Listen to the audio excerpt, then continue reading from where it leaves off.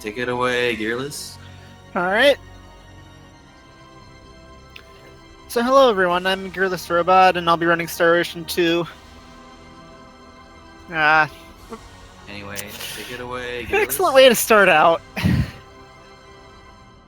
So, to explain what happened, if you have it on fast disk speed and you try to hit continue too fast, the game crashes, so don't do that.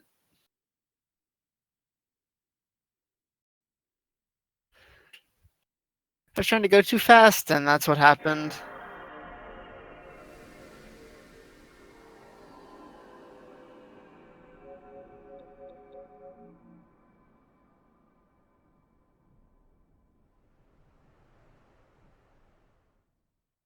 Oh, this will be Rena's story. So... can't skip this, unfortunately.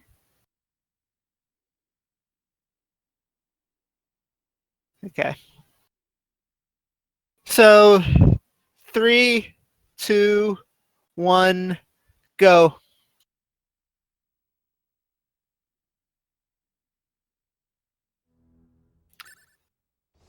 So basically, I just skip. There's one skippable cutscene in this game, and it's the opening cutscene, where it basically just shows Claude coming to Expel. So the story starts off with Rena leaving for the Shingo Forest like she does every day. It's her favorite place. Well, it's not really in the town, but it's her favorite place around the town. But the planet's been getting pretty dangerous recently, so Rena's mother doesn't want her to go. Oh, there's still a delay. So, yeah, Rena's just gonna run off by herself anyway.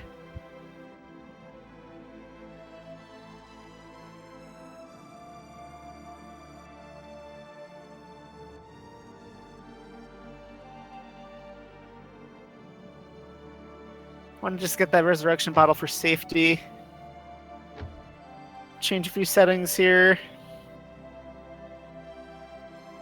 I picked free for all for the battle formation because that just puts you closest to the enemy out of all of them,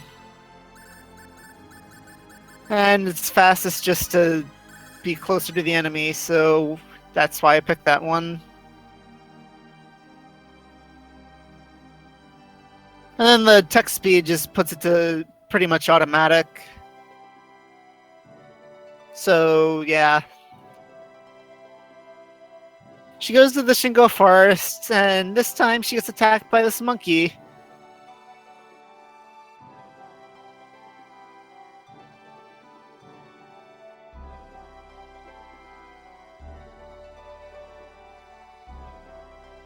But luckily, there's this guy who shows up to save the day.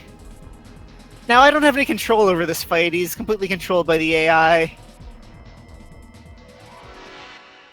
Luckily, he did pretty well today. Here's the enemy. I have had times where he just completely misses him, and it can be annoying.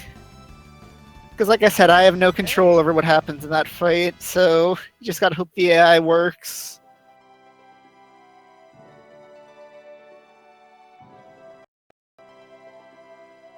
So yeah, Rena runs off. She's kind of shocked that this guy showed up and started shooting at this monkey.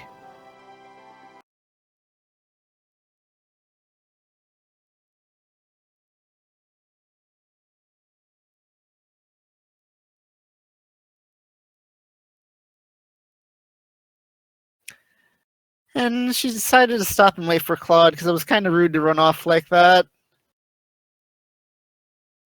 Well, I call him Claude, that's his name. He's Claude, even though it hasn't actually explained it yet. He's kind of a mystery man. He claims he's a traveler on an adventure, but he has no idea where he's from or where he's going. So yeah, he's kind of weird.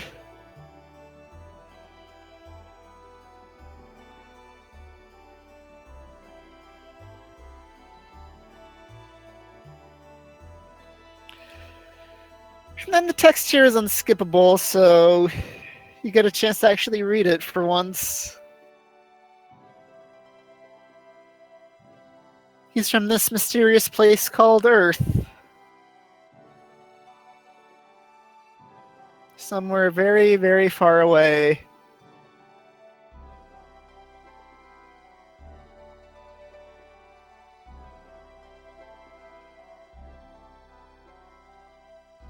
So because Claude saved Rena invites him into her village.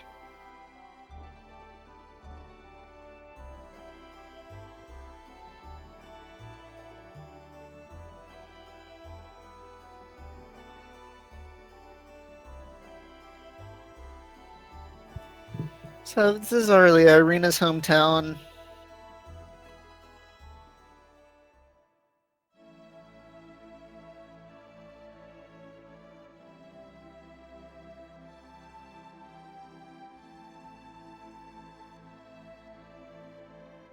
So the difference between the stories is in Claude's story, Rena runs off to her house. In Rena's story, Claude joins right away.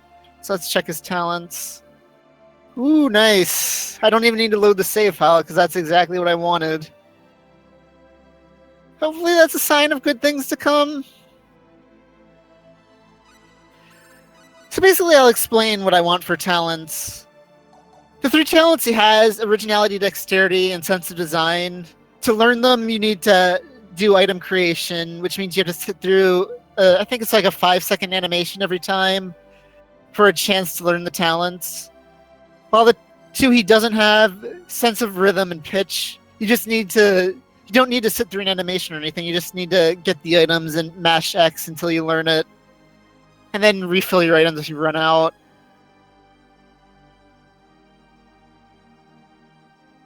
So, because it's so much faster to learn sense of rhythm and pitch, I want him to not have those so I can learn them later, rather than having to learn the ones that take a while.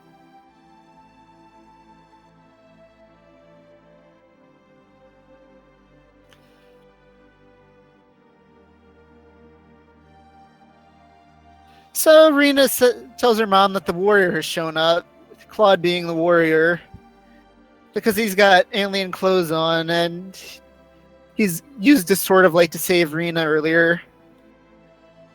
I mean, this wasn't really a sword, but that's what Rena thinks it is. So yeah, we'll just go with it. It's a sword of light. So to make Claude show up in the village, I need to talk to this guy. And he'll explain something about a guy named Diaz, who we'll run into a little later. We'll first see him about an hour from now. So I just get Claude, and then I go back to Rena's house.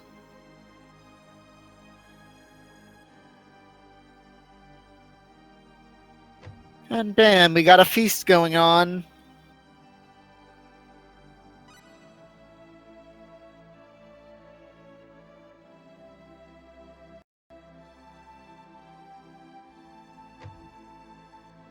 I'm probably like 10 seconds ahead. You're probably all confused about what's going on.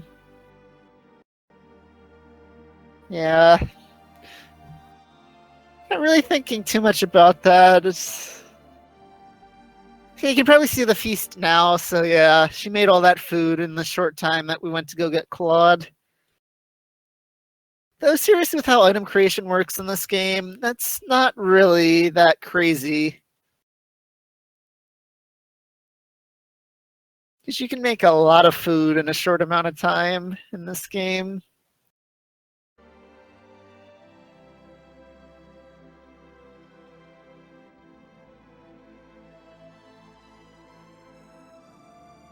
So Claude's gonna wait upstairs. Lorena goes down to help her mother clean up. And then her mother's gonna send her over to the mayor's house to go get him. Because the warrior's shown up and they want the mayor to be here for that.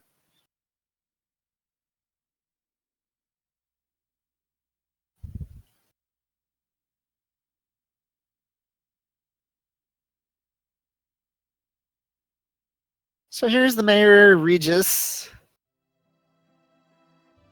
The estimate is 525, though. The run would have to go very badly for it to get close to that. I did a run last night and I think it was like a 506. It's just there's a couple bosses that can give you a really tough time and can really raise that estimate.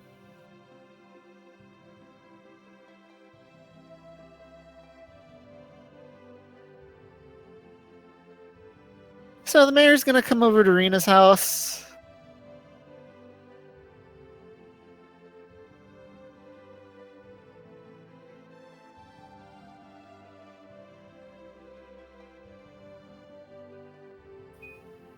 Oh.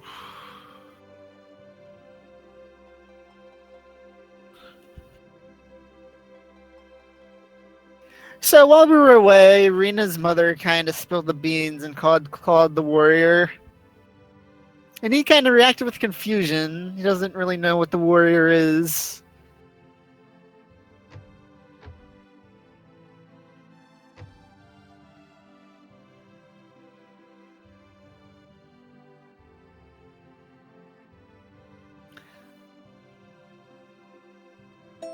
And this is why Claude's so mysterious. He says he's on a journey, but he has no idea where he's going.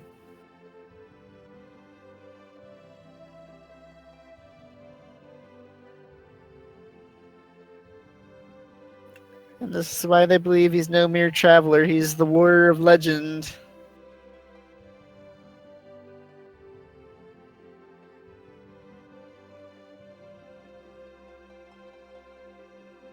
A warrior who carries a sword of light who will save Expel in their time of need.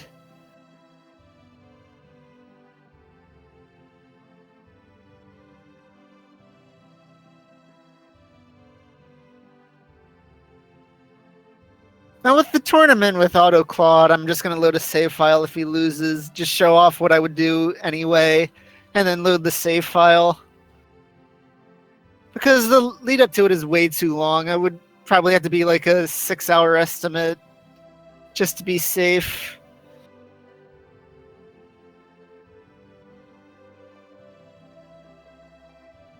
So Regis is going to explain what exactly happened on the planet, which is why they're in such a crisis and they need the Warrior of Light to show up. Basically, 3 months ago, a meteor hit the planet and it kind of messed up everything, caused natural disasters, turned animals into demons, caused the downfall of a kingdom, a whole bunch of bad stuff. And that's the crisis that they think the warrior is going to save them from.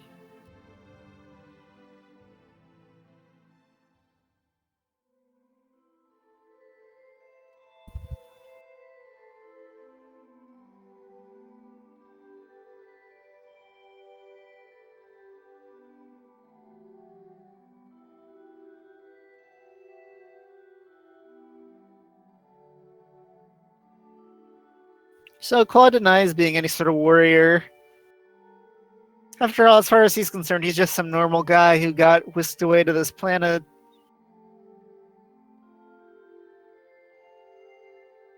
And that makes Serena pretty upset, because she was hoping that the warrior would show up to save everyone.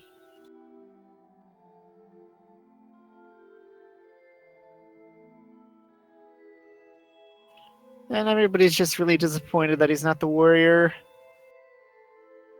I mean, I thought he was going to save the day and everything.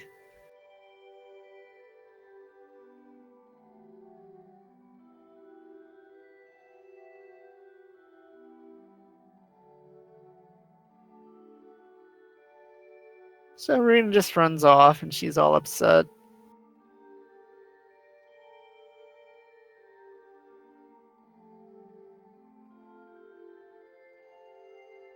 Oh, right. I always think there's a text box there. I think I'm used to Claude's story where there actually is a text box.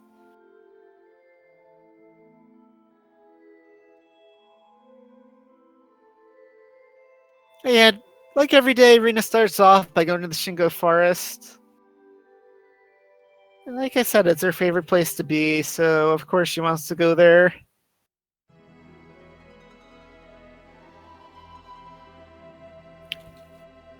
And she has a bit of a flashback.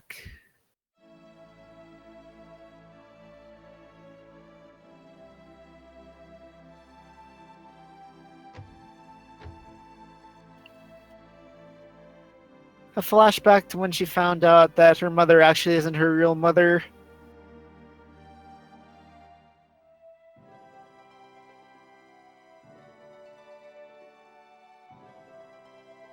Yeah, you probably haven't gotten to that yet, so I'll wait a bit to explain what happens.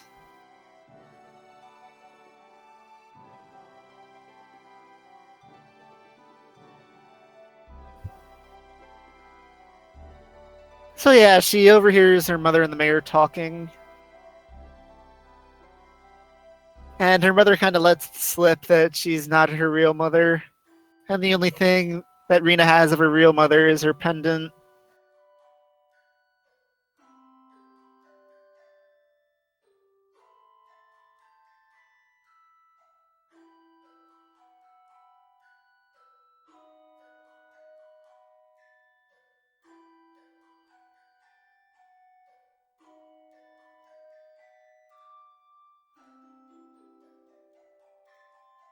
And of course, Rena has no idea who her real mother is. She just knows that she was raised by this one woman. I'm not sure if she knows that her father isn't her real father. I think so, but the game never really explains that.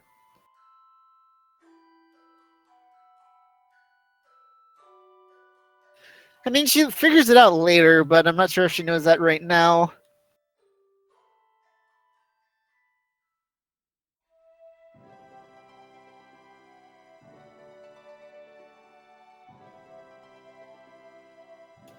So yeah, Claude just shows up to apologize for not being the warrior and to talk with Rena.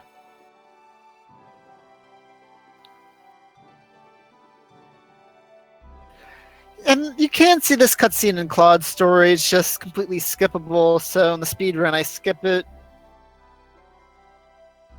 But in Rena's story you have no such luck, so you just gotta sit through it and watch it.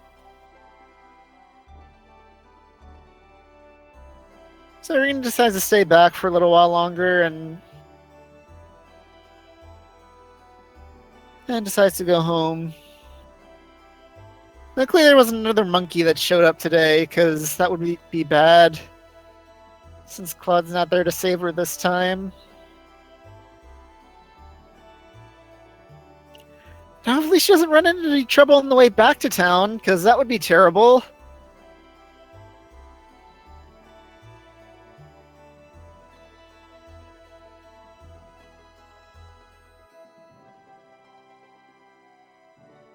And on the way back to town, she runs into her friend Alan, who's the son of the mayor of the neighboring town.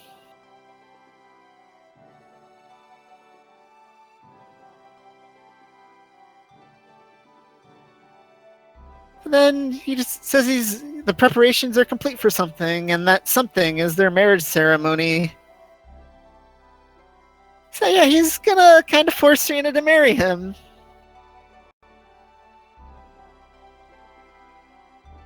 And he's got his armed guards there to make sure that she goes with him. So yeah, I really don't have a choice here. Probably should have left with Claude. He could have just used his phase gun on these guys.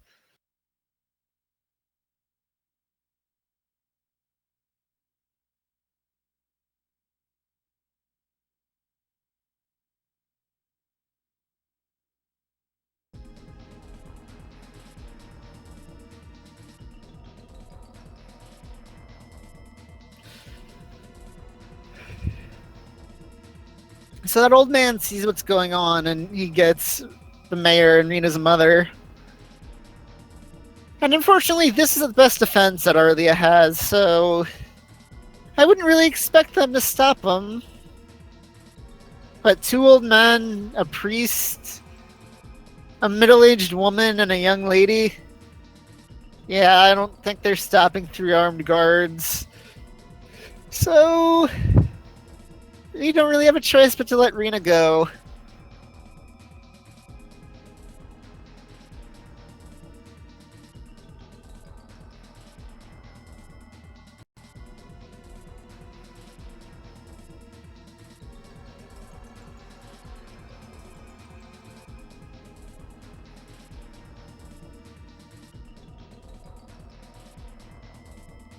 So he just throws Rena in this room.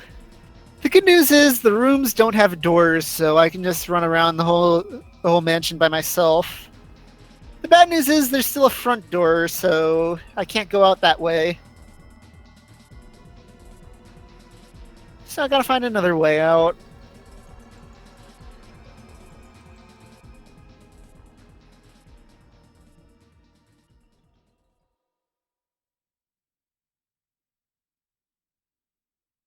I should really get a timer up to make sure I know when 10 seconds are up. Eh. But yeah, she sees that thing in the corner, and it's pretty obviously a switch, so she uses that to move the bookshelf out of the way and go into the secret passageway.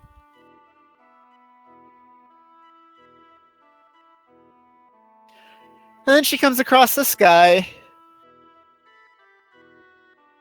and he's gonna tell her to try to use the mines to escape. Because she can't get out through the front door, so there might be a way out through the mines. But I'm gonna tell you right now, if you try to go out through the mines, there's soldiers in the way, so you can't do that. The only way out is actually through... Well, there's not really a way out, but the place you're supposed to go is the altar in the back. Now, this battle is unskippable because I don't have a warrior in the party. And the reason that's important is because if you ever equip a new killer move, it glitches the game out so you can't get into random encounters. But since Rena doesn't have killer moves, I can't do it with just Rena. But luckily, for the rest of the game, I'll have either Claude or Diaz in the party, so I'll be able to skip all of the rest of the encounters.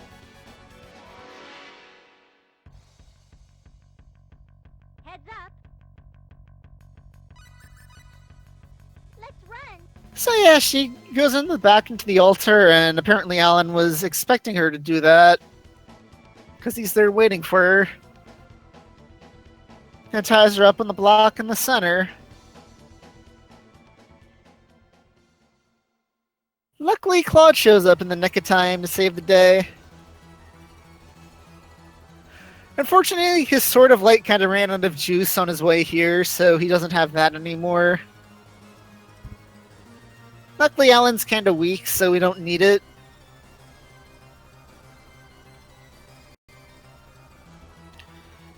So Rena doesn't do much less damage than Claude does in this fight, so I'm just going to keep control of Rena.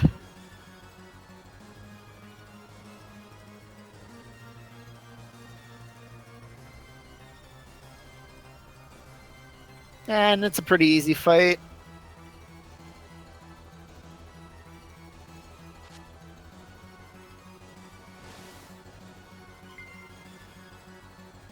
Is the game volume pretty low? I can turn it up a little bit.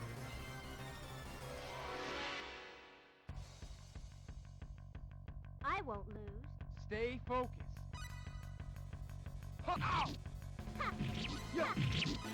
So yeah, it turns out that the stone was the whole reason Alan went crazy. And now that we destroyed the stone, he's back to normal. Hey. Maybe that's not what happens yet. I'm even further ahead than I should be. Yeah, he's still alive, and Rena uses her healing magic on him. Yeah, she has healing magic, by the way. You didn't really get to see it in that fight because I just had her attack, but normally she just sits back and heals. That fight's kind of different because her damage output is relatively high at this point. But it falls off a cliff, so don't expect her to be fighting anytime soon.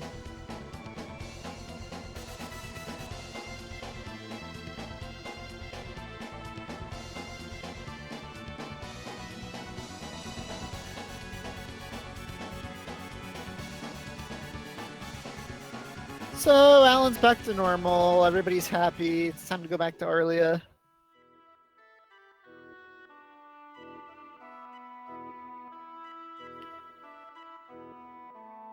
And then it's time for another meeting with the mayor.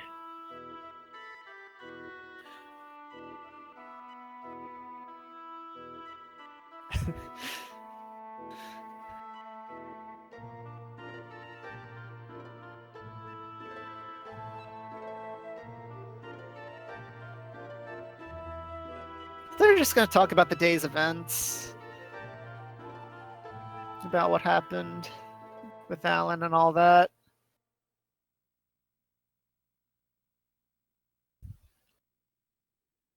Is the game volume any better? Because I can turn it up if it's still pretty low. I didn't turn it up to max just yet.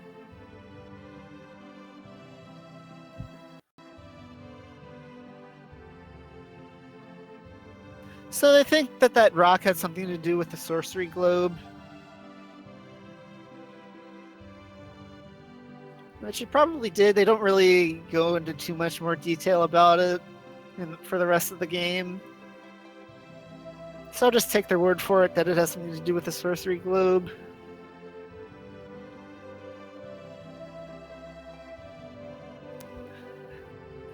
Okay, I got it up as high as it goes. If it's still low, I think Aether's got to do something about it.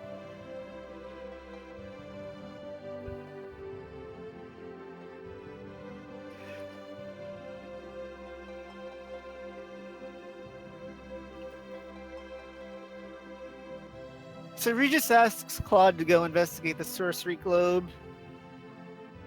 And because I guess he doesn't really have anything better to do, so he just decides to do it.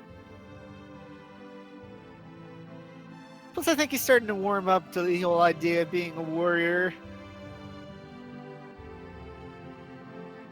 Because later in the game, he kind of says, I am the warrior, or something along those lines.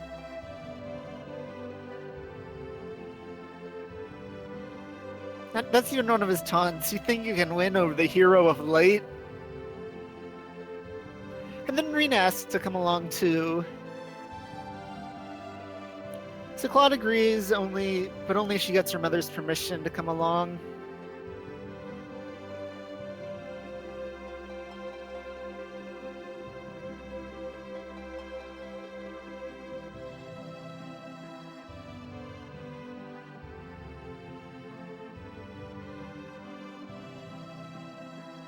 Serena's about to explain exactly why she wants to come along, but she doesn't want the mayor to know why, so she just kind of runs off.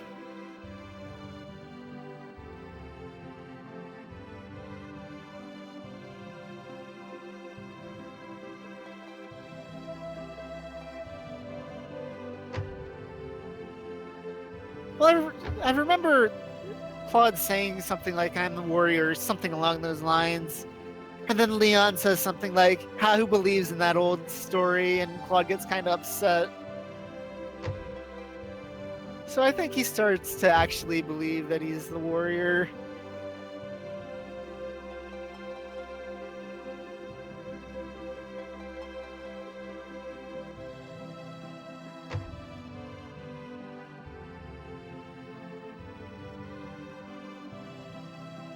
So yeah, Rena tries to explain to her mother that she wants to go on the journey with Claude. And it's getting kind of awkward, but luckily the mayor shows up to save the day.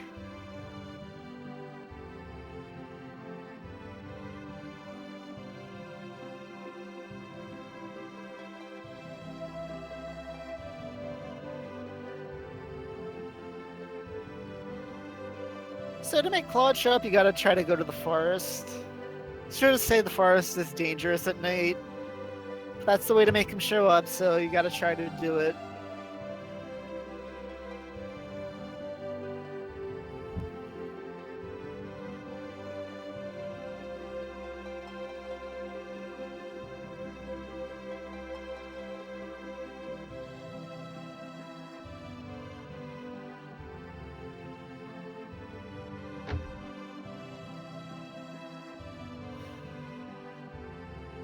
Serena is going to explain her reason for wanting to go along with Claude. And that reason is she knows that her mother isn't her real mother. And she wants to go on an adventure to try to find her real mother.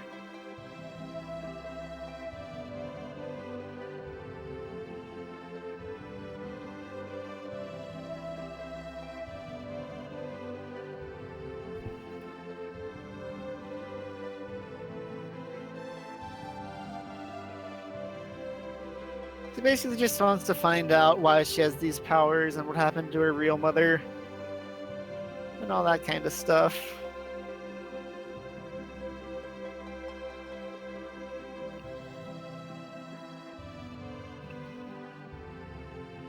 Yeah, they have their conversation, and then Rena goes off to bed.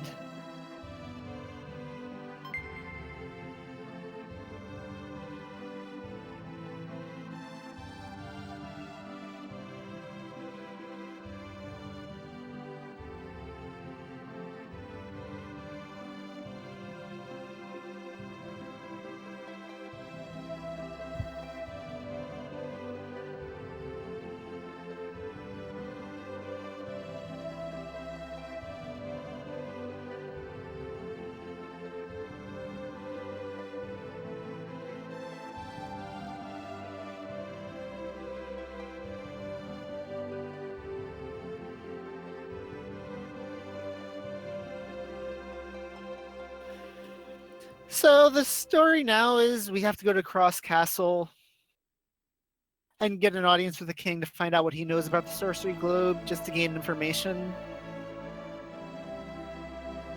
And the mayor wrote us a letter to get us an audience with the king, so it shouldn't be too hard to get one.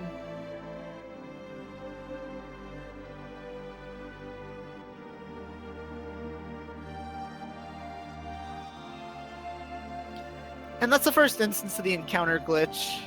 Like I said before, you just equip a new killer move and it makes so you can't get into any encounters on that screen. It's very useful and probably saves... Actually, I don't know how much time it saves. Nobody's ever done a glitchless run of this.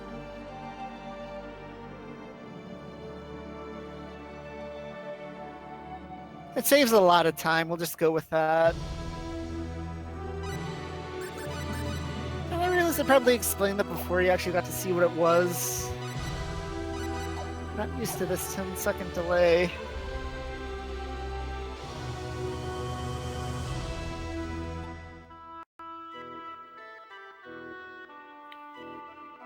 So we get to Cross and it's kind of late, so the castle's closed.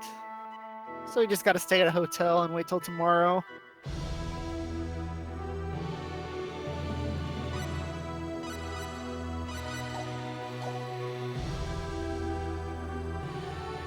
It saves at least 2 hours. Okay.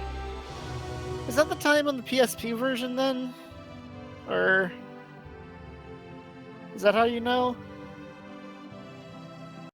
Or did you actually go and time it?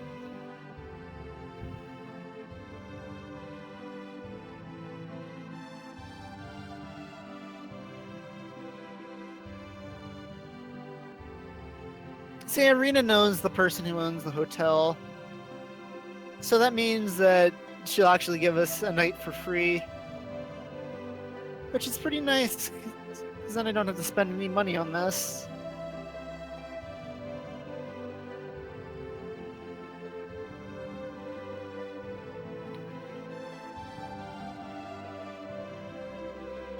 And then we get another mention of Diaz, about how he was in Cross pretty recently and the hotel owner saw him.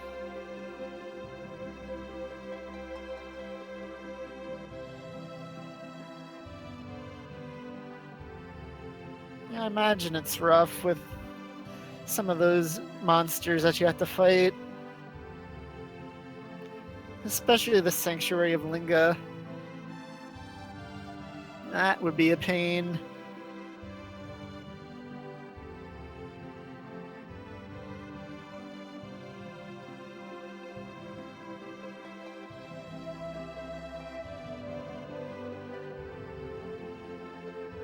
So Claude and Rena just talk about how they enjoy adventuring with each other.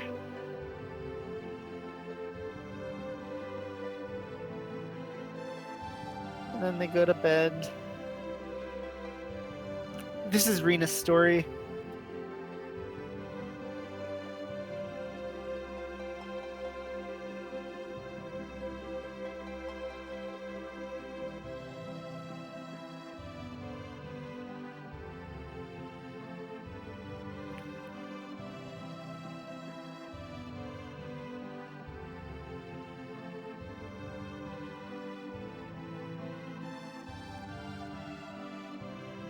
So it's a new day, so the castle's open again, so we can go get an audience with the king now.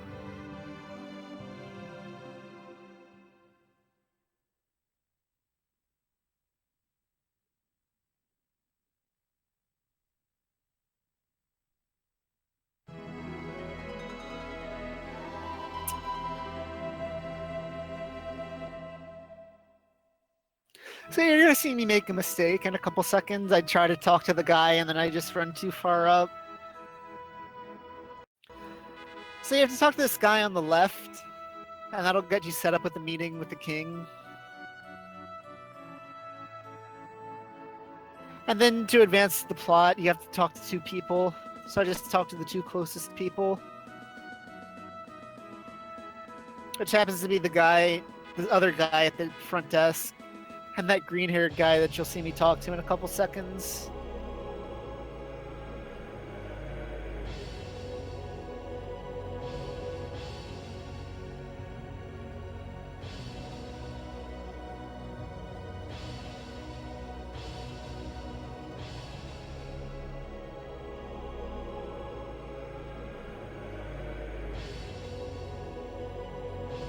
So we get up to the king's chamber and we talk with him.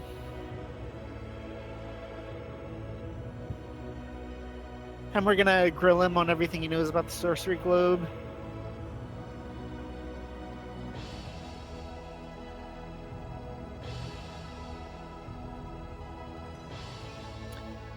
It turns out he really doesn't know much. He sent survey teams, but they haven't come back. And there's not that many ships that come to and from the continent of El.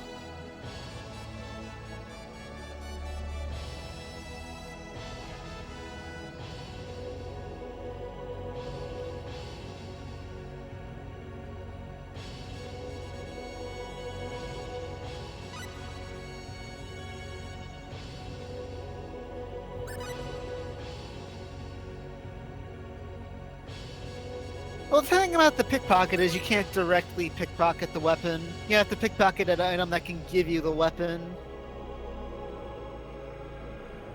And that's kind of a pain, because then you have to keep reloading until you get it, unless you get really lucky and get it on the first try. And considering you just make a stronger weapon later, there's really no point to do it.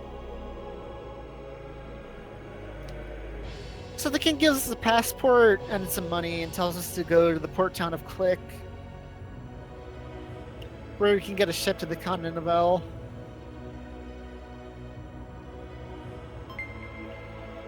So that's our plan now.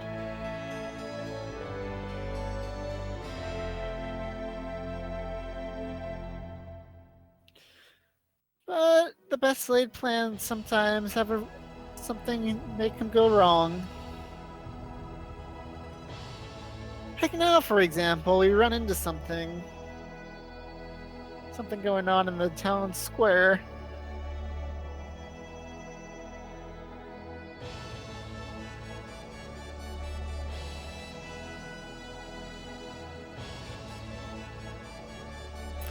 You see these two people fighting over a map.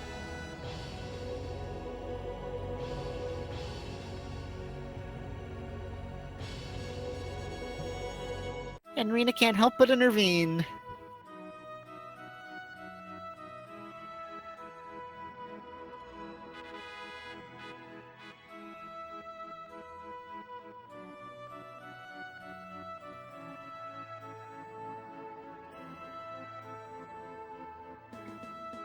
And coming up, you'll see exactly why magic is terrible in this game. Because it takes forever to cast, and you can just easily interrupt it.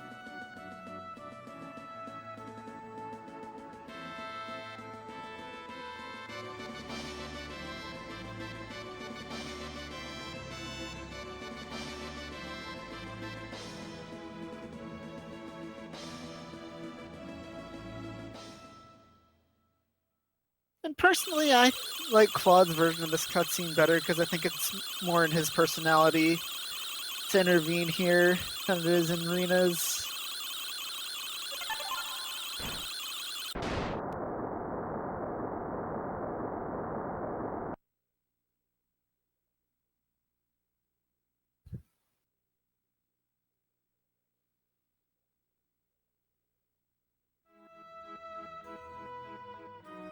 So, Celine took care of that guy, and now we got roped into her little adventure. The map shows a treasure in a cave nearby, and she wants us to come along with her to find that treasure.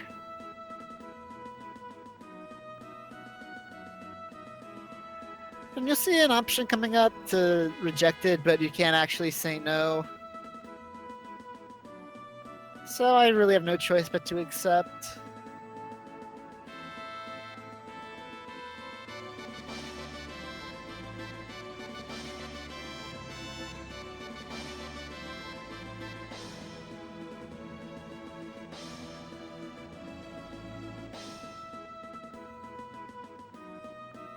So Celine's going to be joining us for a little bit now.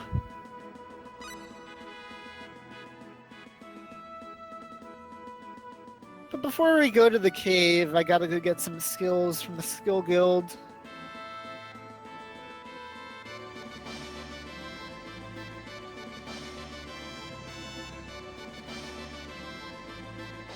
I'm gonna need to get all the skills at some point, and this isn't really the most convenient place to get those 3 skills, so I just got them now.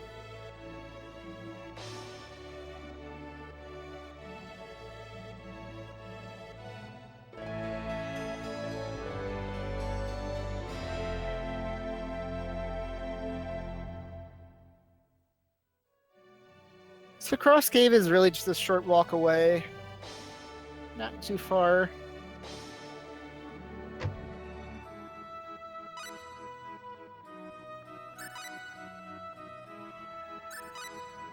Then you'll get to see the power of the encounter glitch in action. I can get through the whole dungeon without getting into an encounter.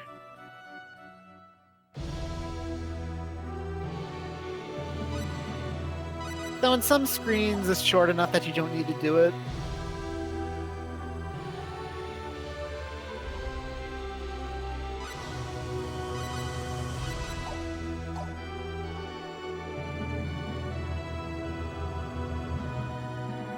For this dungeon, it's basically go up the right side, then turn left to the fork, then go up into the right again.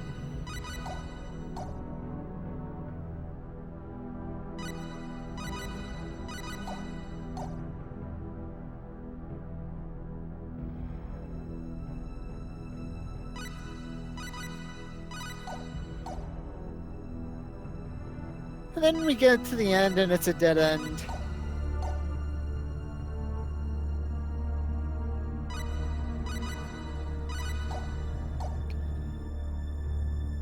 And it could be that the map is wrong, or it could be we need to do something with that glowing pillar in the middle.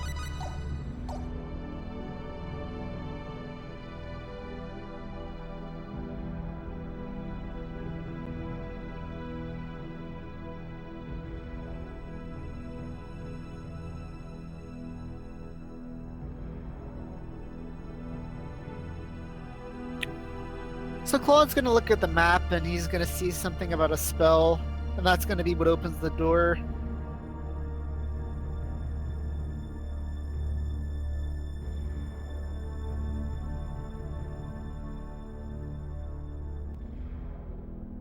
Yeah, she's just going to do it. You probably can't see it yet, but in my screen, she's going up to the pillar to cast the spell.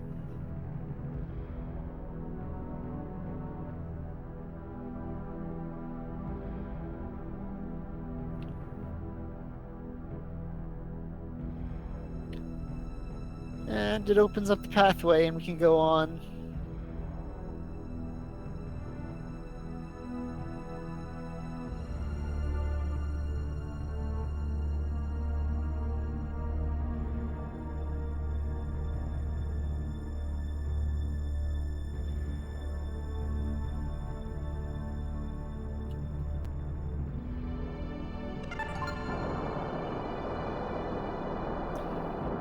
So there's 5 treasure chests in this room.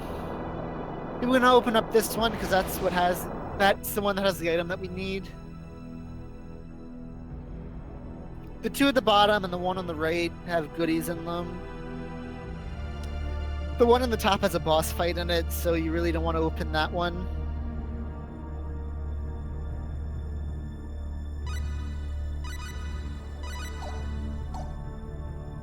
But the goodies aren't really helpful to me, so I just ignore them.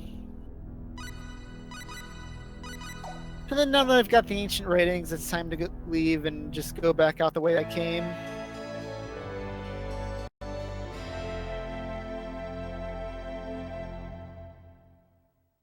It's, like I said, it's just the same way. There's no shortcut out of here. It's not like a Skyrim dungeon.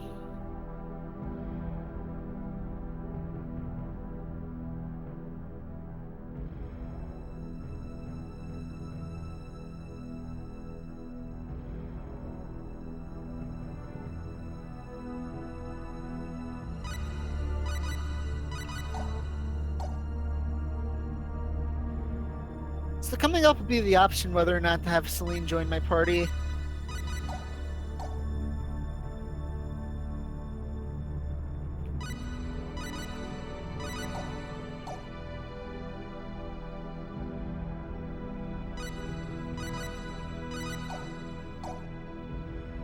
And I have to pay attention because I don't want Celine to join my party because she wastes time in cutscenes. And the first option is to select Celine to join your party, so I don't want to just overmash and accidentally get her.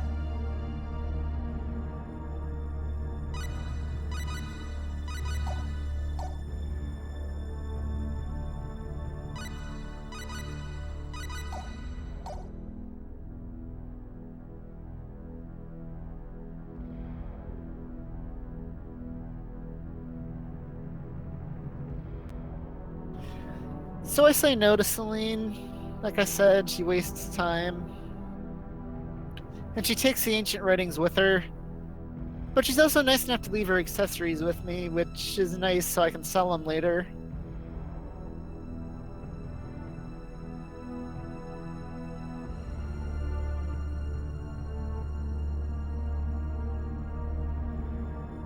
That won't be the last we see of Celine, but it's the last that she'll be in her party.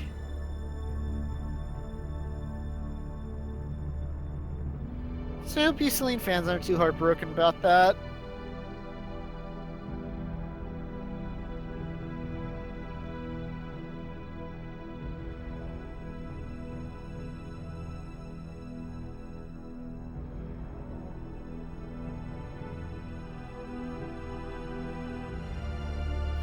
So now that that whole adventure's over with, we can finally go to Click,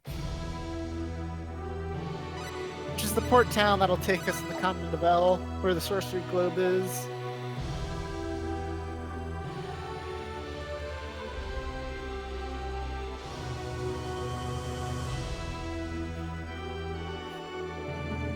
So we got to go to the southernmost part of town and talk to the ship captain to book passage.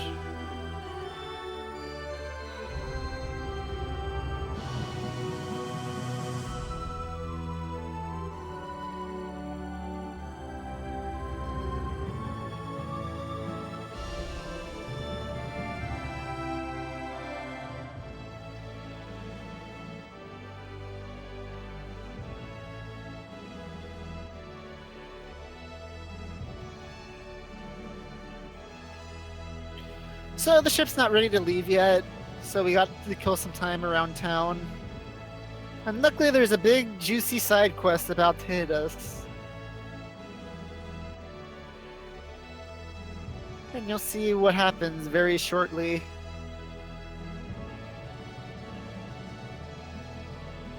That kid runs an arena and steals her purse. And with it all of our money.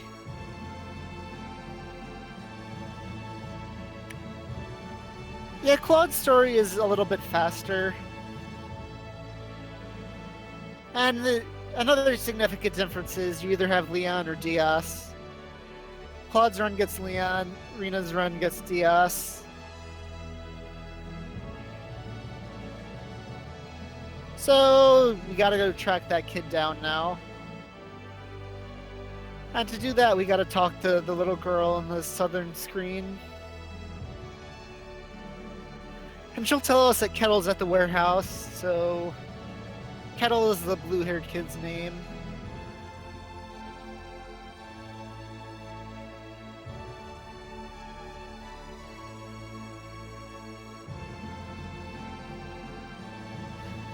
So we gotta go track him down and get our money back.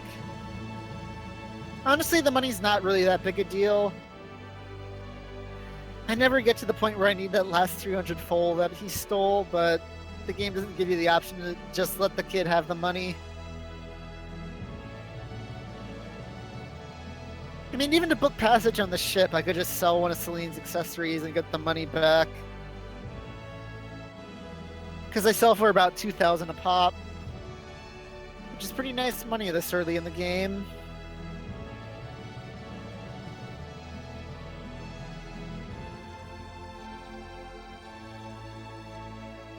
But yeah, we track the kid down and we find out why he did it. And he wanted to prove that he wasn't just some worthless rich kid, that he's a seaman and he can steal people's money.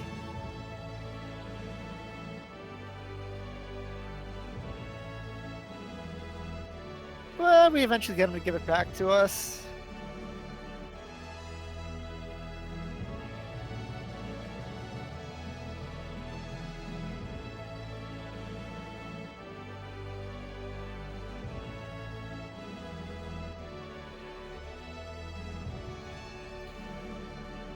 And the kid's punishment is that he's got to take us on a tour around town. I don't think he's very enthusiastic about it, but the good news for him is I'm not very enthusiastic about it either, and I just want to get it over with.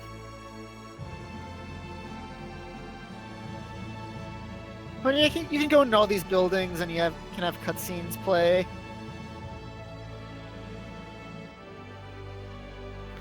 But that wastes time, so I'm not going to do it.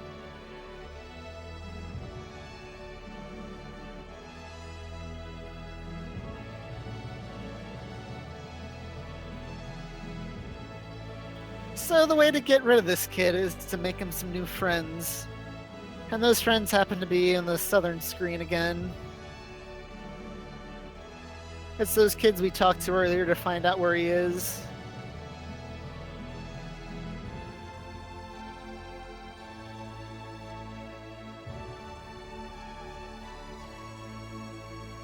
Yes, the barrels are nice, and it's a shame that our barrel enthusiasts can never come here to see it. Because by the time he joins the party, the city's already destroyed. Whoops, spoilers, I shouldn't have said that yet.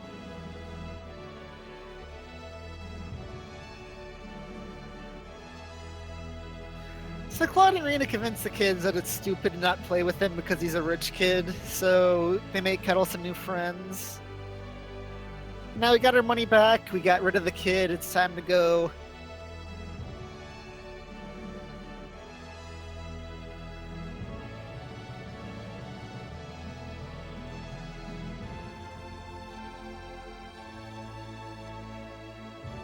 But we gotta make some last minute purchases. I hear they got some nice chocolate crepes to sell here, so let's get some of those.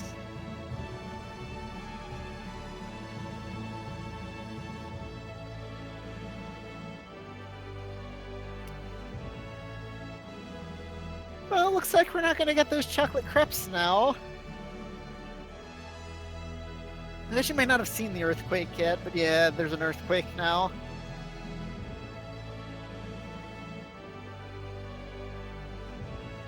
I won't be able to get Priestess's favorite food from when I don't recruit her.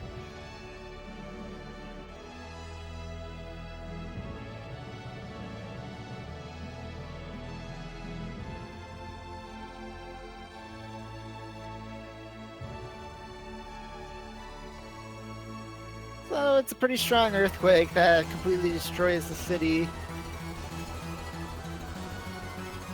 Bad news is that's not the last of it.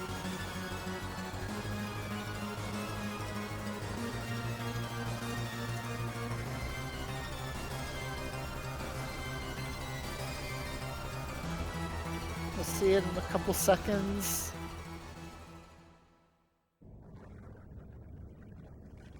I think that's 10 seconds. You should see the tsunami right now. So yeah, needless to say, we're not going anywhere anytime soon. At least not from this town.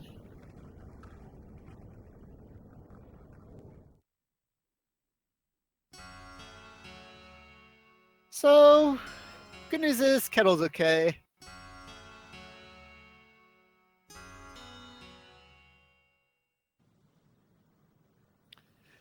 I mean, all of his friends aren't okay, but he's okay.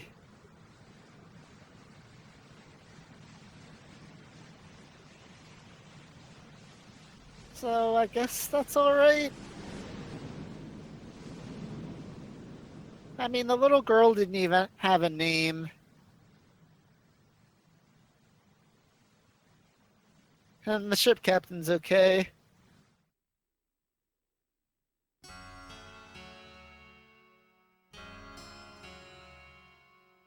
But most of those nameless NPCs that we never bothered to talk to aren't.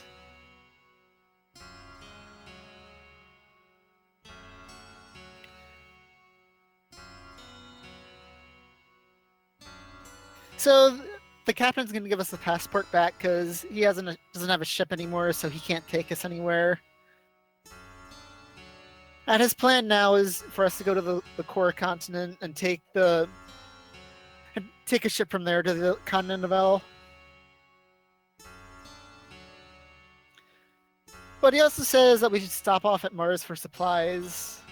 And even though I don't want to, the ship and Hurley isn't ready to go yet until I do that, so our next stop is the town of Mars.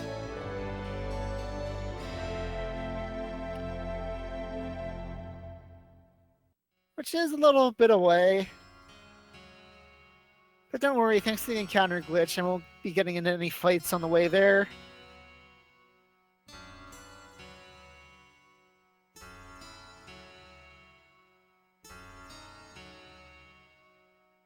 We should be able to see it shortly.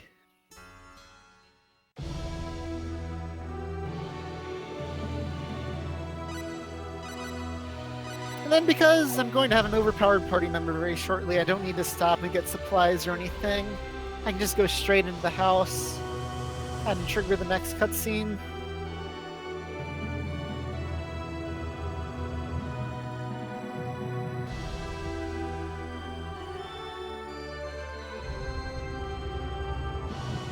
The enemies there are really that dangerous.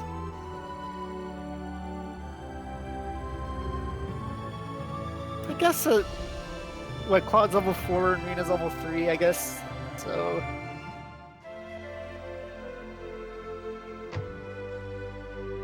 So we get to Mars and they're having a bit of a crisis right now. The kids in the village have been kidnapped and they're being held for ransom for 500,000 full. And the Book of Secret Seals, which is a book of forbidden heraldic arts that isn't allowed to leave the village because the arts in there are pretty dangerous.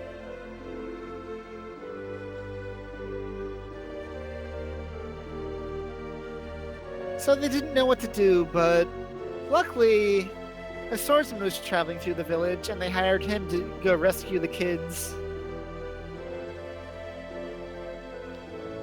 And that swordsman is that blue-haired guy there, who is this Diaz guy we've heard so much about so far.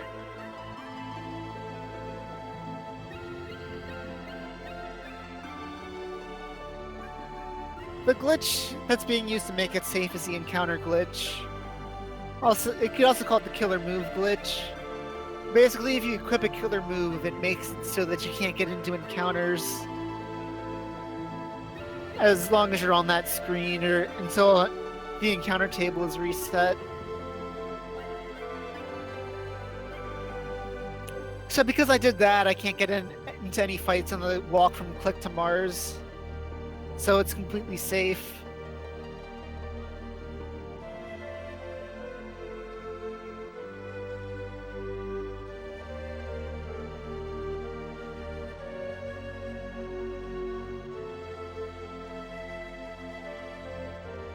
So it turns out Diaz is kind of a jerk and doesn't want to work with anyone else.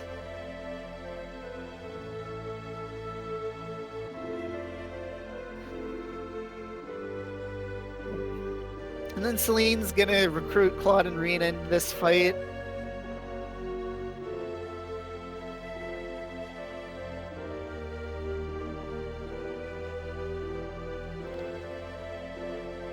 And then Rena's gonna go over to to the hotel that Diaz is staying at to try to convince him to let everyone else come along.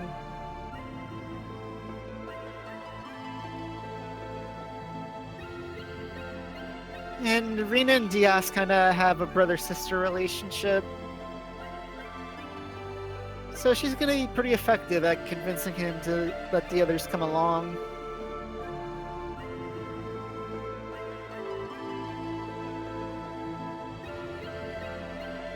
But we get to see all these cutscenes. For now, Rena's story would actually be ahead of where Claude's story would be at this time. But the Mars sequence takes a lot longer in Rena's story, so afterwards they'll be about equal.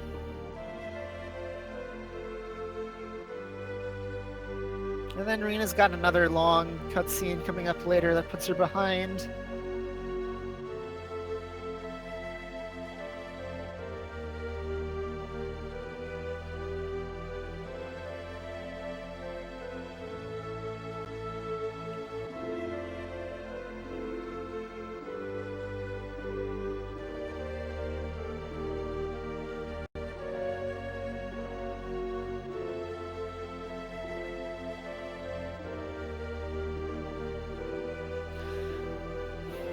Yeah, this is just Rena trying to convince Diaz to let everyone come along. You get to see a little bit into their relationship. But Diaz eventually decides to just go along with it and let everyone else come along. So yay, we've got an overpowered party member. This is gonna be easy.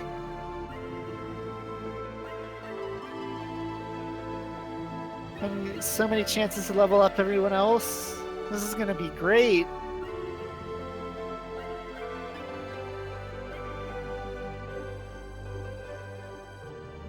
So now it's time to go back and tell Claude the good news.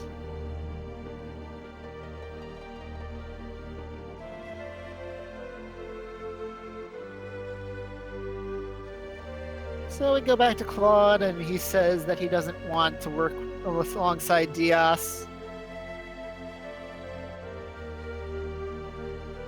So we're not going to have Claude for this dungeon, which means he's going to be stuck at level 4 for the next section when he rejoins. Good news is we still have an overpowered party member, so this is going to be pretty easy.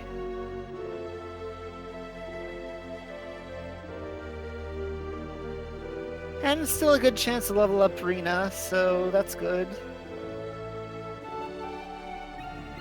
She'll have Cure Light for the Harfangs fight coming up later. Which is actually the next boss fight she fights after the one in the forest.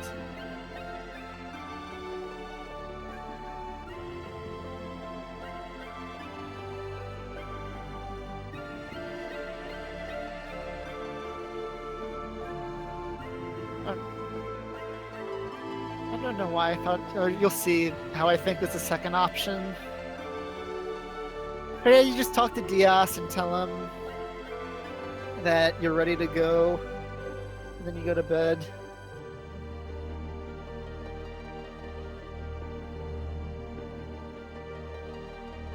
And then they decide to leave bright and early the next morning.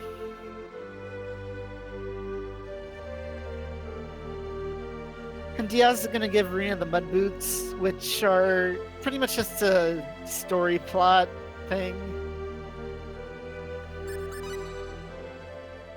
Yeah, story plot thing, don't question it.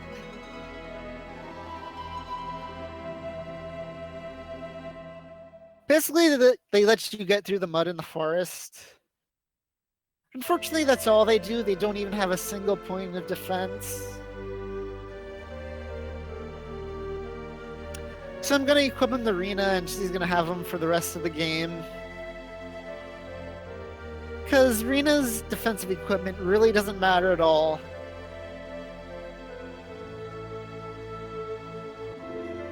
So first I'm gonna take off some of Diaz's equipment so I can give it to Claude later. Put the med boots on Rena. And switch formation to escape shift.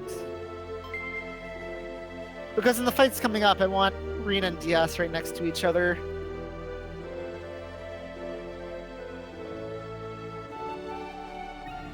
Because otherwise, one of the bandits will run towards Rena at the top of the screen and it'll make the fight go on longer. And I don't want that. So we talk to the guy and then head into the forest.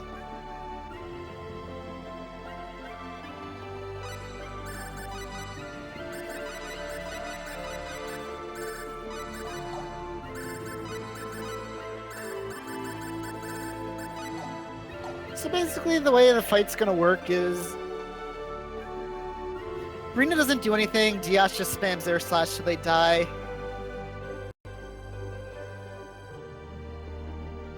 Ah, it missed. Well, you'll see that in 10 seconds. Still not a bad fight.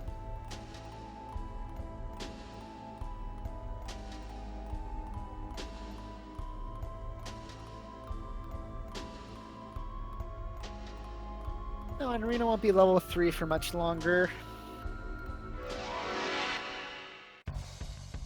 I didn't mean to take off air slash, so I'm gonna have to do that now. Air slash. I wanted to take off Chaos Sword, then after this fight take off air slash, and then move it to R1. Air slash. So I can keep equipping none over L1. But I screwed that up, so I just gotta put it on R1 right away now.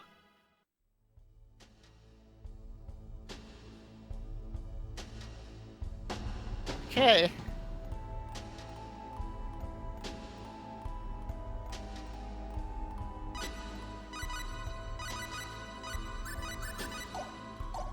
Another runner has done a speedrun of it, but I don't think he saved the video of it. Of the bonus dungeon and the real form of the final boss. So I'm not sure if there's a video out there of it. There's the enemy. 10 seconds. Air slash. Air slash. Air slash. Air slash. Air slash. Air slash. Air slash. Air slash. That was a waste. Oh wait, I Oh, want to good. make sure I do the encounter glitch.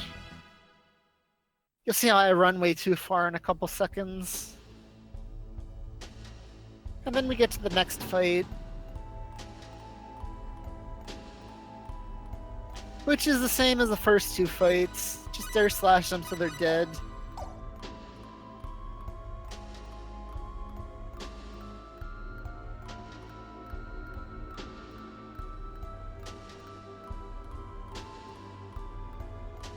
Nice, some nice crits in that fight.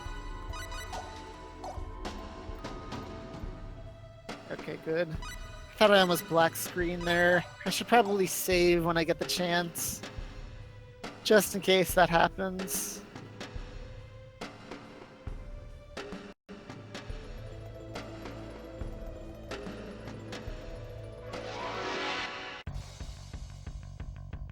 Piece of junk. Beware. Air slash. Air slash. Air slash. Air slash. Air slash. Air slash. Air slash. Air slash. Air slash. Weaker That than I was thought. a waste of time.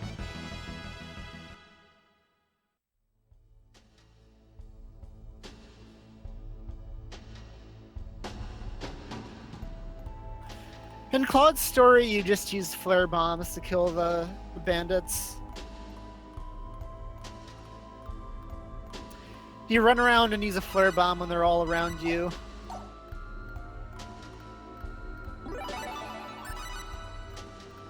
It's slower, but it's your best option because they can kill you pretty easily. Especially the first fight when Claude's really underleveled.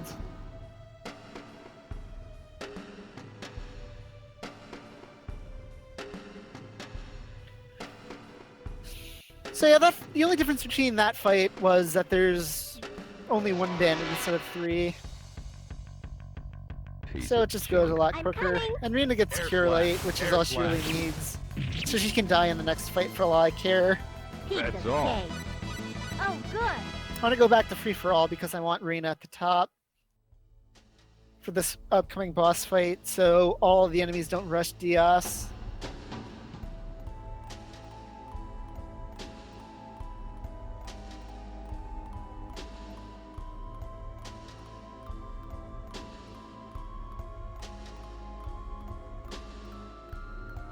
So we get to the house where the kids are being held. And one of the high-up bandits comes and tries to fight us.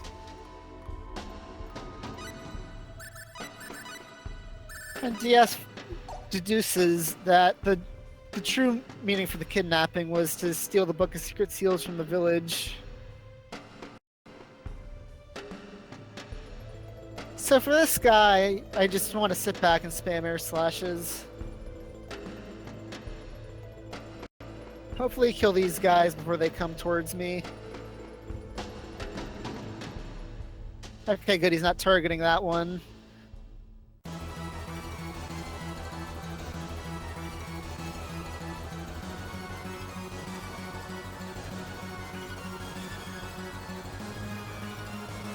Oh, they didn't kill Rena. That's nice. Okay, he doesn't even get silence for this fight, so there's no reason to revive her. Heads up.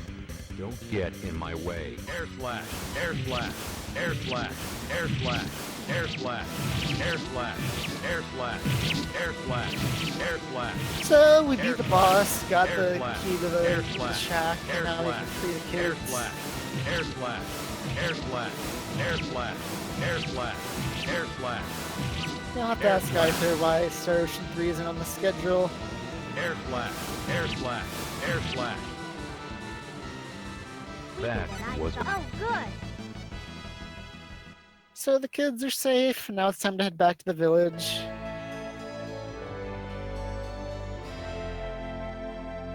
Luckily, this is one of those dungeons where there's a cutscene that'll take you back to the village. So I don't have to backtrack all the way out.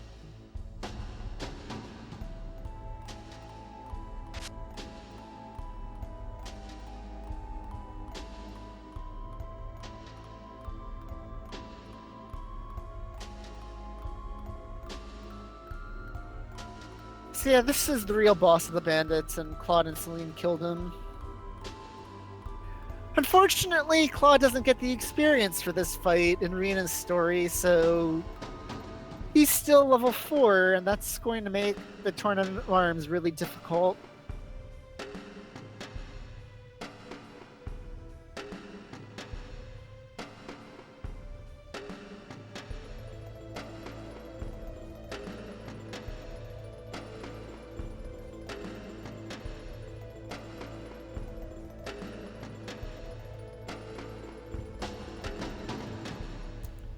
And I don't think they say it, but Celine's father got attacked by that monster, so that's why they had to hurry back to the village.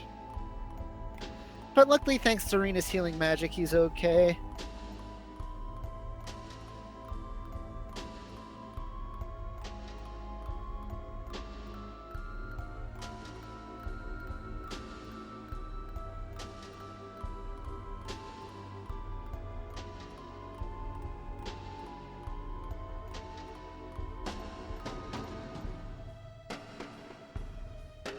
So yeah, Rena decides to give him some private family time, and she's going to talk with Claude a little bit here. I'm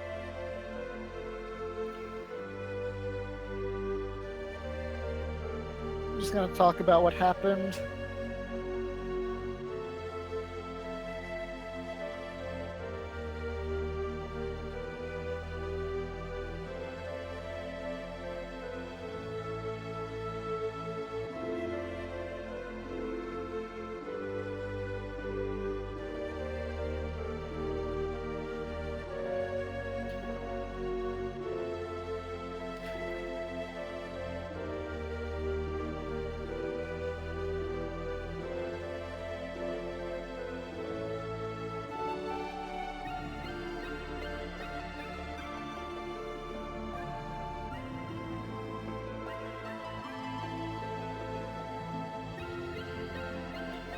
So we try to leave, but Celine stops us because she wants to celebrate with someone tonight, and Diaz already left.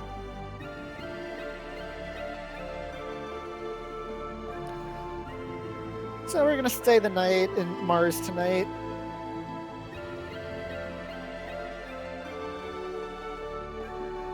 At Celine's house.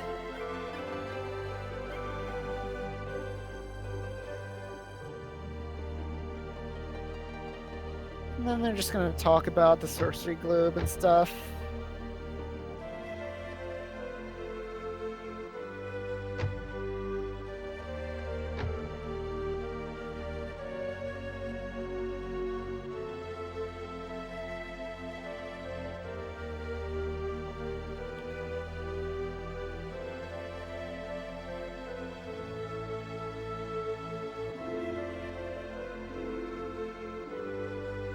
It's not the case in this one.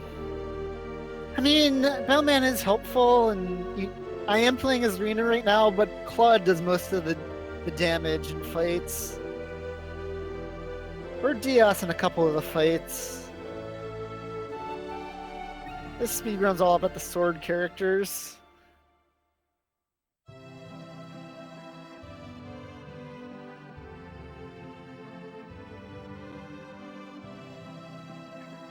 The other Star Ocean games do have similar item creation systems, it's just you can't create anything as overpowered as the Eternal Sphere in the other ones.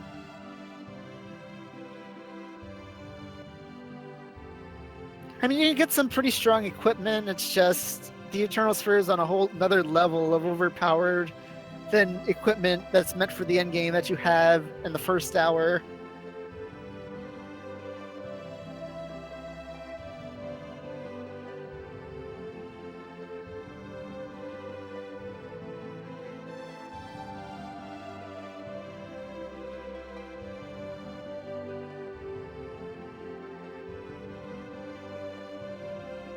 So they're gonna see us off tonight, and then Celine's gonna give us the ancient writings to have them translated.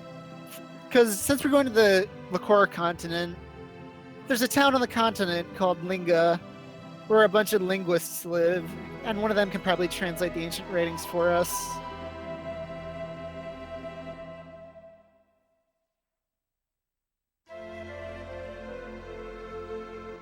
Because the elder in the village couldn't read them, and nobody here could read them, so we gotta find a professional.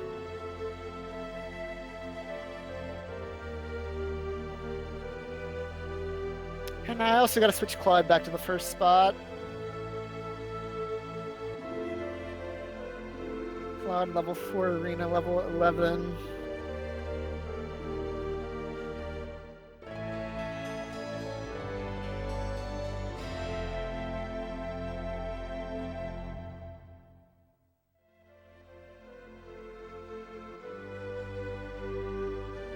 So we take the ship and cross over to the Lacour continent.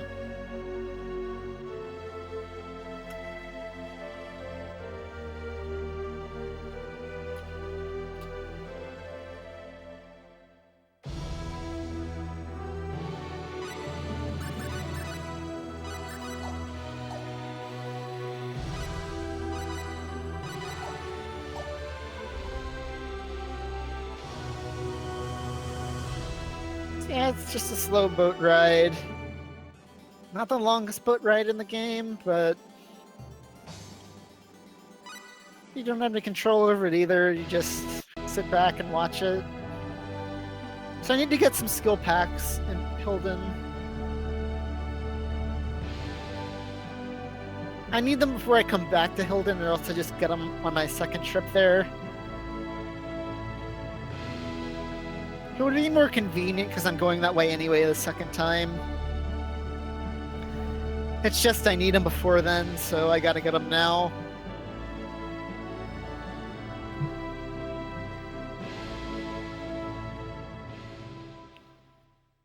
So then we go to Lacour, where we're gonna be for probably another half hour. Actually, I'm not sure if it's a half hour. 20 minutes to half an hour. Something like that.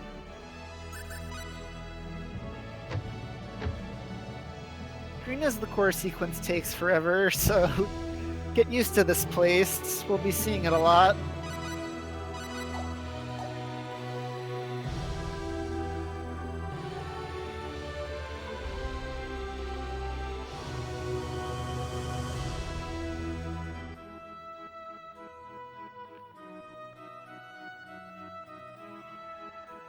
So we gotta go to the castle and set up an audience with the king. Except we can't do that, which we'd find out if we talk to the bottom guy that you'll be seeing in a couple seconds. And that's a whole long cutscene, so don't talk to that guy. Don't talk to him ever, you don't need to. The guy you want to talk to is the top guy here who will enter you in the tournament. Which is what you need to do.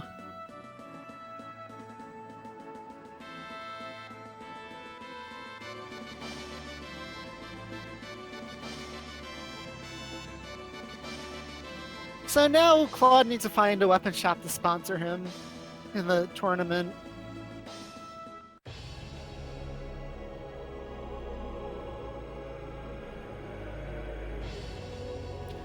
And the way these weapon shops work is the one with the strongest weapon has the worst armor, and the one with the best armor has the worst weapon. And these enemies are going to one-shot Claude no matter what, because he's level 4. So you might as well just get the one with the best weapon. Plus, when you're the runner-up, you get the weapon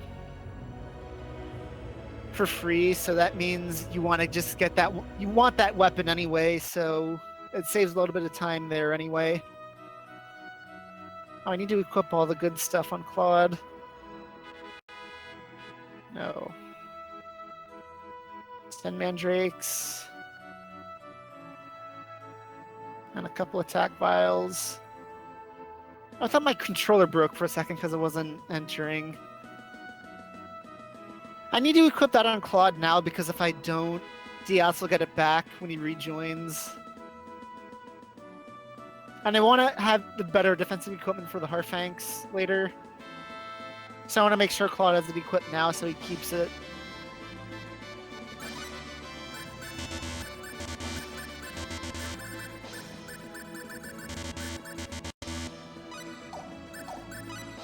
So this guy is the guy, if you can see him already, it's the guy with the turban-like thing on. He has the best weapon, so I want to register with him.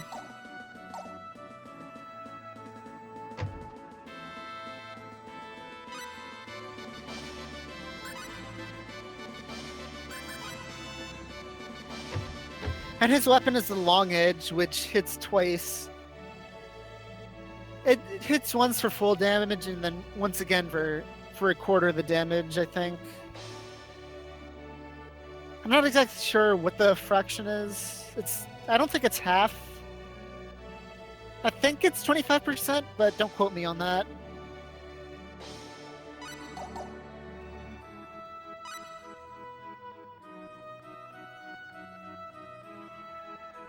I think it's somewhere between 25 and 33%.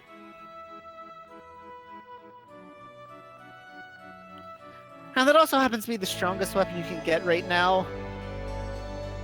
So not only does it have the highest attack value, it also hits twice, so it's by far the best weapon you can get right now. Well, barring item creation.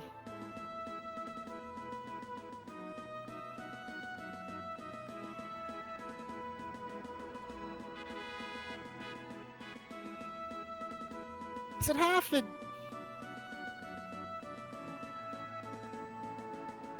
Because I don't think it does half to the Harfanks.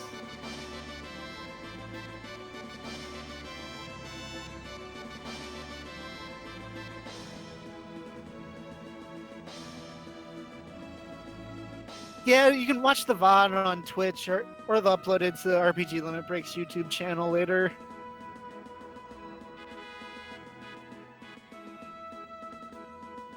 So we're ready to rest for the tournament. It's still a couple days away, so there's not really much to do. Serena's gonna go on and walk around town.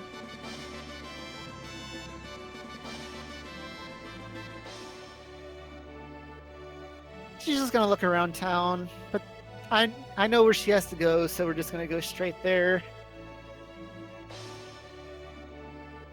And that place she has to go is the western side of town.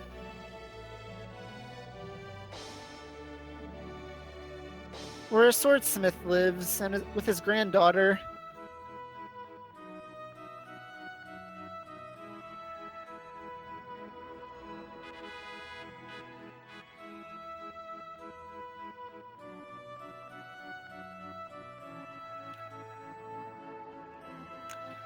She's trying to get someone to use her grandfather's sword in the tournament, but that fighter just rejected her.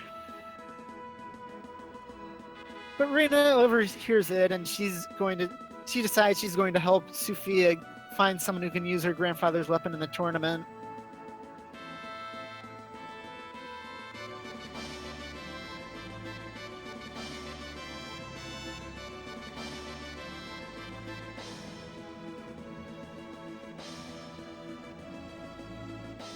Well, her first plan is to use Claude, but once you've registered with the shop, you can't unregister.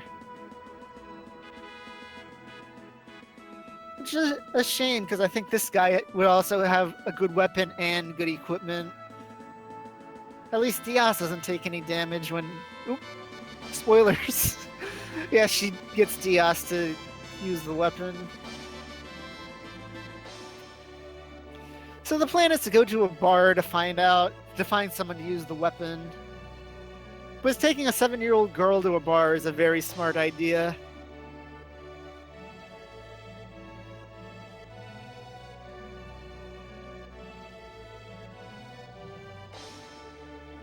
So to advance, you gotta talk to a couple guys. This guy and the guy at the bottom of the screen and the leftmost guy in that triangle formation. I'm not sure if you can see that yet.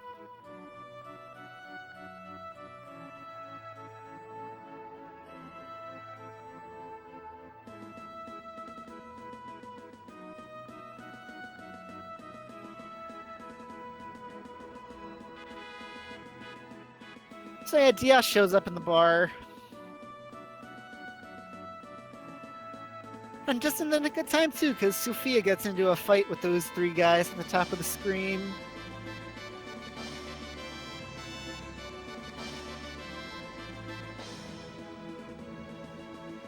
And it's good to have a strong guy there to save the day, because Serena the Mage sure isn't gonna do it.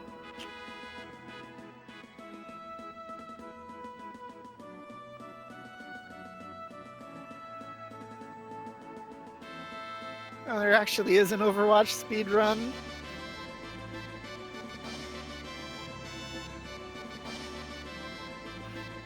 I didn't know people speedran the tutorial.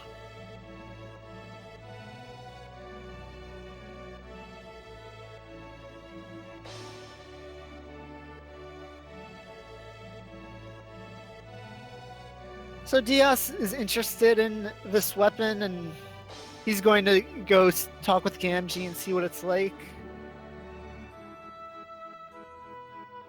And you don't find out till later, but he does like it, and he signs up with Gamgee.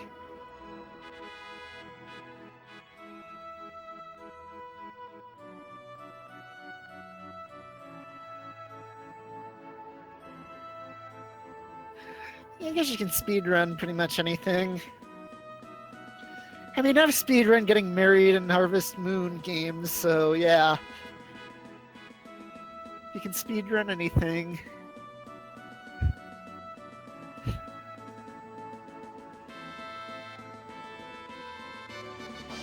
So Diaz is going to go there by himself, so it's time to go back to Claude.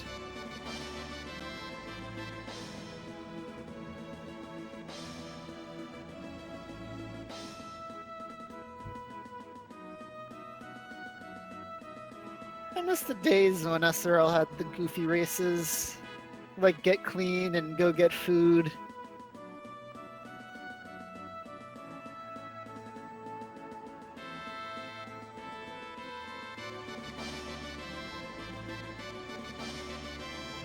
At some point, they decided to get more serious and ban those kinds of races.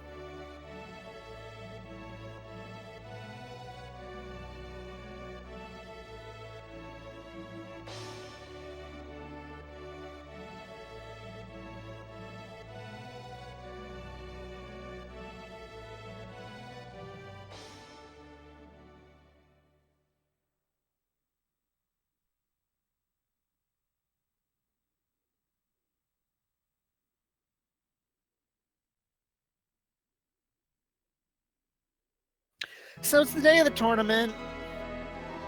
And it's time to go to the castle. The arena's in the back of the castle, by the way. It's not like there's a separate arena somewhere.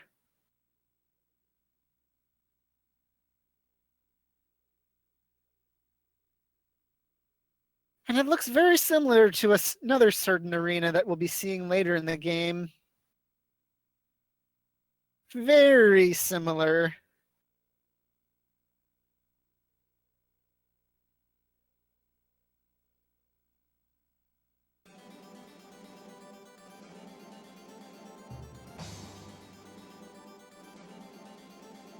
So we go to the castle, then we gotta talk to the receptionist in the arena to register Claude for the tournament. They'll give him all of his goodies for the tournament. In his story, you lose all your inventory at this point, but in Arena's story, you get to keep it.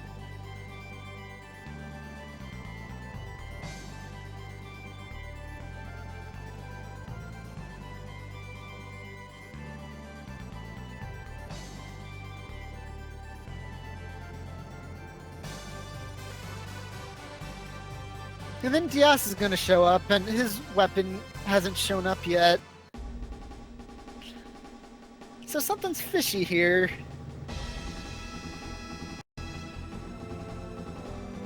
So Rena's going to go with Diaz to try to figure out what happened.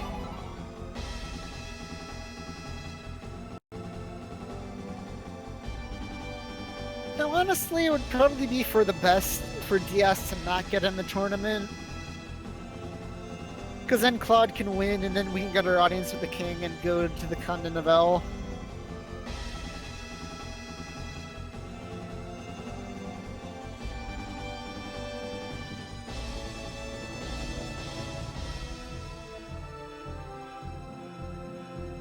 But Rena doesn't think that far ahead, so we're gonna go help Diaz.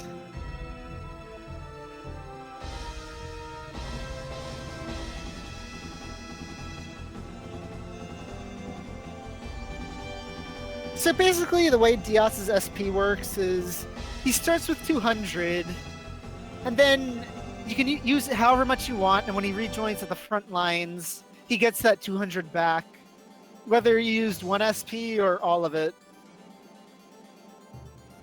But there is a catch to it. If you increase any skills that increase stats, he loses the stat boosts, but not the skill level when he rejoins. So you don't want to put any points into those skills. So I put it into Perseverance, which he keeps. He keeps the lowered SP requirements. Playfulness, which gets me a lot of free money, and I get to keep the money. And then into Battle Skills, which he keeps the % chance of triggering them. And then that just leaves me with 1 left over, but there's no good battle skill to put that in, so I just leave it.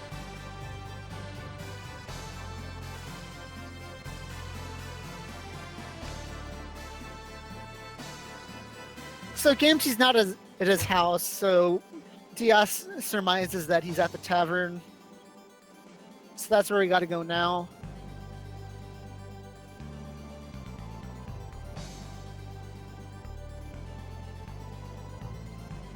And that's gonna get us into a fight with the 3 guys again.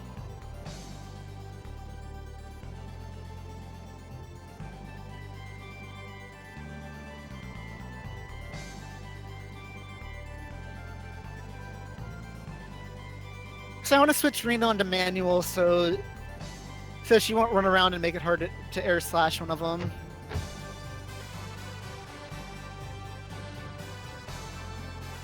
Okay, that wasn't too bad. I just gotta remember to turn her off manual before the Harfangs fight. But I've got plenty of time in that fight to do it. So we got the sharpness back.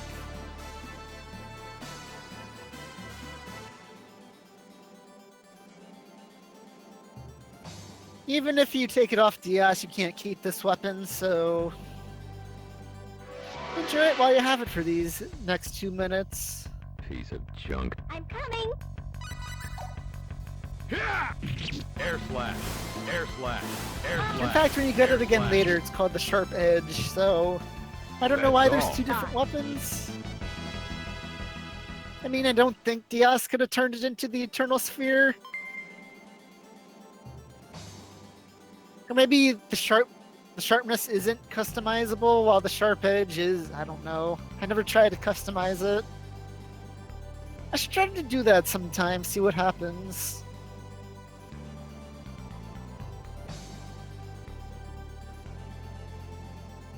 So now that we got Diaz's weapon back, we gotta head back to the arena.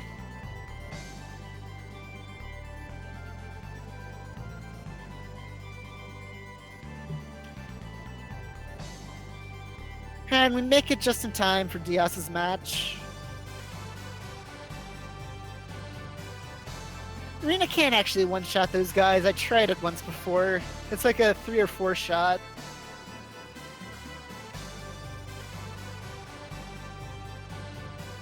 Which isn't bad, but it's a lot slower than just air slashing them.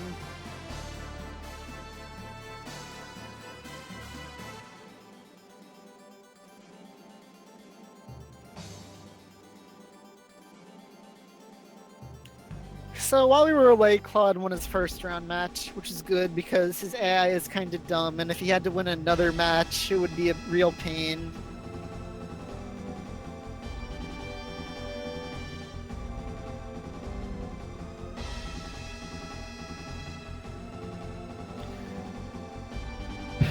So we get to see Diaz versus this guy.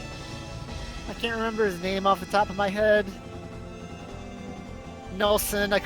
I mashed too fast to see his first name, so we'll just call him Nelson. I'm sure somebody out there knows his name, but I don't. And down goes Nelson. Basically, in these fights, you want Diaz to just spam air slash, because that's his fastest action. But he doesn't like doing that all the time.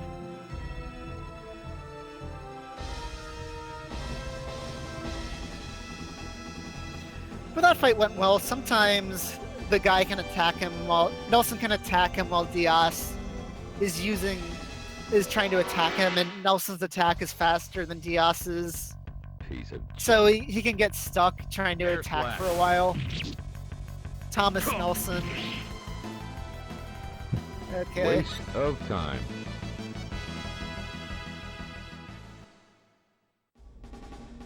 I'll take your word for it. You could just be making it up for all I know. But I trust you. You probably got the right name. So it's now time for Claude's match against Doladon, or as I like to call him, the Monkey Man.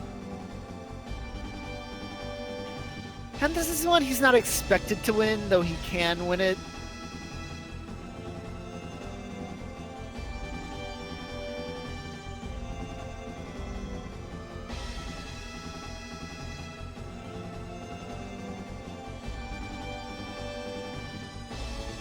So before we go see Claw's match, we gotta go meet Gamgee. Who Rena can somehow ID from across the arena despite never meeting him before.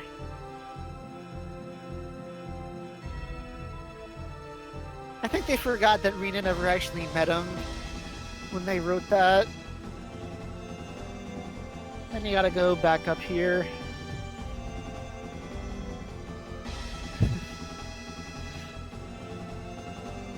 Because who names their son Nelson Nelson?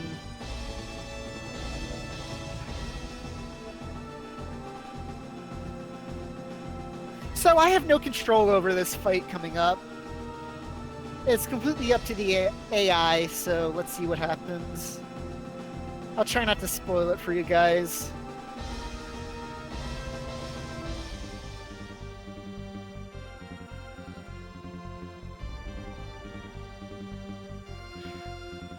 Okay, 10 seconds from now, I'll tell you what happens.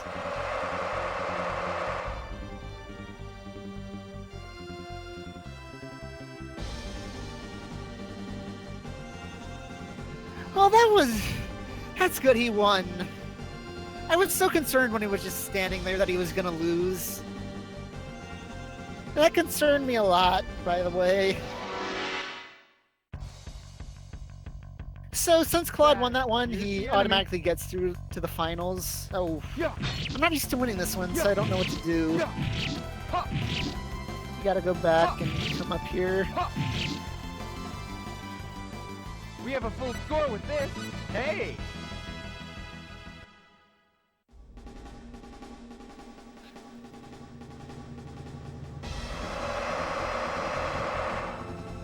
So yeah, and then Claude would just happen to be far enough away that the Monkey Man's attack didn't hit him. I kind of thought that was over when I saw him attack, but luckily Claude was far enough away that he was safe. Oh, I did spoil it early?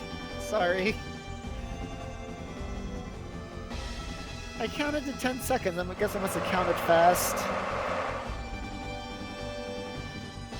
Okay, that's not the worst fight.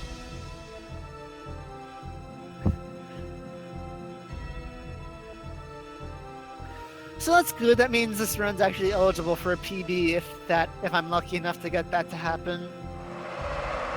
Because I didn't have to load a save file either time. I make those safety saves and I don't even need them. But you know, if I didn't make those safety saves, I would have needed them, so better safe than sorry. Piece of junk. So yeah, Claude automatically wins the semi-final match. Air slash. Which is good, because there's no way he's beating the That green was guy. a waste of time. Instead, Diaz fights him.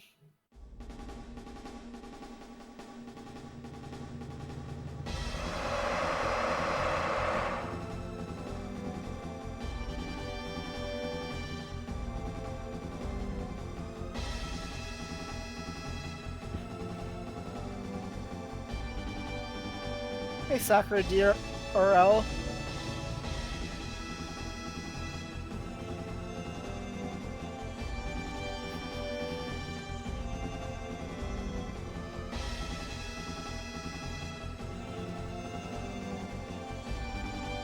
So yeah, we still get to see Diaz's last match against the Green Man. I can't remember his name off the top of my head either.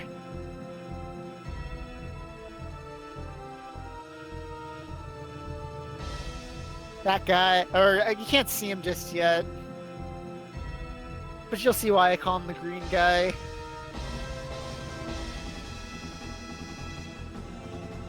Gordon something, I think it said. We'll just call him Gordon. Now this guy's got a lot of HP, so I'd actually prefer for Diaz to physically attack him because Air Slash doesn't do that much damage when it's close up. Okay. Jose Duran. I don't know where I got Gordon from that.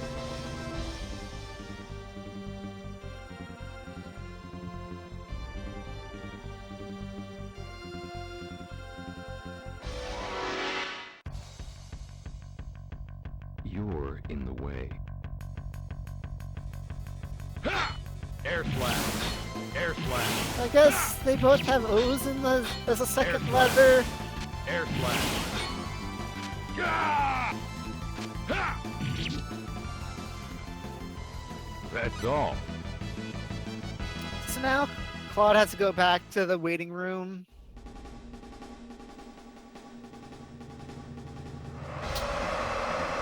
And I gotta run back out of the screen and run back in again. Because these are the parts where you're supposed to talk with your party, but I don't have a party. So this is how the game handles it. Just, you have to run out and run back in.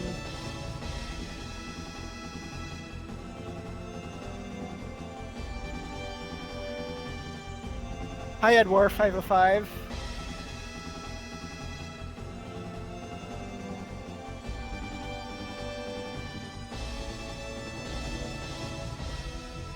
So, Claude cannot win this fight. Well, I'm sure there might be cheating ways to win it, but there's no way he's going to win it in this state. So, I just want him to lose quickly.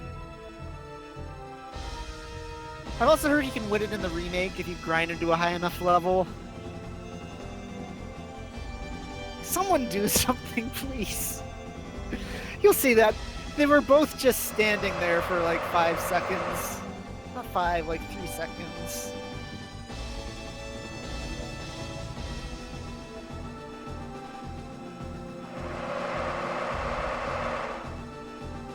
So that's as far as you can get in the tournament. Even if you win, the game just proceeds like you lose. In the remake, you have to fight them again until you lose. I thought I saw a video where the same thing happened in this game, but I can't remember if I was just making that up or something. Here's the enemy. Might have been a dream. Chaos. Ow! Chaos sword. Crossway. No!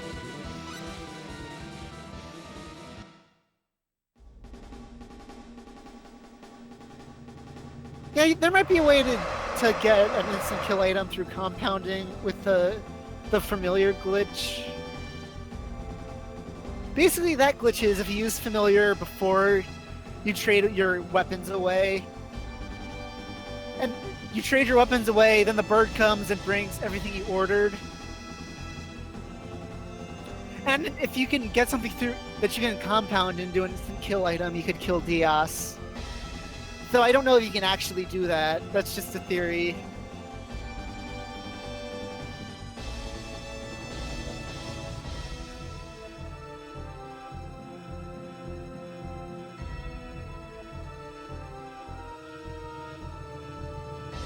Yeah, it's a shame Crosswave is not too useful.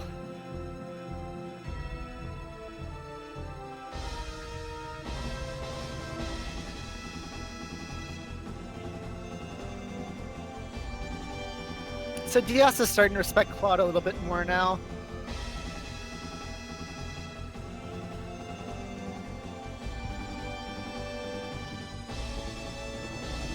And he's actually going to leave his weapon that he used in the tournament with Gamgee. So we're going to head over there after this cutscene's over.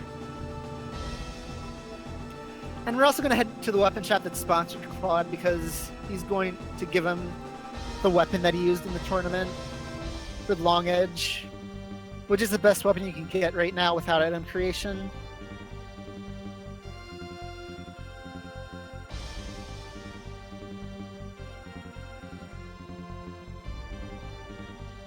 So first stop is the weapon shop that sponsored Claude because the way the equipment wizard works in this game is that it'll auto-equip any weapon that's better, or any equipment that's better than what you currently have equipped.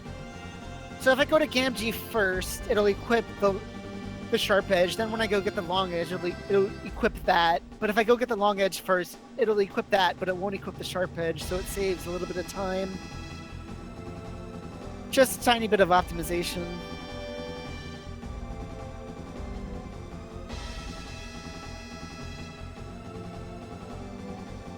You can not recruit Diaz, but he's so good against a couple bosses that there's no reason not to.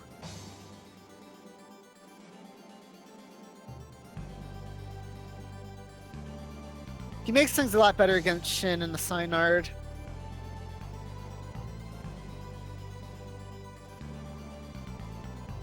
So that was the long edge, now I'm going to get the sharp edge.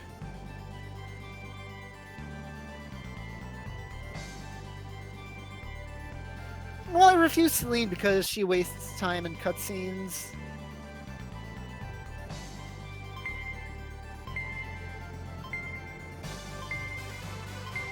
Diaz saves time, so I get him. Now, to be fair, I do reject Noel when he doesn't waste any time either way. I guess he wastes a slight bit of time because there's like 1 or 2 cutscenes where he talks. But he wastes like maybe 5 seconds.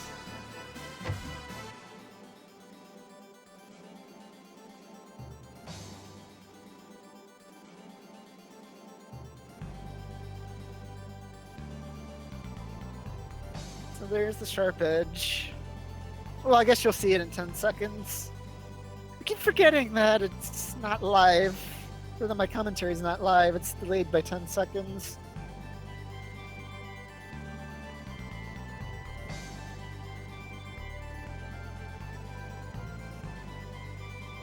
So since we can't meet with the king, we're just gonna go to Linga and get the ancient writings translated.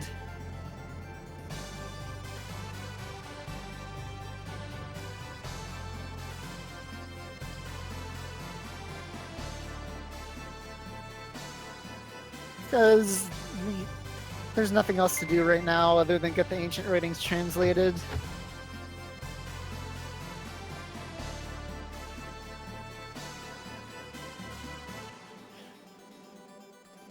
Well, you got one. Expel Cern warned you.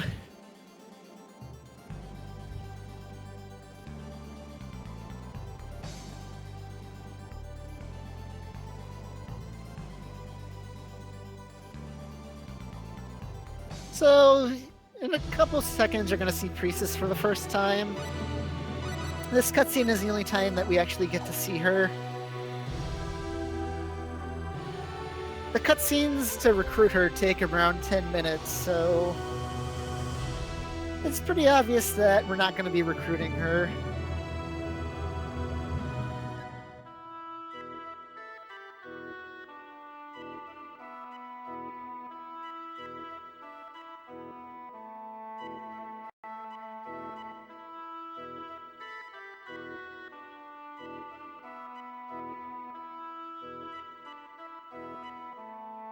So yeah, she has this robot kind of thing that she was chasing.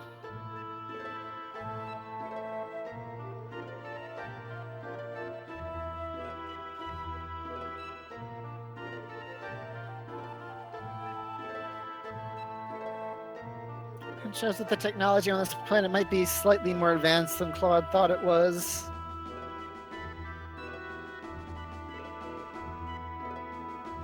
At least the technology in some places.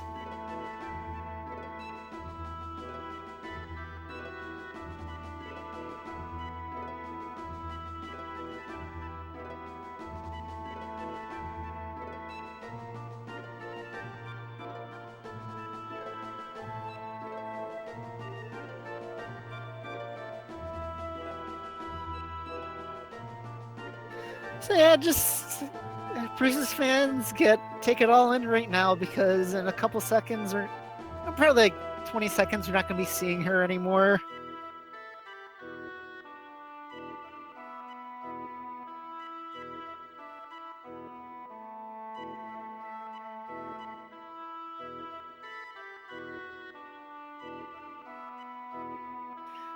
Yeah, Ashton just takes a while because you got to backtrack to get to him, and it's a little bit of a walk.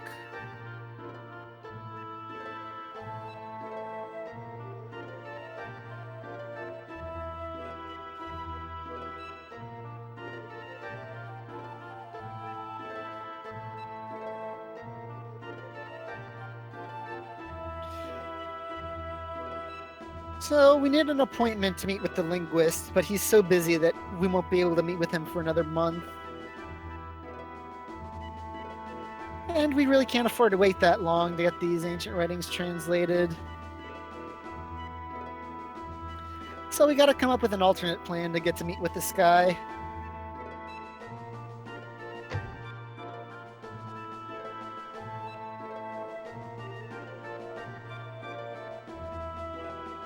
And the plan is to find if he knows someone in town and try to have him set up a meeting with the linguist. And luckily, he's good friends with the local pharmacist. So we're gonna go to the pharmacy and get him to help us out.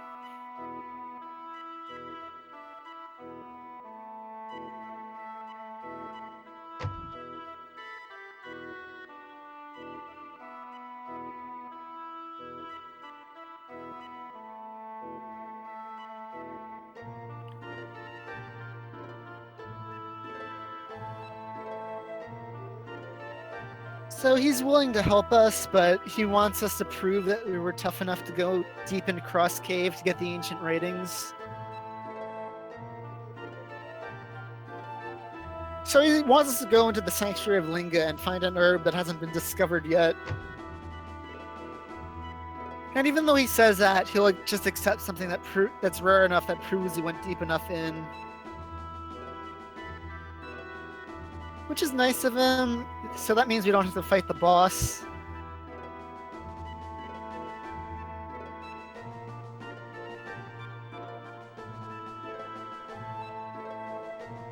So we're off to the Sanctuary of Linga.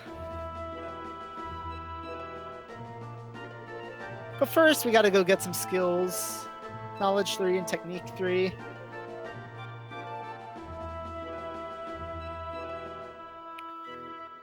And we're still missing one skill pack, but we'll get that on disc 3. Disc 2, there's no disc 3. What am I doing?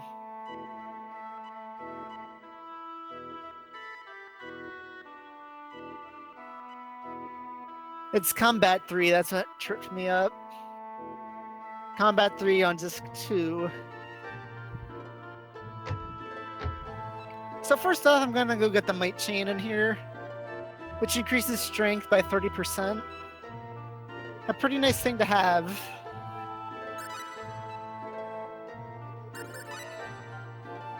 And I'm gonna go over to the left and up.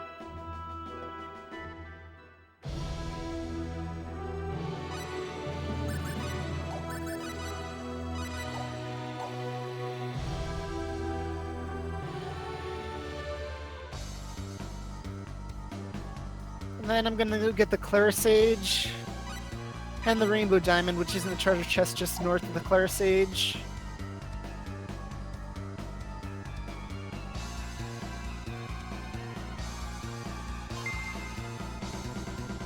The Rainbow Diamond is useful because it increases all specialties by 1, which is a very nice thing to have when I'm still limited on SP.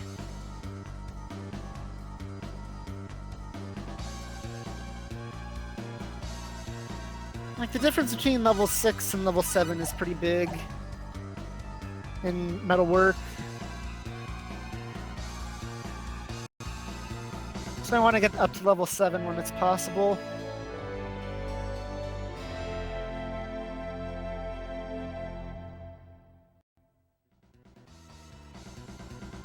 So we got the Clarisage, now it's time to head back to the pharmacy. And like I said, it's not something that hasn't been discovered, but it's good enough for him.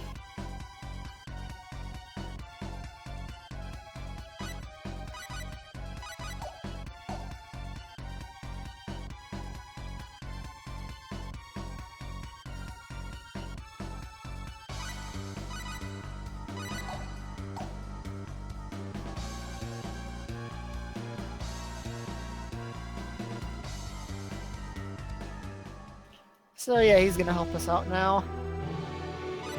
He's gonna come with us to Keith's house. Keith being the linguist. I don't think I ever said that.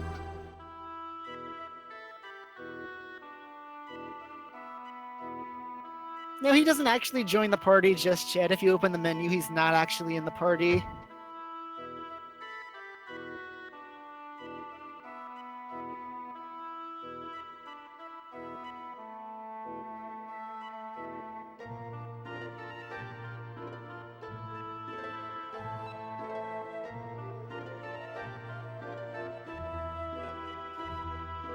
So since they're buddies, Bowman can get us a meeting straight with Keith.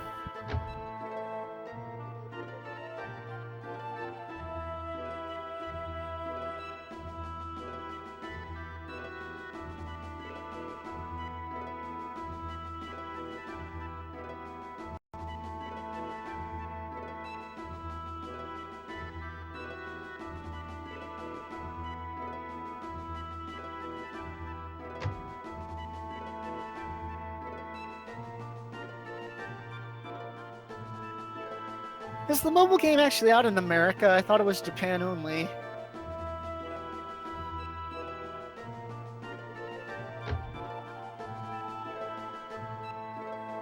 No, I haven't really been keeping up with it, so they could have released it in America for all I know.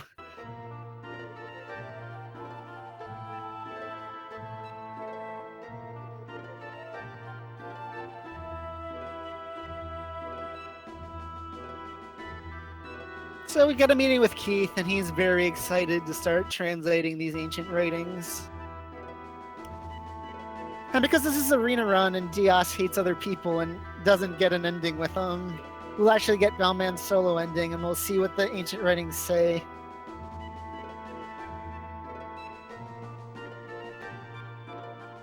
Oh, okay, it is Japan only.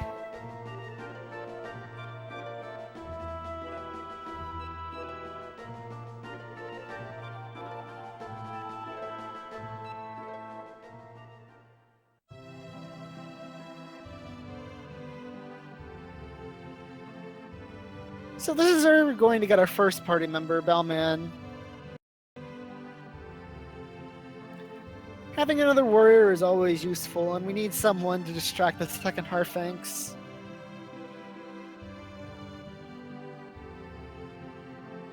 And he's the best guy to do it.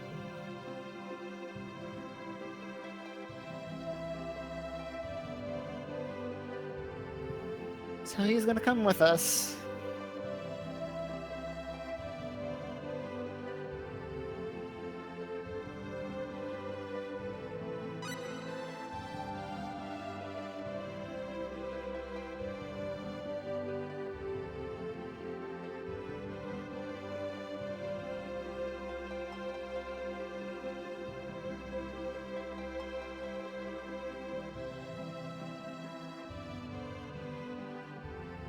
Yeah, Spellman is the pills guy.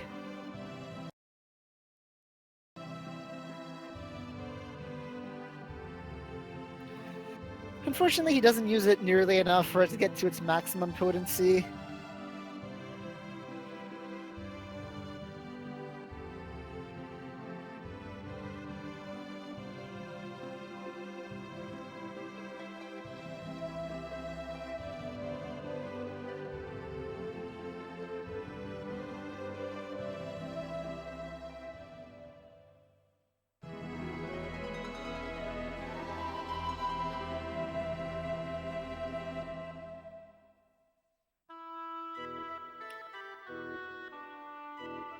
So after the short cutscene, Batman's going to join us.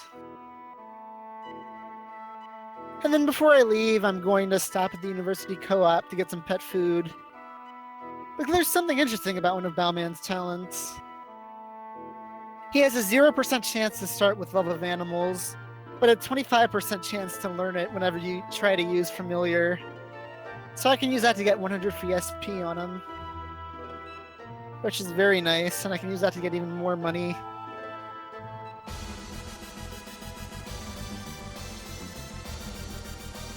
And this is, you can't get pet food in Hilden, so I want to get it here.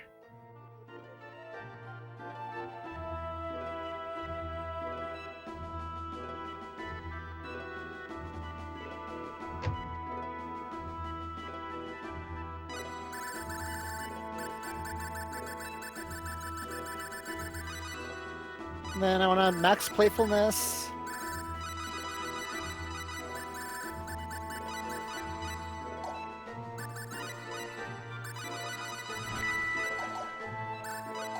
There we go.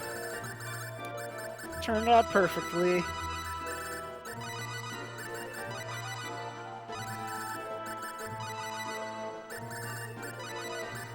I want to take off Spirit Attack because I don't want him using that. Plus I need a killer move glitch anyway, so might as well do it by taking off Spirit Attack. So we're gonna head back to the core now.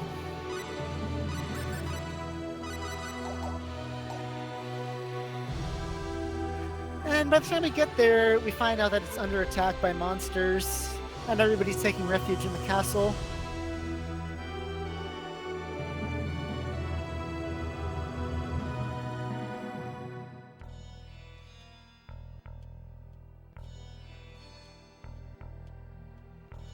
Wait, how did you use Ashton and Opera together?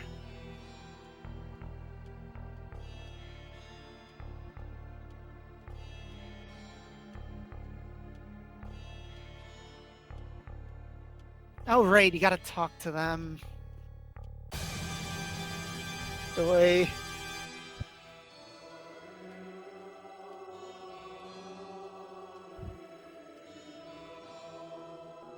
Trying to get too far ahead of myself, am I? Oh, you'll see what I'm talking about. You probably see it right now, actually. So once I get in there, I'm going to talk to Gamgee and get the plate mail, which is a pretty nice boost to Claw's defense, which is going to help out his survivability a lot against the Harfanxes.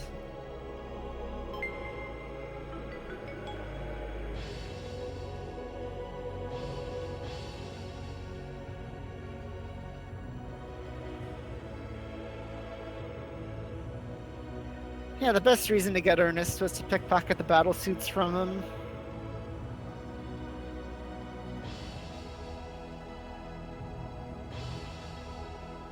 Especially since you could get them on disc 1. And the earliest way to get them in Rena's story. Since you can't pickpocket the guy on the Kelness in Rena's story.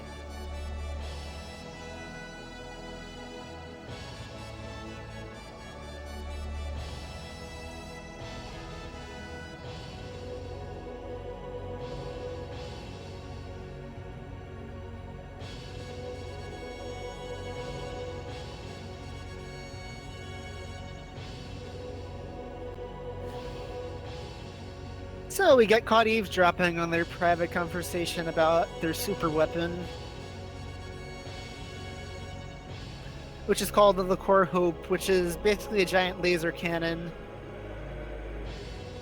which has the power of a small, well, I guess of a large bomb.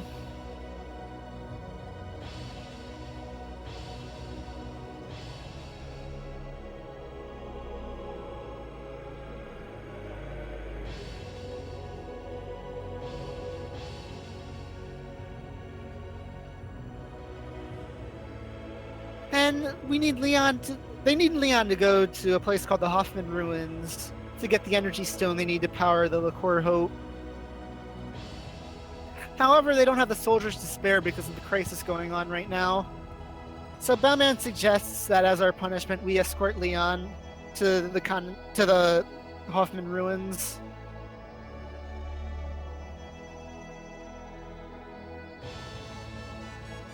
So we need to go there from the port of Hilden. Also, he's going to give me a link combo, which is completely useless.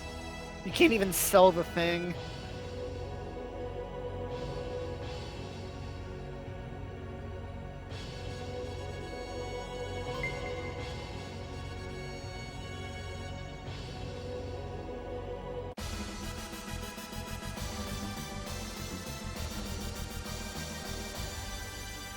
So there's going to be a couple cutscenes on the way out of the castle. Leon has to tell everyone that we're with him, and that's why we can leave.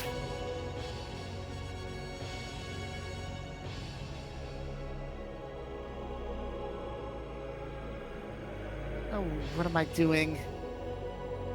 Cutscene's not that long.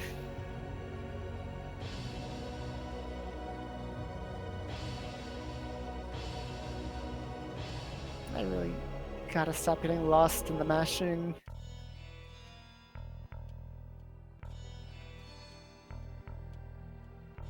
Oh, it probably is Bowman. I just always called him Bowman.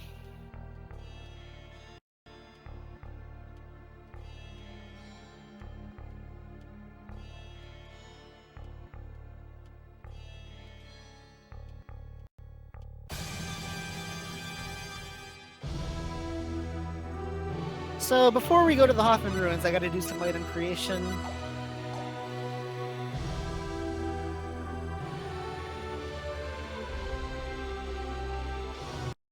So I gotta get a harmonica, a bunch of feather pens, and conductor's baton so I can learn pitch and sense of rhythm.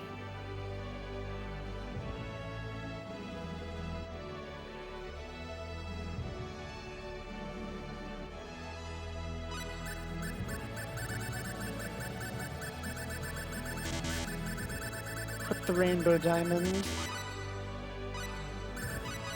I just need to write one song, it doesn't matter which one. Then mash X on conductor's batons until I learn both talents.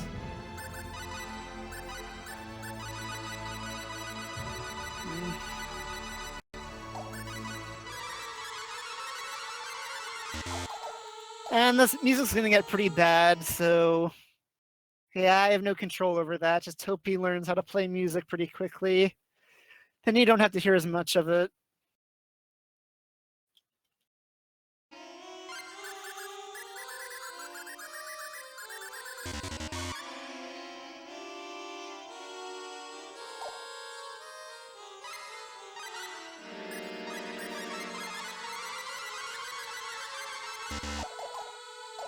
He's got about a 2% chance of learning either talent when I do this. So I'm just getting really unlucky right now. I think it's been 80 times I've tried it.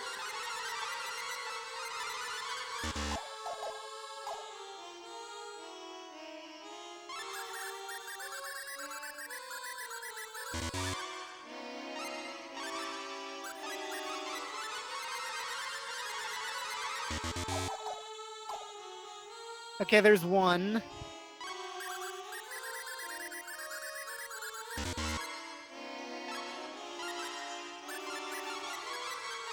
So now I still need to learn the other talent.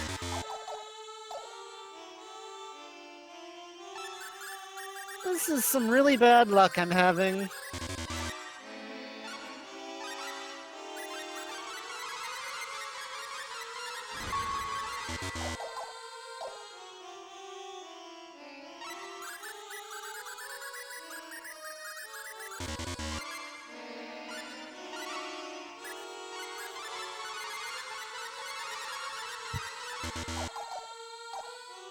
Yeah, this is the longest it's ever taken me to learn this stupid talent.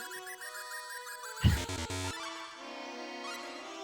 mean, might need to put a level into playfulness because I'm running out of money.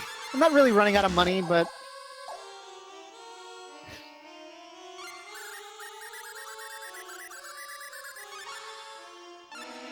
I knew my good luck had to run out at some point. There we go. Yeah, you got 204 now.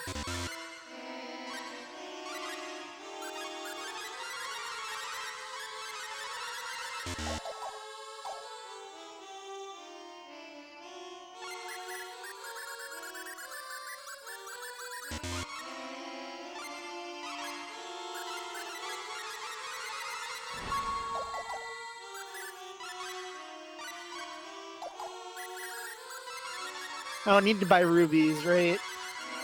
Need to buy some stuff. Iron.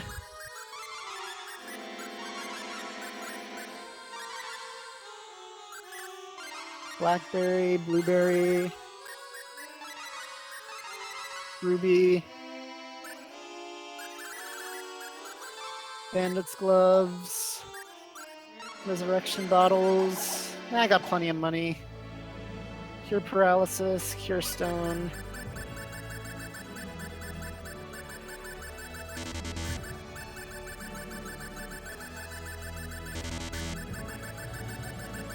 And now I have to make a berserk ring with metalwork, which will double my attack. Pretty nice item to have, actually.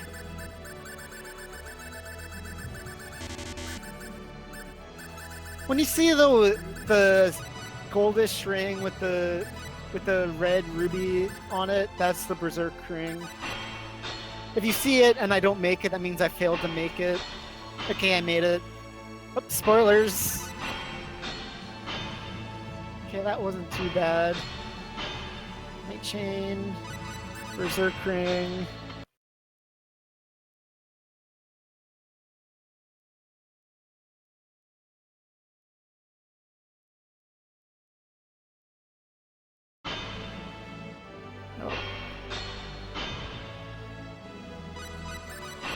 And I gotta order my items, so attack files are in the first slot. That's so good that they're actually... that attack files start with A, so I don't have to do anything silly to get them in the first slot. That's just kinda how things lucked out.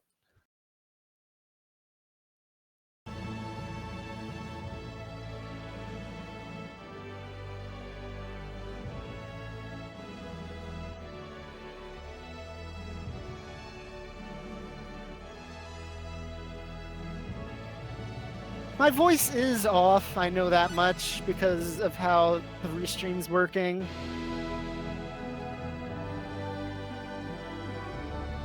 The game audio shouldn't be off by any sort of time.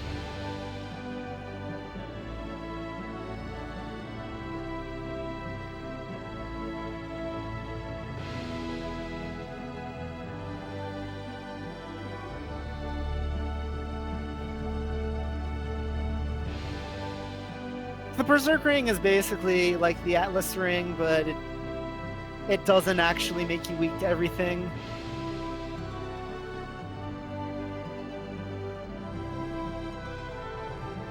So it's much better. The only drawback is you can't get anger boosts in battle because it basically gives you a permanent anger boost.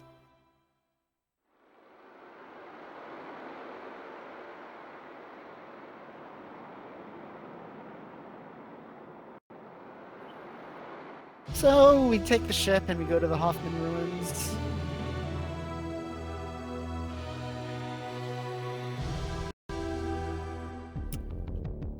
And we get stuck at the front door because Leon doesn't remember how to open it.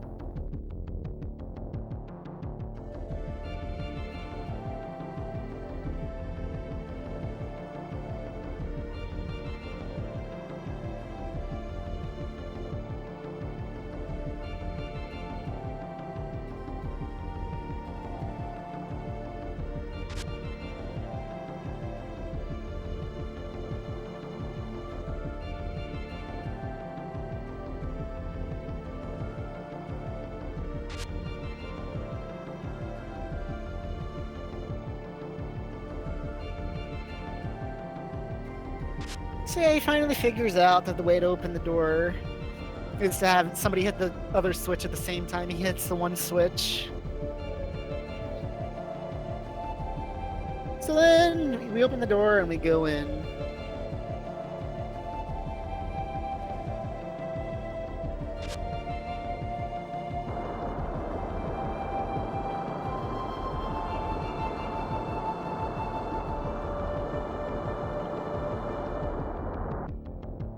And now we gotta go.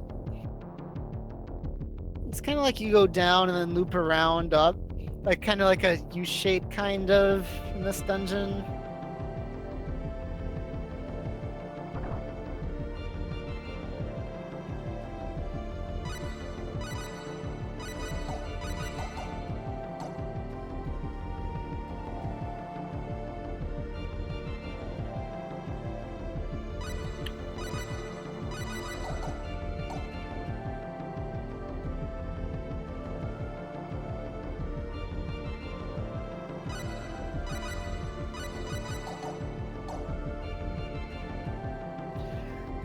So yeah, coming up is the hardest boss fight in the entire run, the two Harfinxes.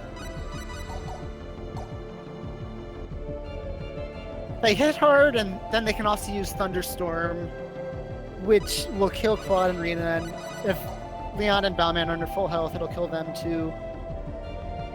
So basically, you don't want them to cast that. And I'm gonna say before this fight because it can get really dangerous. What? Okay, at least I'll be a slightly higher level now.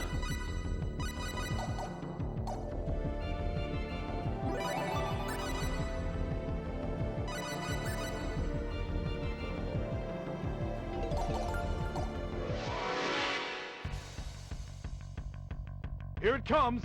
Be careful.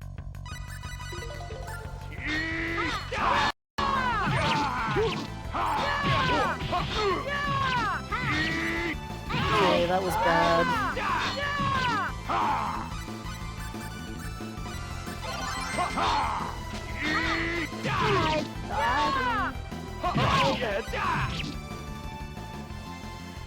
Well, that's some hay. So yeah, that was just bad luck how I got into an encounter right as I left the menu.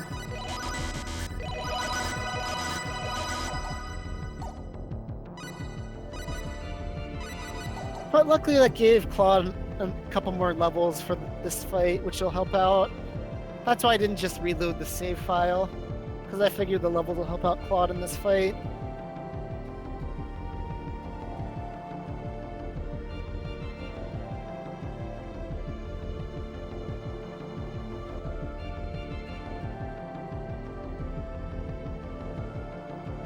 So here goes nothing. I'm gonna attack Vile Claude to start out. Then attack the one. What was Rena doing there? I gotta heal him. This is bad. Here's Yeah, I the think this is enemy. gonna be a loss. Scared? Yeah,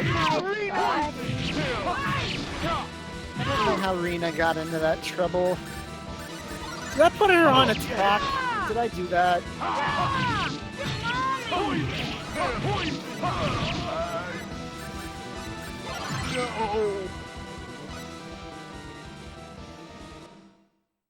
I did. That's why she keeps dying.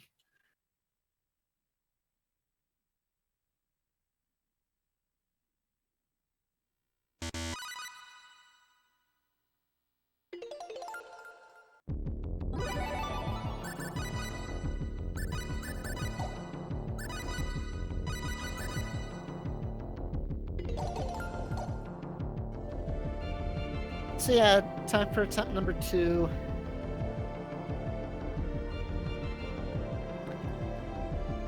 That was my bad, putting Reno on attack rather than heal.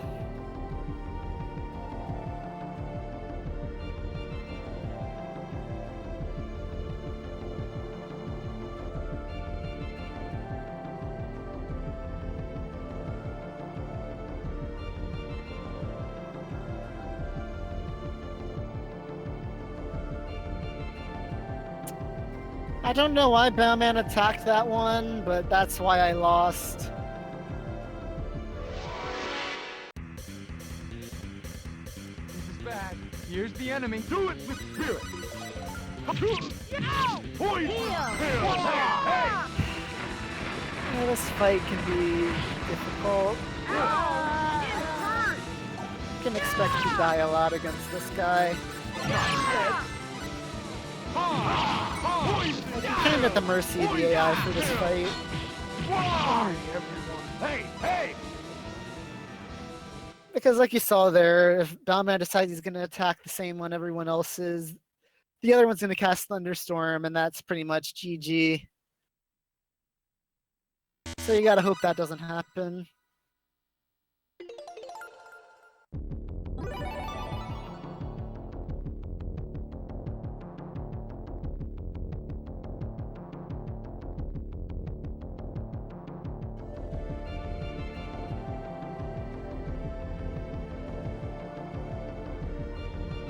So it's time for attempt number 3. Hopefully it works out a little better this time.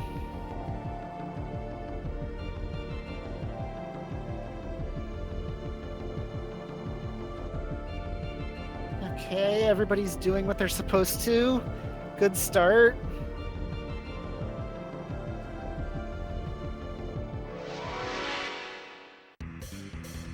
Unfortunately, she'll only use heal on Claude because his HP is so low. Okay, that's good. One's dead. Time to kill off Leon.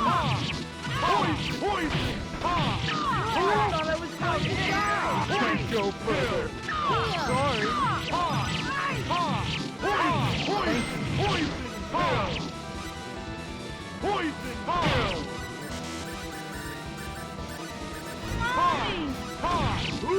Okay, got it.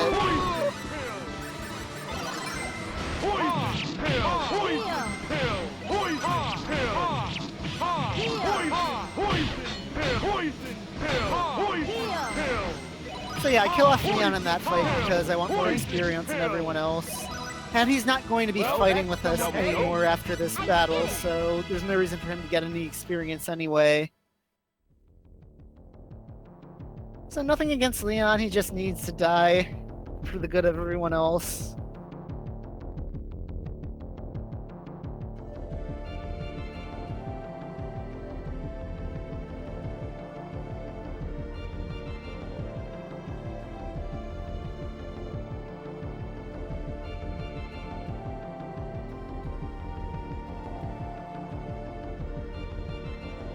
So we got the mineral, now it's time to head back to the core so they can finish the weapon.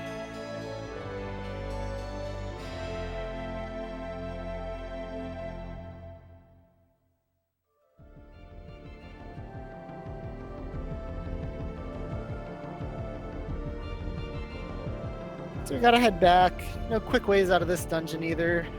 Though the game was nice enough to give you a full heal afterwards, so that's good. That's always nice, having a full heal.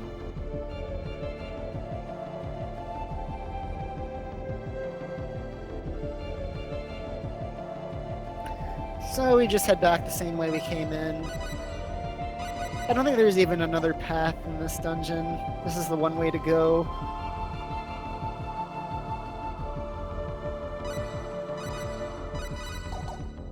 So you just head out the way you came in, like I said.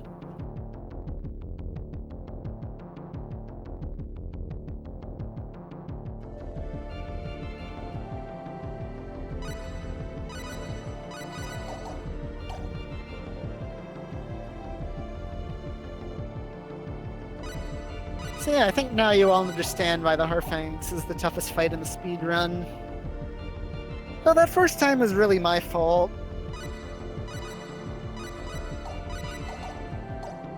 Because they had Renon throw own body into attack rather than heal. So I kinda had it coming. The second time was just bad luck. And then I got him the third time.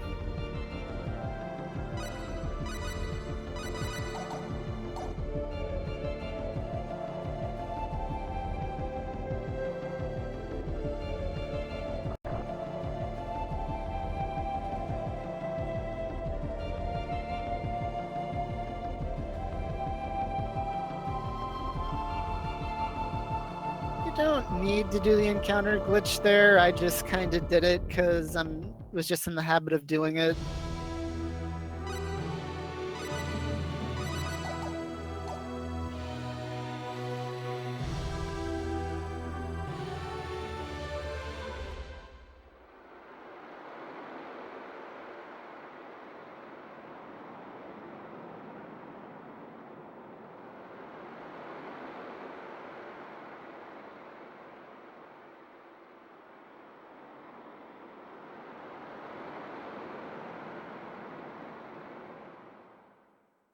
So we just gotta take the ship back now. It's kind of a slow part of the run. I mean, it's not like you're in cutscenes or anything, but you're just really backtracking at this point. There's nothing really new to say. I'm just trying to fill time.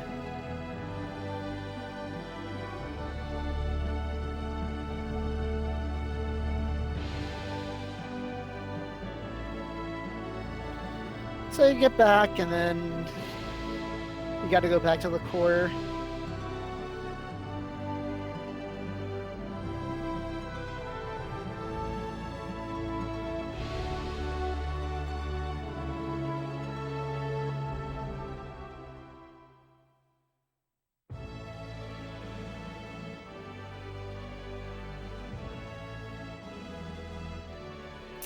So yeah, just walk back.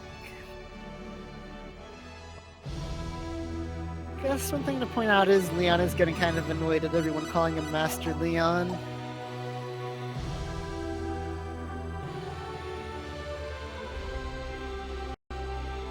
But don't get too attached to Leon, because he's not going to be in the party for much longer.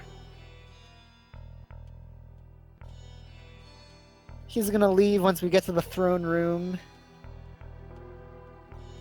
And then he's never coming back, so say goodbye to him now when you have the chance.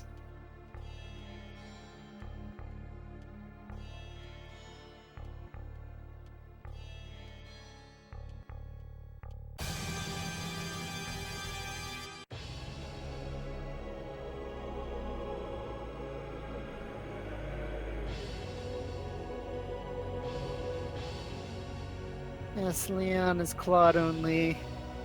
Rena gets Diaz, who's much better.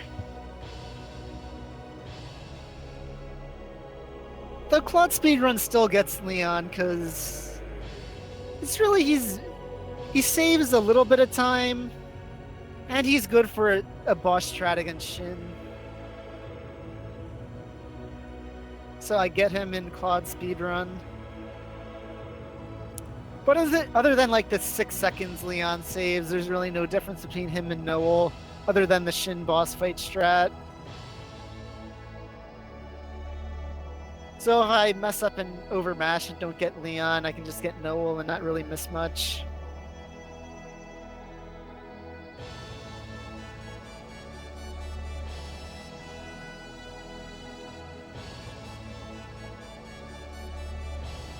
So Leon's gonna go off to make the Lacour Hope, and the King's gonna send the rest of us to the front lines to help fortify them.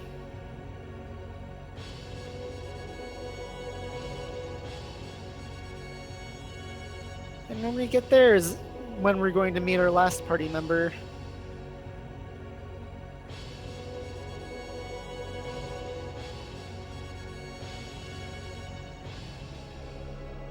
Luckily, there's no cutscenes on the way out of town this time.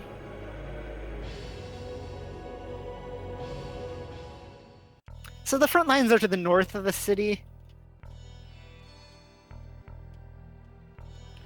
And it's another one of those where I have to reapply the encounter glitch because there's a new encounter table.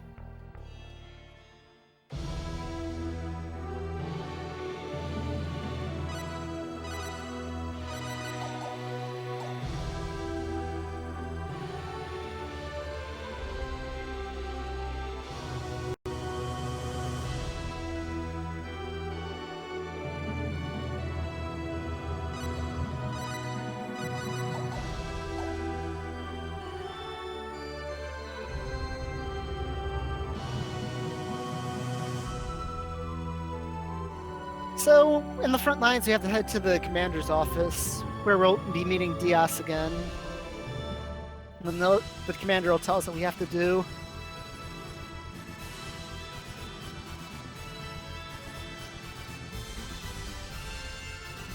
Yes, the magic hand has a better success rate than the bandit's gloves. Unfortunately, there's no easy way to get the magic hand in the speedrun setting, so I just have to make do with bandit's gloves.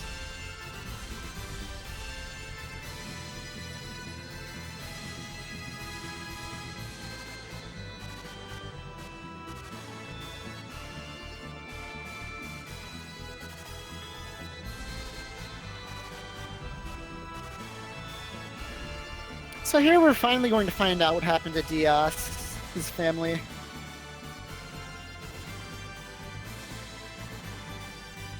Well, I guess we don't know what exactly happened to his family yet. We know something happened to him. Well, spoilers, it's his family died in a bandit attack.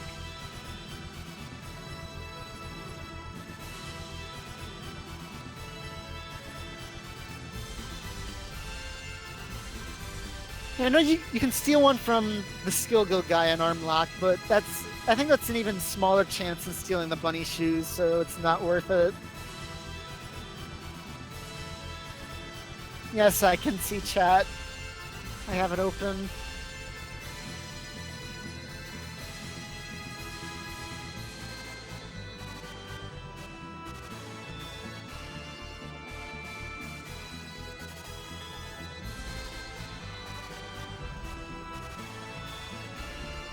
So Runa's gonna run off and talk to Diaz.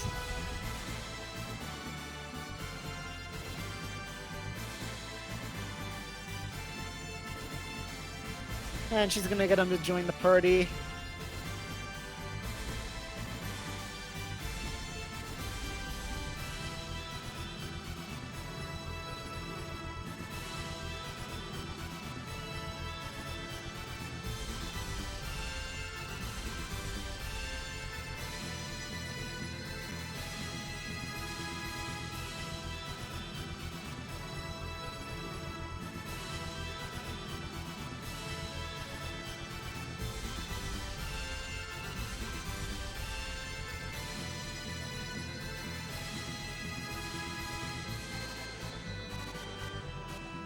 So at the end of this cutscene, we're gonna get a choice for whether or not Diaz is going to join us.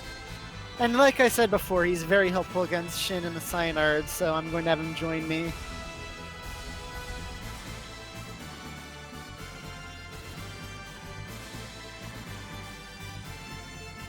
He's very useful.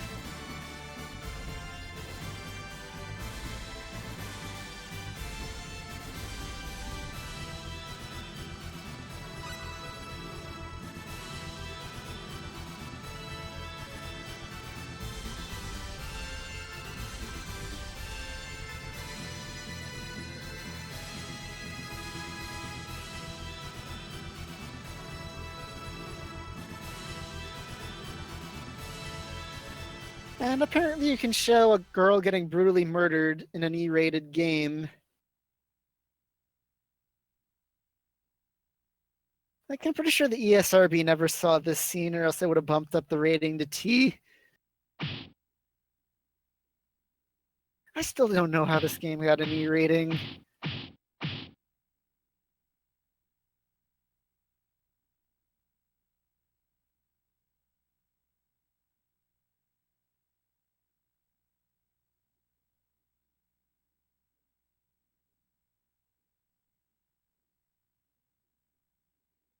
So yeah, that's Diaz's backstory. That's why he left the village, because his family was brutally murdered.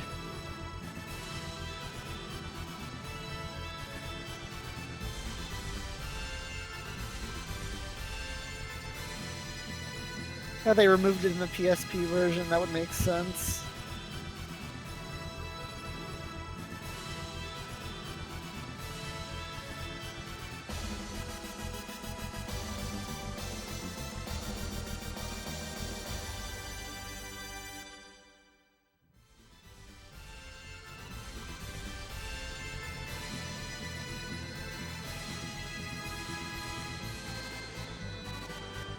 So Claude's actually happy that Diaz joined the party.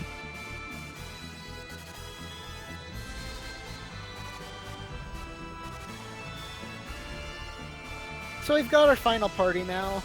I mean, unless I screw up and get Noel, but that shouldn't happen because there's a pretty big gap before the selection.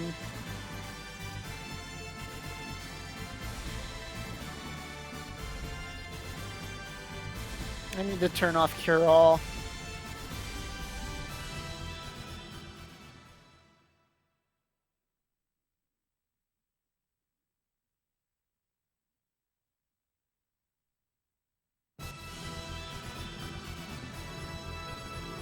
Hair into Peaches comes later.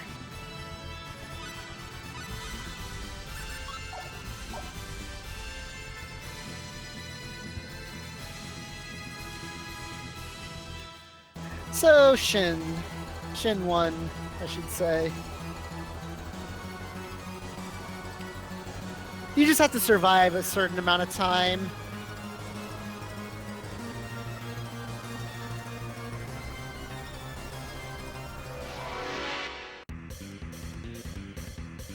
Bad. Here's the enemy. Do it with spirit. Ha! Yeah! And basically, I want to. If he's trying to cast a spell, I want to attack him so that he'll guard and it'll knock him out of the spell casting animation. Otherwise, I just want to run around.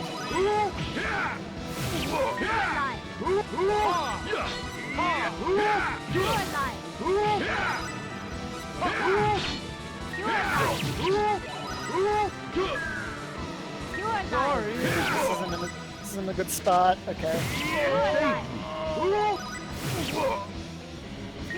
Sorry, everyone. Okay, good. I was gonna die there.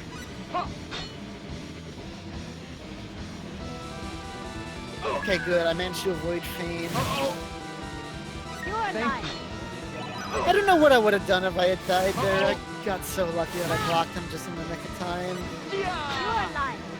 I probably should have saved before that fight. Or revived Diaz and made sure that he was healthy.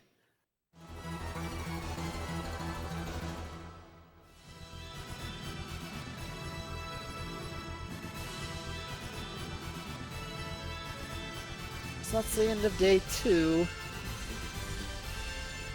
So now we regain control of our character several days later. And here you have to go into the commander's office, then go in the infirmary and try to leave.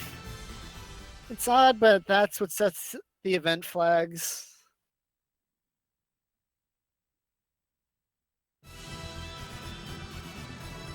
So that's what I gotta do.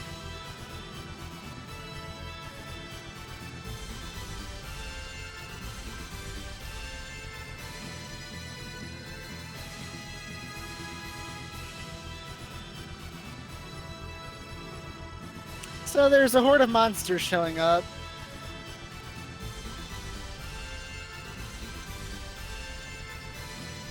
You should be able to see, well, you won't be able to see them in a couple seconds.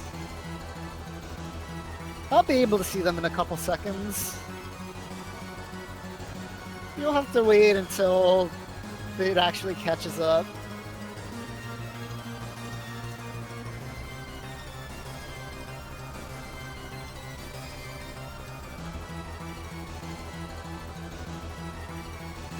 Don't worry, Leon shows up just in the nick of time to save the day. But let's see. And he's going to fire the anti-anime gun at these anime monsters. You'll see why I call it the anti-anime gun in a little bit.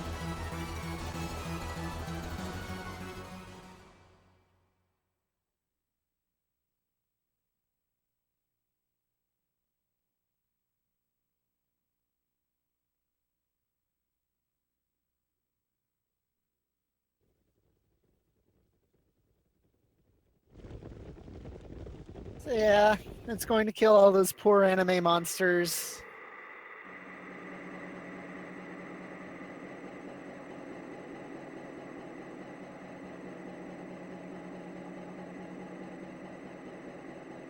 Those poor, poor anime monsters.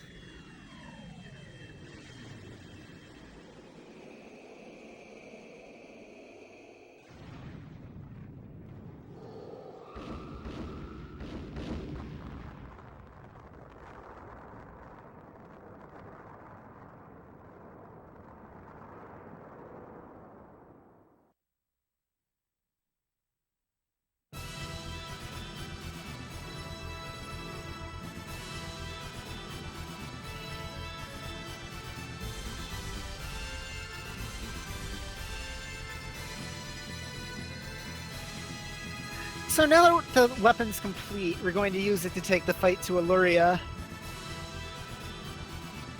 And they want us on the ship with it.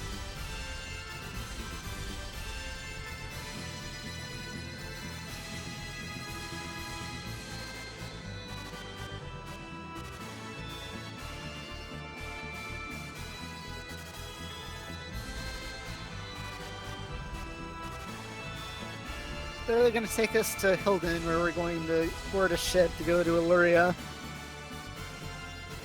Well, first they're going to take us to Lacour Castle, then they're going to take us to Hilden, then we're going to board the ship.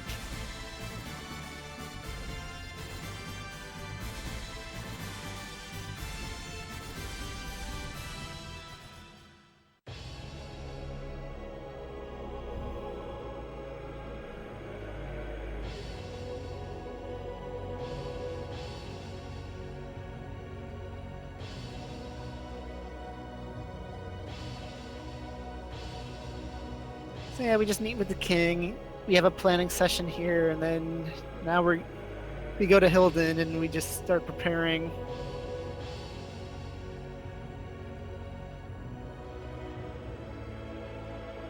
Now, Austin, you might want to say your goodbyes to Leon now, because by the time he leaves, I'm going to be 10 seconds behind and I won't have a chance to warn you.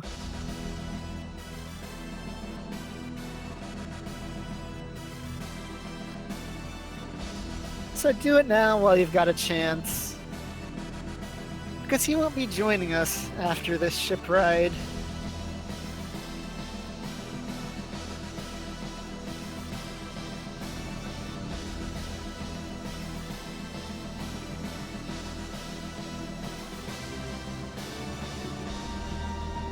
No, I think there was you could see the guy in the background there. He was wearing like kind of a reddish color.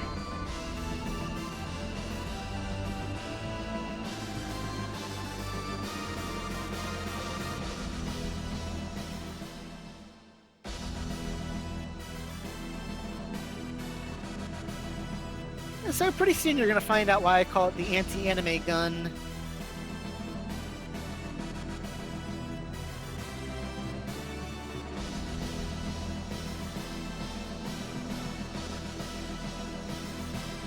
Because you see, this time we're going to not go up against anime monsters, but 3D monsters. And it's not nearly as effective against them.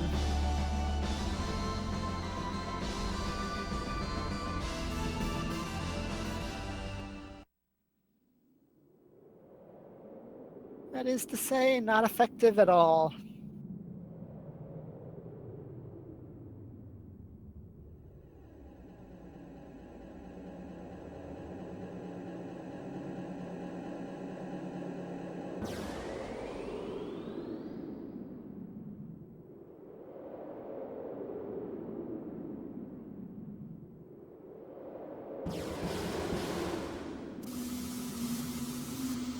So in this upcoming fight, I'm going to kill off everyone. Well, I've got a chance to. Because you need to lose the next fight, so it's faster just to kill everyone off here.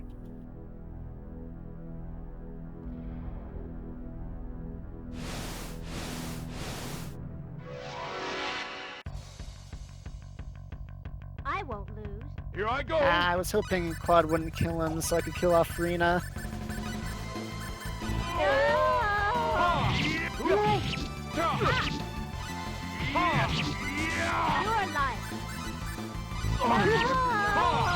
So yeah, now we need to lose to this guy. As opposed to last time where you had to just wait long enough until you... Wait until the game decided that was enough. And the game doesn't really give you any indication of what you need to do.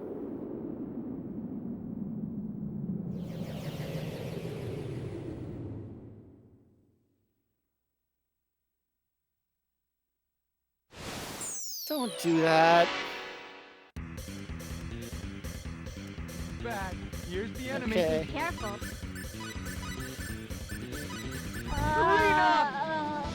that is that fight. Ha! Ta!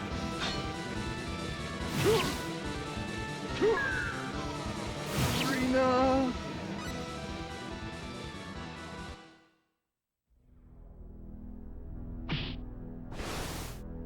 So they destroy the Lacour Hope, and now we wash up on shore.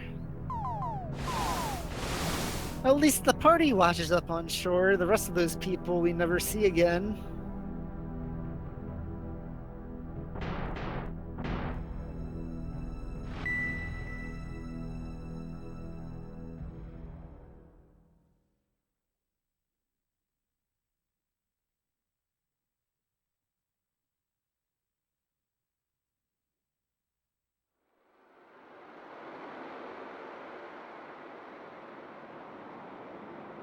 See, Irina, Balman, and Diaz washed up on shore. Claude's nowhere to be found.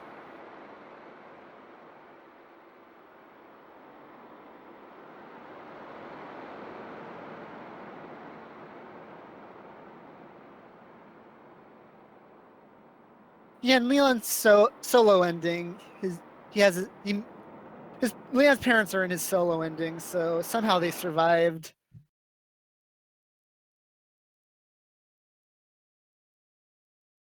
They must have just washed up after everyone left to go to the tower. Or something.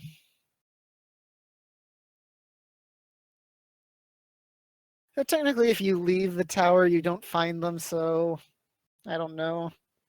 You really weren't supposed to leave, plot-wise, so... Yeah.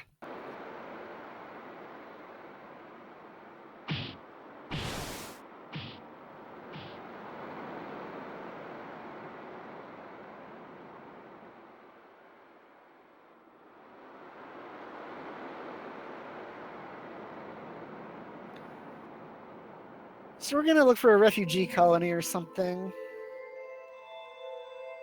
While we wait for Claude to show up. It just happens to be right here. Close enough that I don't even need to do the encounter glitch.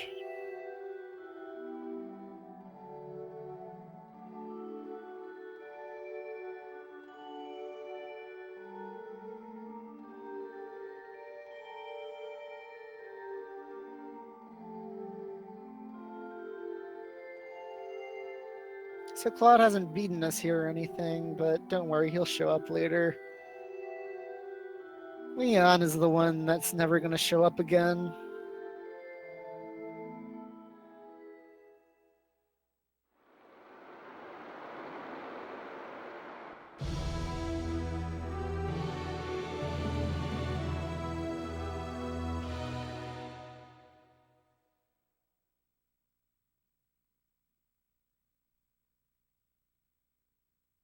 So we're going to have to meet with the leader of the colony later, but we're going to wait for Claude first.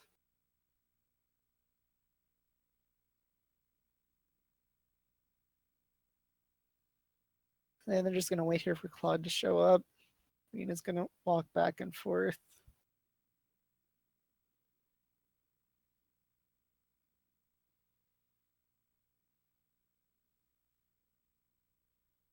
And there he is, the man himself. Claude C. Kenny.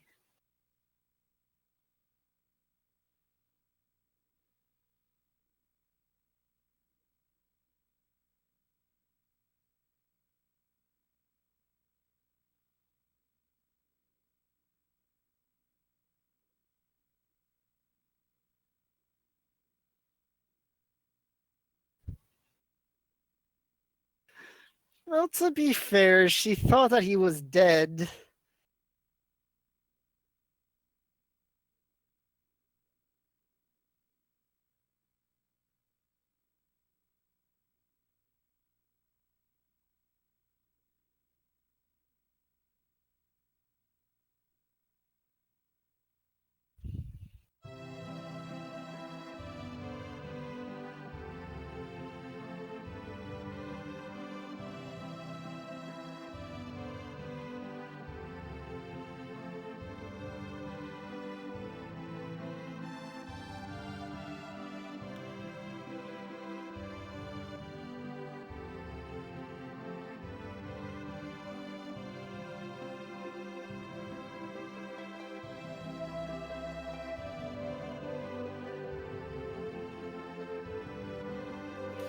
So now that Claude's back, we're gonna go meet with the elder of the colony. Who's in this room here?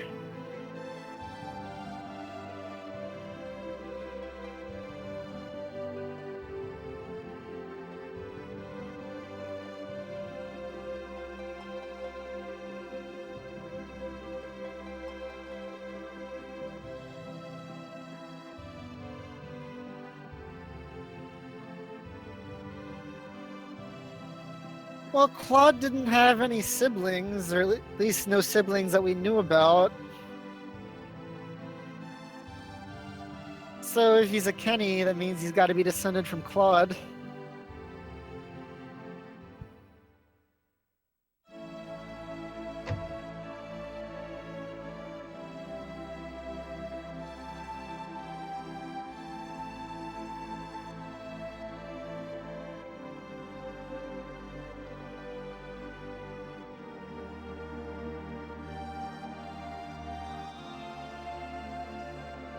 So he's telling us how Illyria, the city of Illyria, was destroyed and was replaced by a tower, which is the den of demons.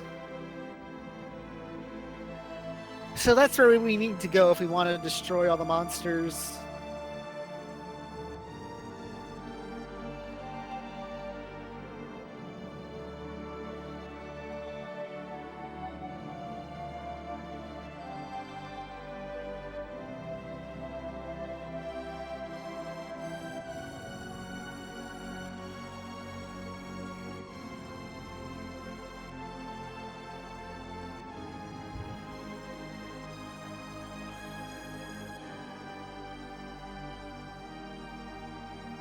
And this is when they ask about Leon, and they say no one else is washed up on shore.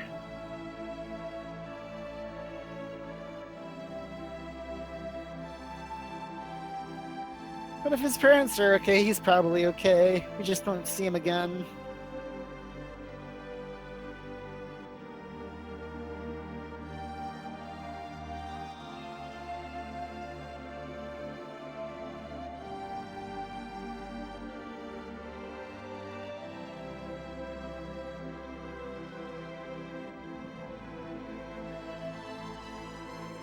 So we go into the weapon shop, and this guy has an ID card from an advanced civilization.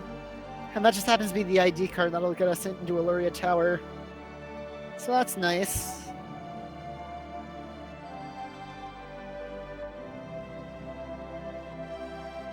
That's good how that turned out.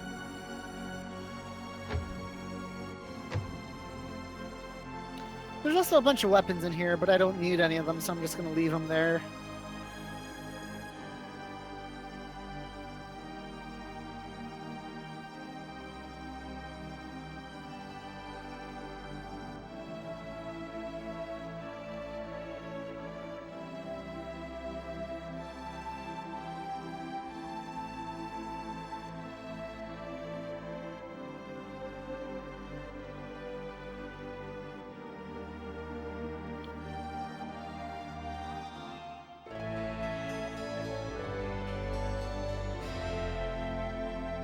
So we just need to enter the tower now, use the ID card that we got.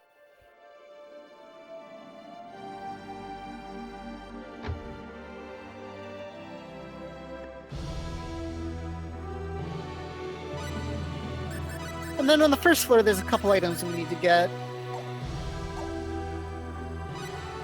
We need to get the meteor ring, because that'll increase the amount of stars that the Eternal Sphere shoots. We need to get the stone check, because it'll prevent Balmat from getting stoned later. And we need the Xbox, so we need to play some sort of console while we're waiting for stuff to happen.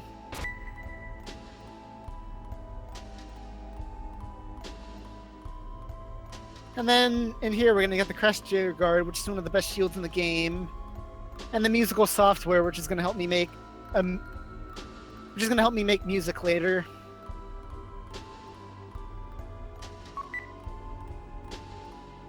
And then we're going to go up to the next floor.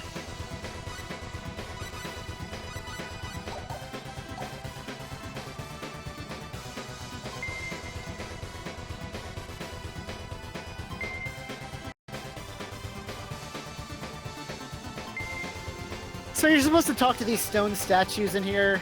Are they stone or are they glass? You're supposed to talk to these statues in here, and they give you they tell you a letter, and you need to know those letters to solve the puzzle.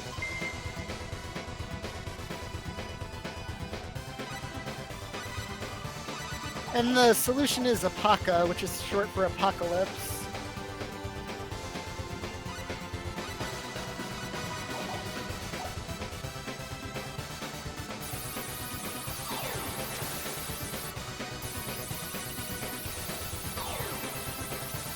And then we're going to get another Crester Guard here, because these things are seriously great.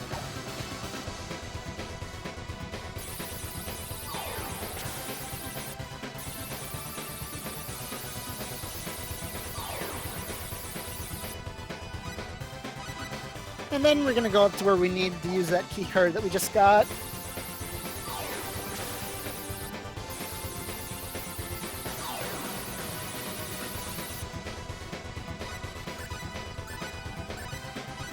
Which is over here.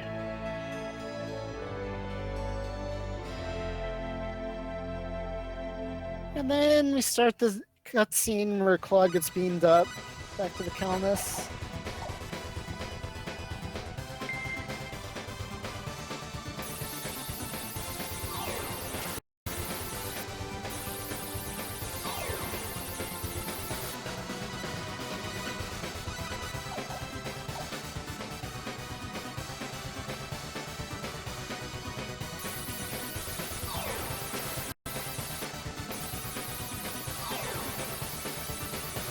So yeah, he's getting beamed up.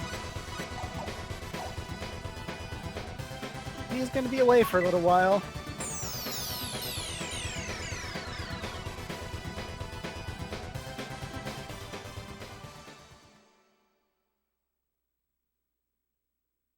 And it's been an hour already. I didn't know hours went by that shortly.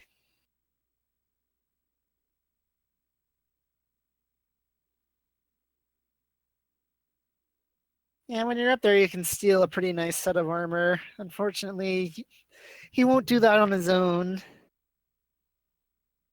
So there's no way to get at his arena.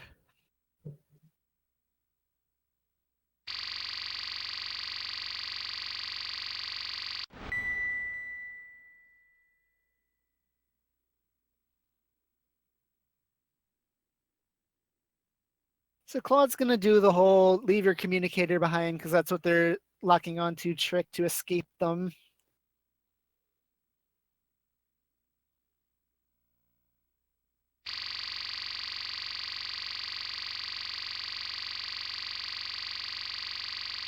And we're gonna get out of here.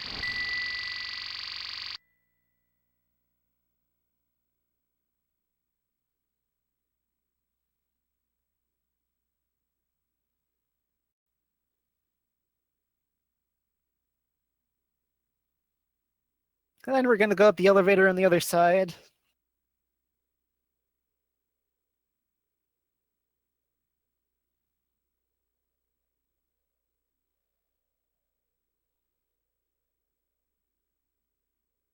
So here I'm gonna increase some of Dios's skills.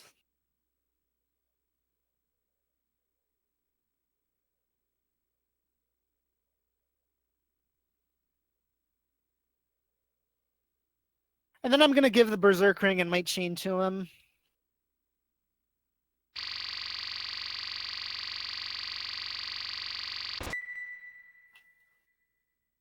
And set Dios as the party leader. Oh, and also most powerful equipment, most powerful equipment.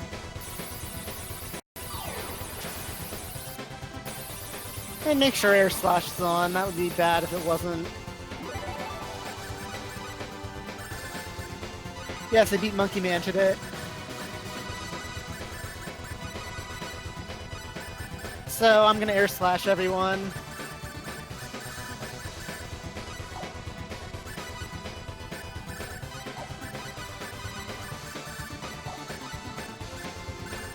And because he's aerial, Air Slash still hits him. And it sometimes can hit him twice. And it's just really nice. A really nice way to beat this guy.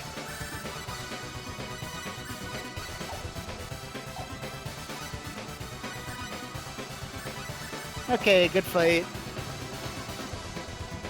Didn't have to waste time. Didn't have to waste time reviving Claude, that's good. Here it comes. Looks like I can use my maximum. Air slash. Air slash. And I just realized I spoiled the end of the fight for you. Air slash. Air So slash. sorry about that. Air slash. Air slash. So we're gonna head up this way to the elevator that's gonna take us up to where the first weak globe is. Air slash. Air slash. Air slash. Air slash. Air slash. Air slash. Air slash. Air slash. Air slash. Air slash. Air slash. Air slash. Air slash. And there's these 10 guys up here. Air slash. Let's get going. Hey! Yes.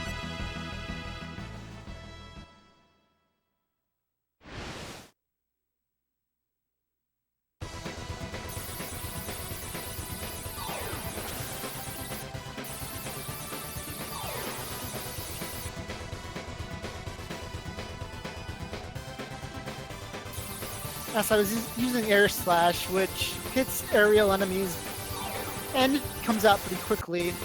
It's a very nice move to use.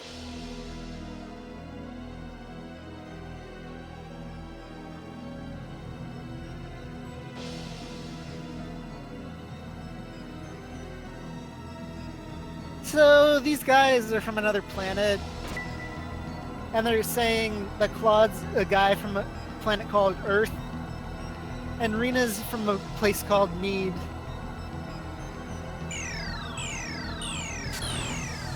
And basically what they did was collide the sorcery globe into the planet and use it to modify Expel's orbit so it would collide with energy needs so they could teleport into it. I have nothing against the planet, it was just the planet closest to Nede. So they did it.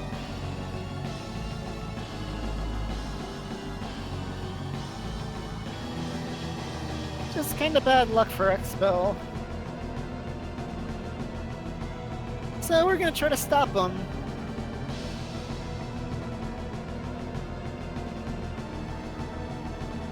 The thing is, we can't actually hurt this guy, so we just gotta run around until the planet almost runs into the high energy body.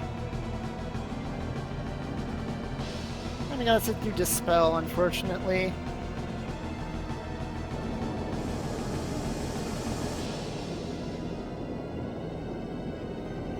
I'd like them to live, but it's not really important.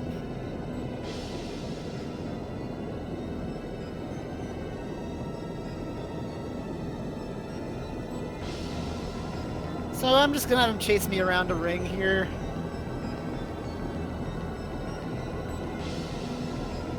Really, there's nothing to do but toy with them.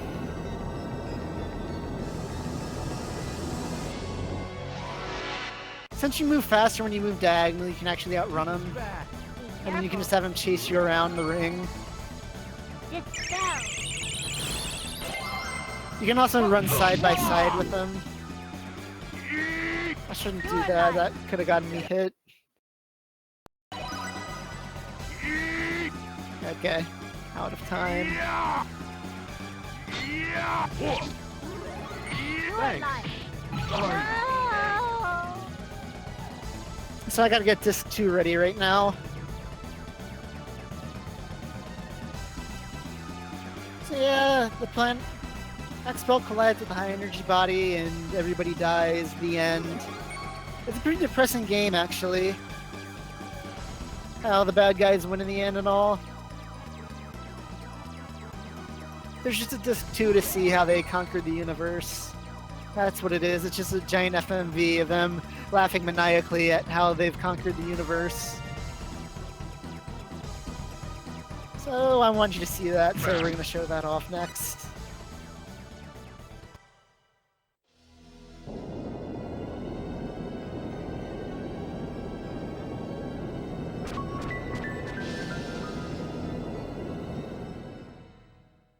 Well, this is the first time we get to see Ronix and the Kelnus and Rena's story.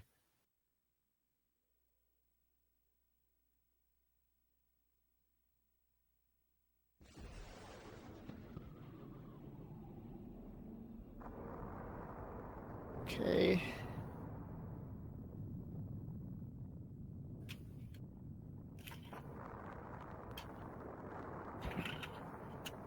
Okay, disc 2 time.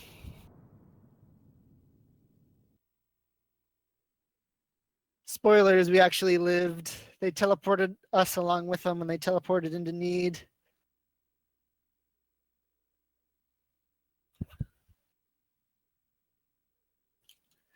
I know it's not Ronix in this game. It's just I have no idea how to pronounce that other name, so I'm just going to call him Ronix because I actually know how to pronounce that.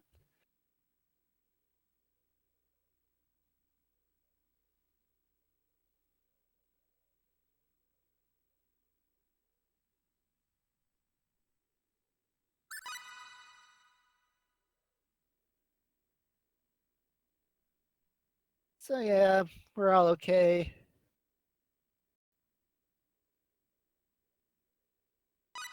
It's just everybody else on Expel who died.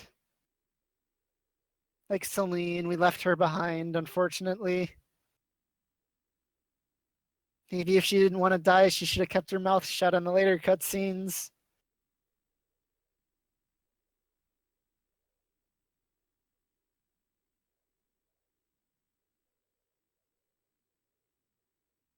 So we're at a place called the Outer Wall Paradise on Energy Nede, which I think is that area outside of the bubble that you can't actually get to in actual gameplay. But they never actually say where this is.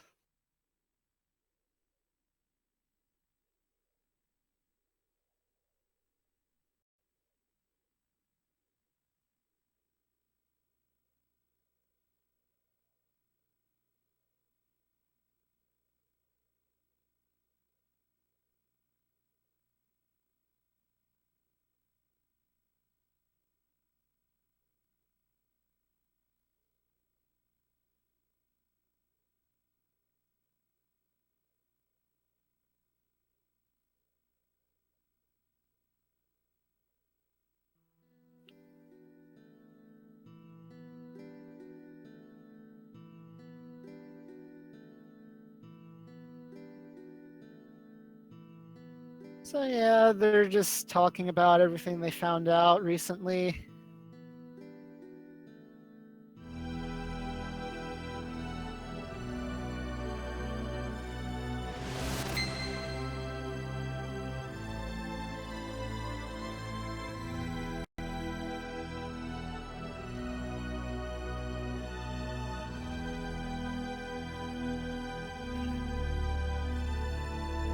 Well, apparently Rena was just fine for 17 well, I guess it was more like 15 years on Expel. So clearly the Nedians have just evolved to a point where Expellian diseases don't hurt them.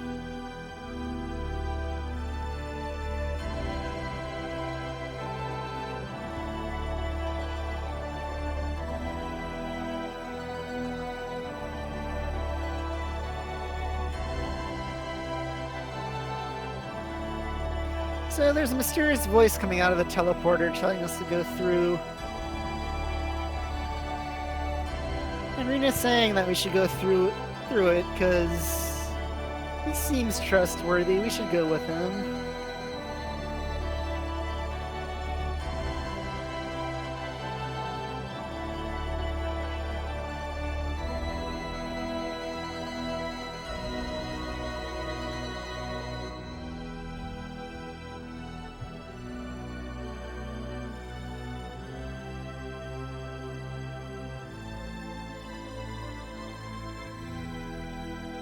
So we go through and it takes us to this room somewhere.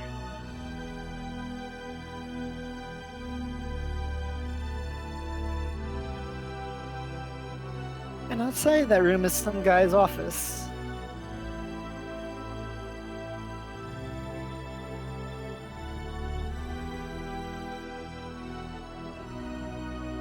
And that guy turns out to be the mayor of the city that we're in.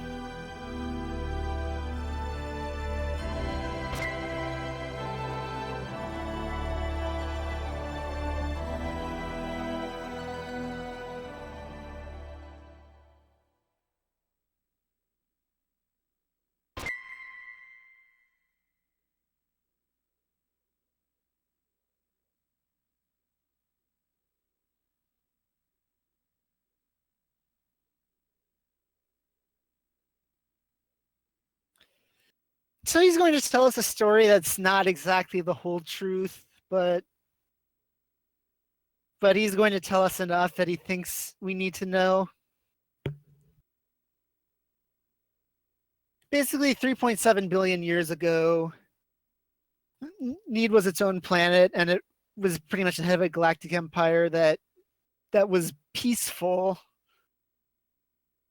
But however, there were not everybody was peaceful. There were these people called the 10 Wise Men who showed up and started causing all sorts of havoc. And the Nedians fought to the last of their strength to beat them. And then they realized that they were way too strong for everyone. So they decided to blow up their own planet and live in exile in a higher energy body and call it Energy Nede. Nobody can leave, nobody can get there. Well, I mean, unless you ram a planet into it and teleport, then you can get in. But that's the only way.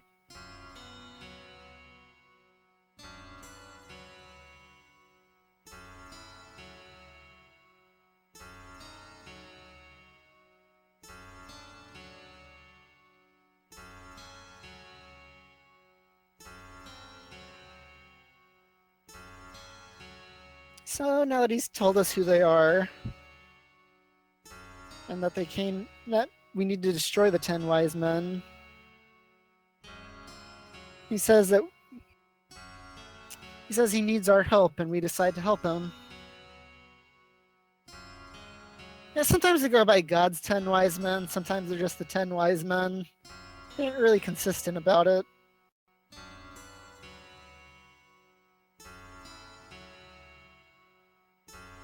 Did they use the quadratic sphere to disable it?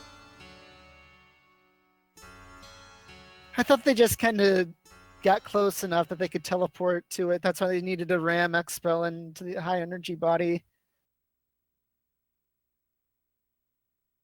Yeah, if you want to find out the full story, you need to do the whole library side quest.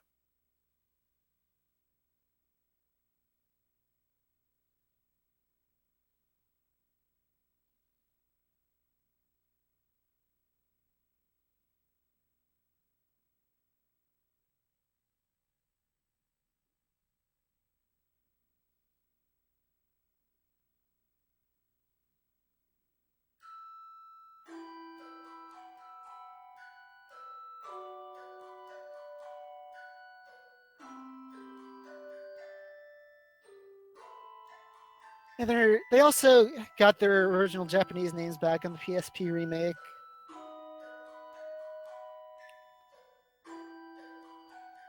And the names they have in this game are still somewhat religiously based. They're just not angels.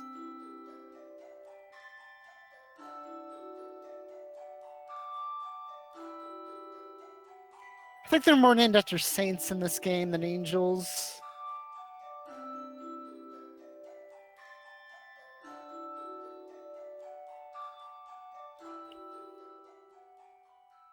So now I hope you aren't sick of item creation, because it's time for item creation part 2.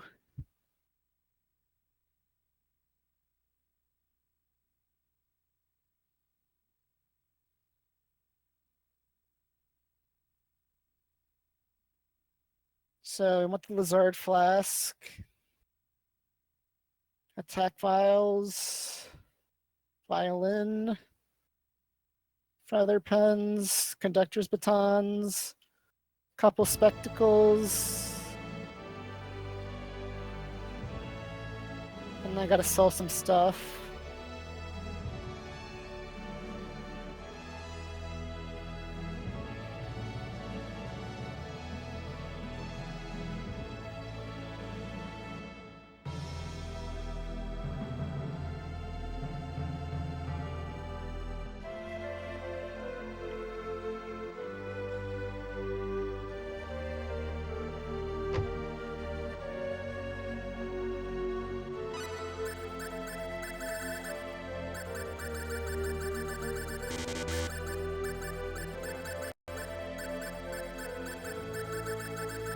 Okay, and then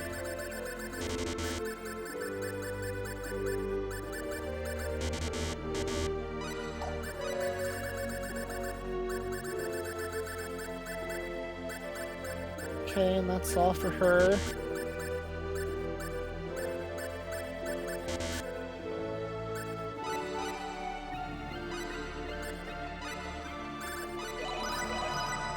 Put the rainbow diamond. And try to make Hail the Goddess. There it is.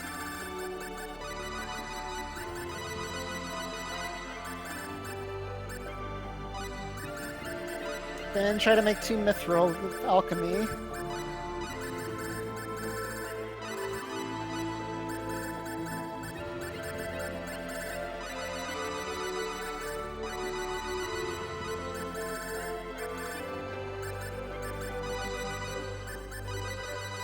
Okay, there's 1 mithril.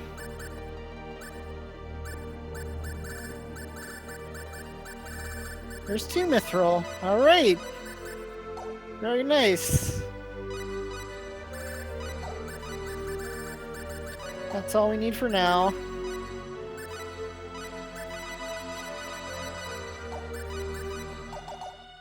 We're gonna be making the Eternal Sphere after this next boss fight. Because DS still needs the sharp edge for this boss fight.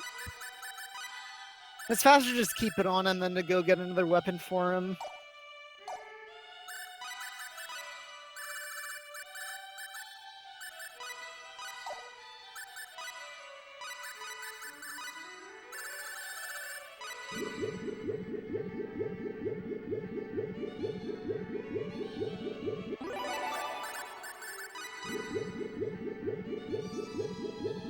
So we're gonna... They wanted us to come here so we could get a Synard, which is basically a giant dragon you can ride to go around the planet. And this place is where they grow them. They grow them and they implant your DNA into them so they'll obey you.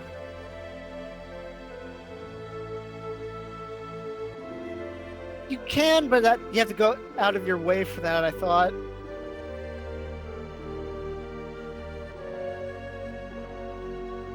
I'll have to look into that, actually. I thought it was in the back room after Shin.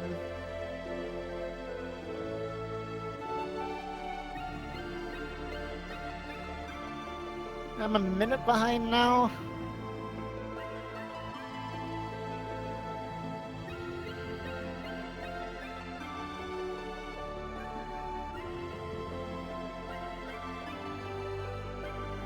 Plus, really, I want to just wait till after the other reason I want to wait till after the boss fight is because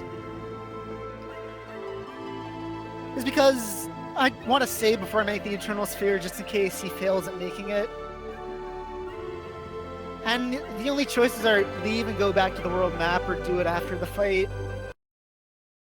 And I'd rather just do it after the fight so I don't have to leave North City and save.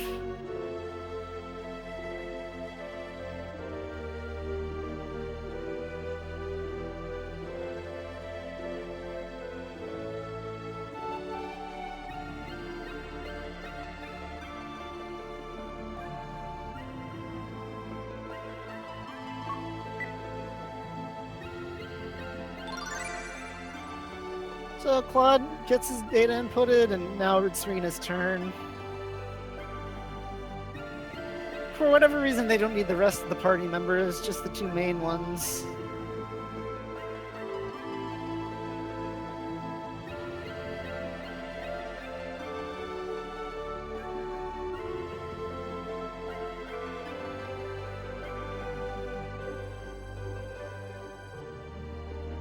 So in about a minute, you'll see the Synard.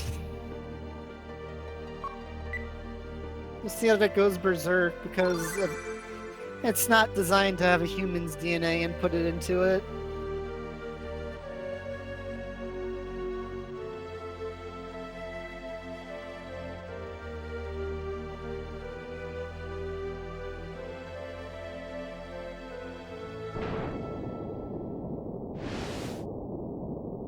So Diaz is pretty much just gonna wreck this guy.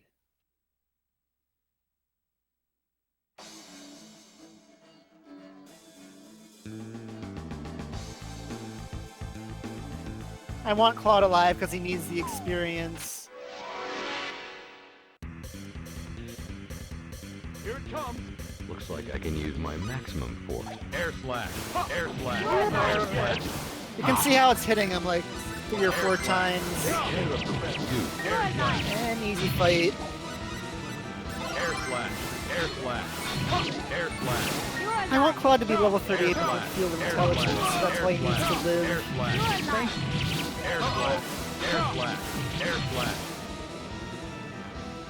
Well, Let's that's get going. somewhere around 80 pay. Yes.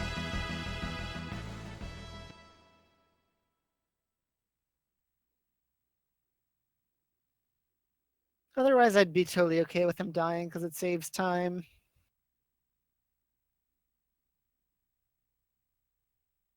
Well, it just saves time because you don't have to revive him. It doesn't save any time otherwise.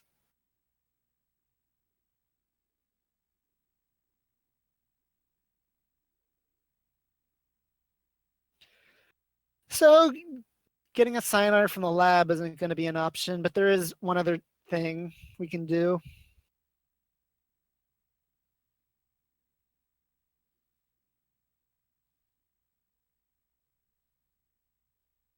But he's going to be cryptic about it and just tell us the way to find a Cyanide is through this teleporter.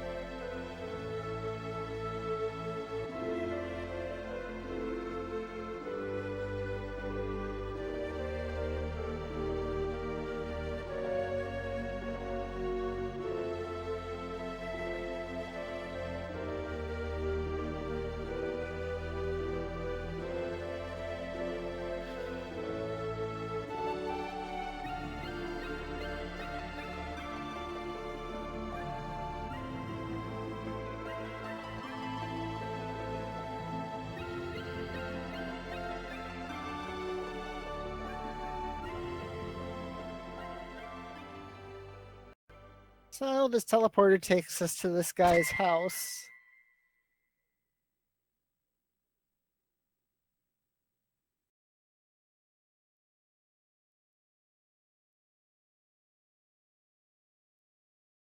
This cat-eared man.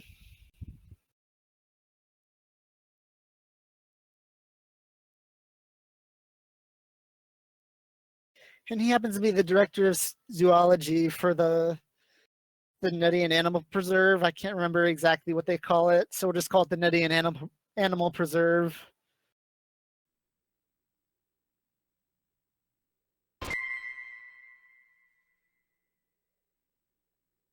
And it turns out there's one wild Cynard still left in the animal preserve. So we can go there and get it.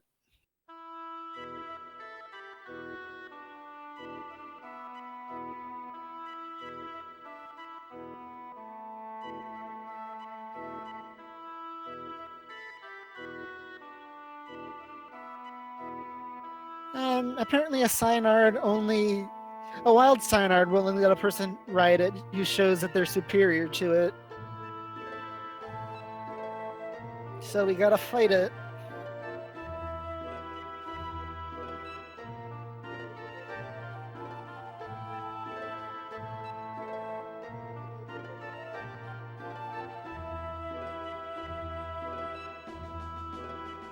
So it's time to go.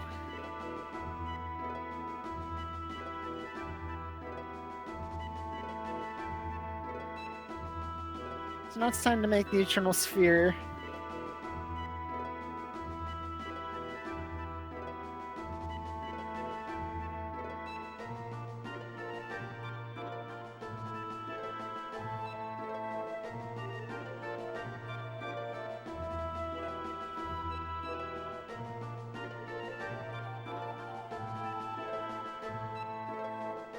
Customize, Sharp Edge, Mithril.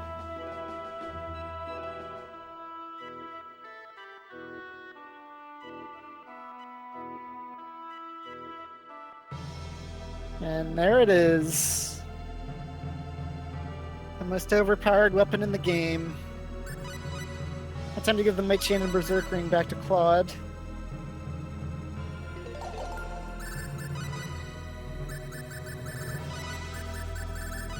And set Claude back to being the leader. And time to go.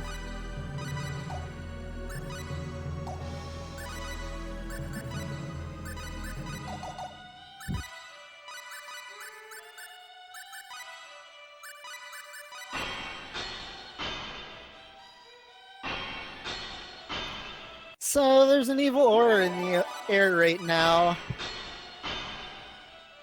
And the animals are becoming violent, and we need to make sure they don't kill the Synard. Though honestly, with how he was in the boss fight, I think we can deal with him. Or I think he can deal with the enemies. Well, I guess it's a she here, but okay. She can deal with the enemies. Also, I hate this dungeon because there's one room near the end where the encounter glitch gets really weird because of how the loading zones work. You gotta walk forever before you get it, and sometimes I screw it up, and I hate that room. I hate it so much.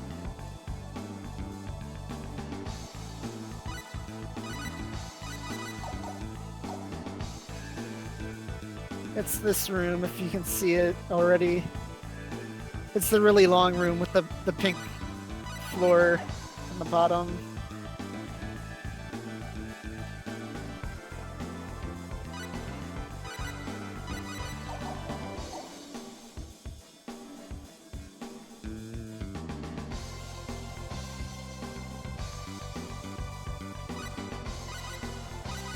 Okay, so hopefully they don't kill Claude.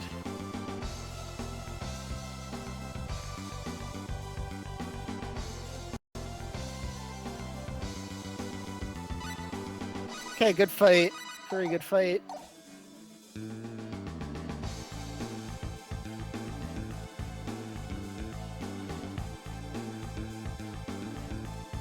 As I throw around, can you refresh the stream on Beam?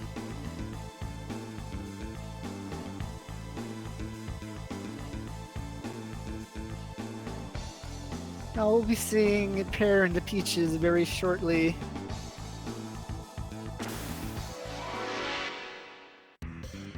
I need to see what level Claude is, because if he's not like 5 levels away, Can use my air slash.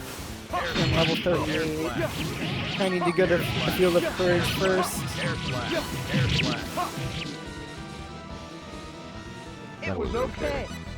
Things like this happen.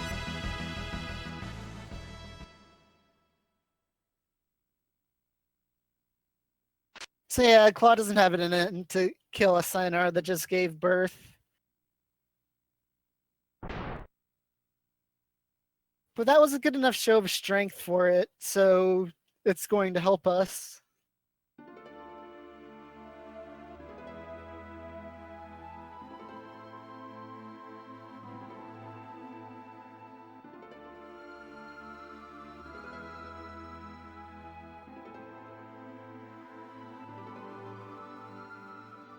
They each have their optimal party, but the only difference is Claude gets Leon, Rena gets Diaz.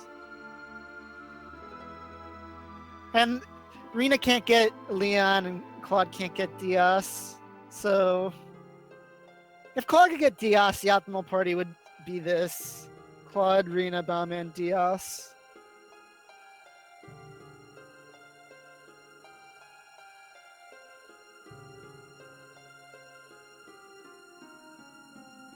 So time to go to Fun City to try to steal the bunny shoes.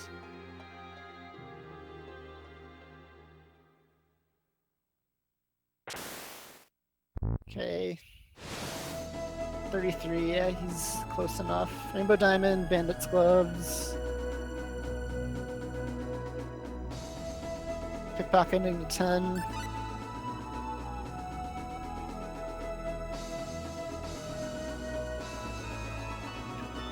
And save. So hopefully this doesn't take a while. It can take a while to steal the bunny shoes.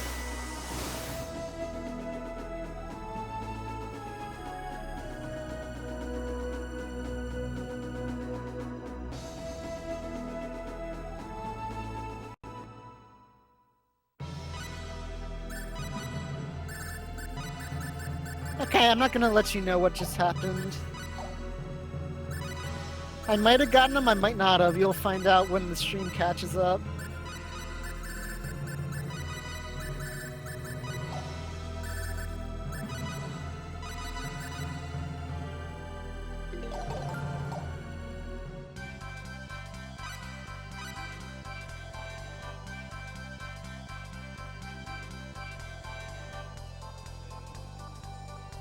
So if I did get them, I'd be going to Central City right now. If I didn't get them, I'm still back there.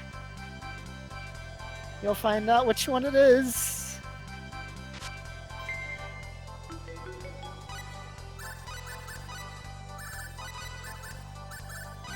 I got the stream on my phone so I can see when I can finally tell you guys.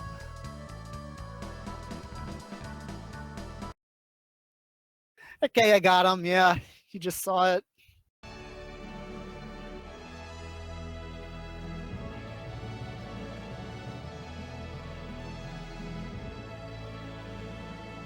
If you had someone without Blessing of Mana,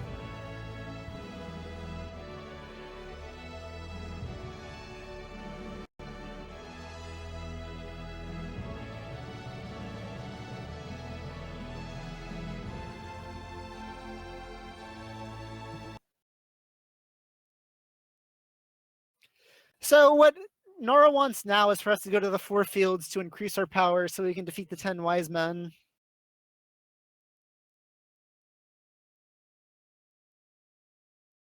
And he tells us where they are, and he gives us the rune codes which we need to enter the 4 fields.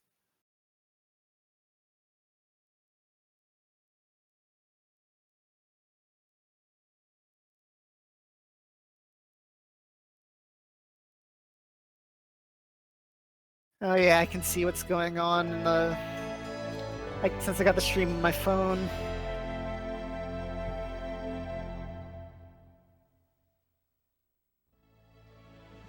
I might have to switch to my tablet pretty soon because it's getting kind of low on battery. I don't know. Do you want me to stop and wait for the stream to come back, or just keep going? Because I can do either. Oh, okay, it's back. Yeah, just keep going. Okay. So first field is the field of power over this way. Yeah, just keep going.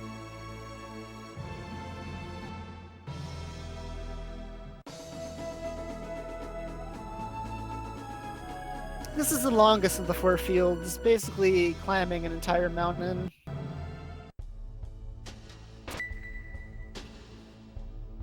I need to put these back on too.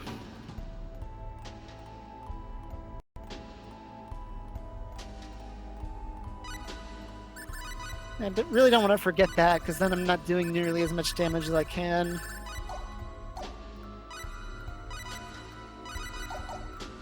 Well, it's not a big deal in the monkey fight. It's just kind of annoying.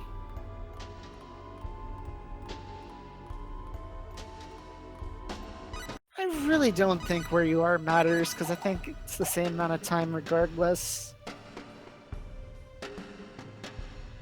And you can see how much of a speed difference the bunny shoes are.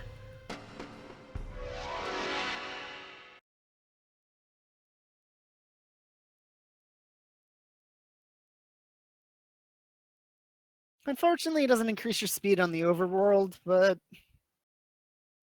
it would just be way too good if they did that.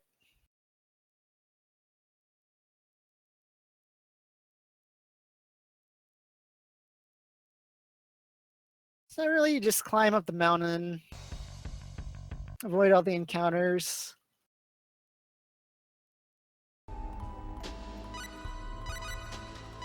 Do what you've been doing.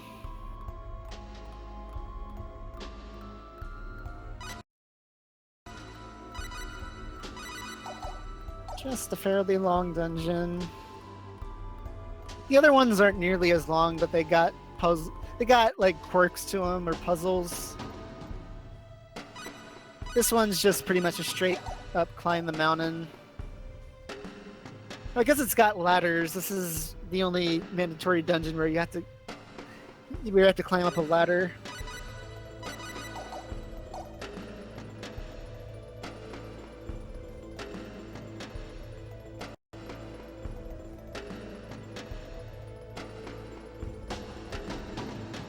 What did something happen?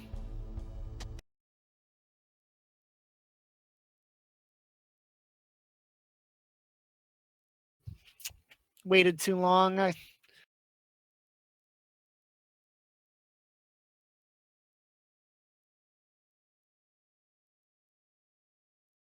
It takes too long to run away, so I just had to fight it out. I let myself get distracted.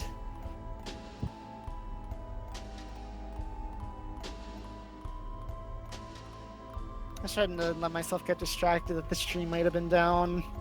Just keep going.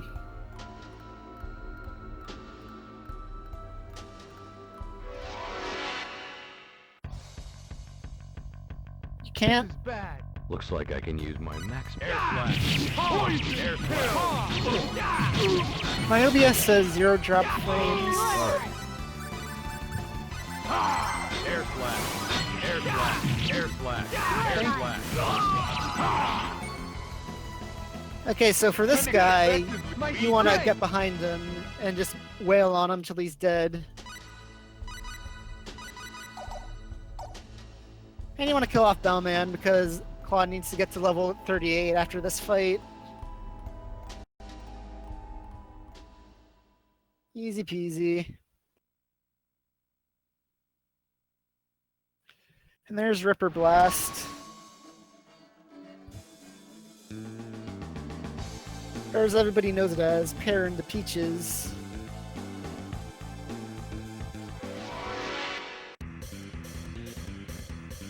This is bad. Here's the enemy. Be careful.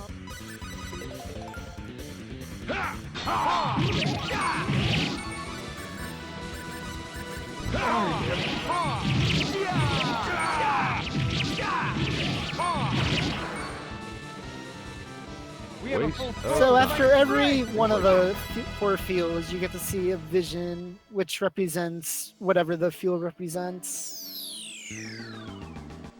So this one represents power because it's about Rena finding out about her healing powers.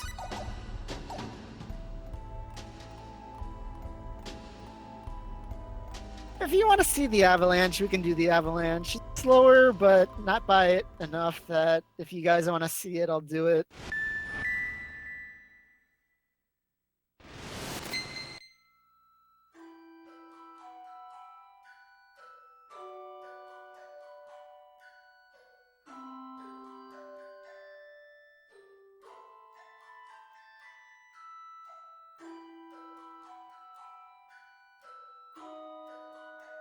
Yeah, the commentary's ahead of the stream. Because the commentary's through Discord and the stream's on Beam. Probably shouldn't have done it that way, but I didn't realize it was going to be such a big time delay.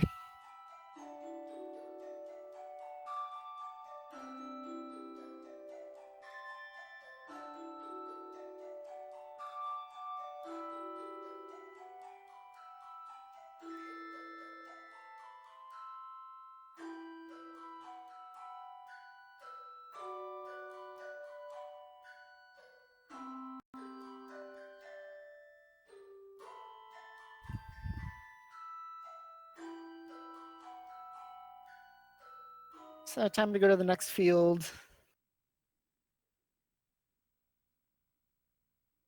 And the next field we're going to is the field of intelligence. Because it's the next closest.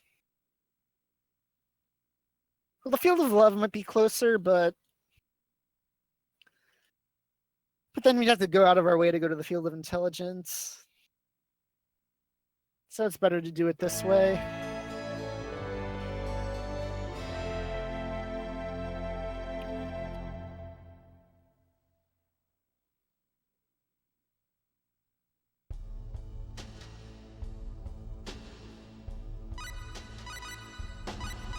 So we're gonna go ride down the avalanche this time.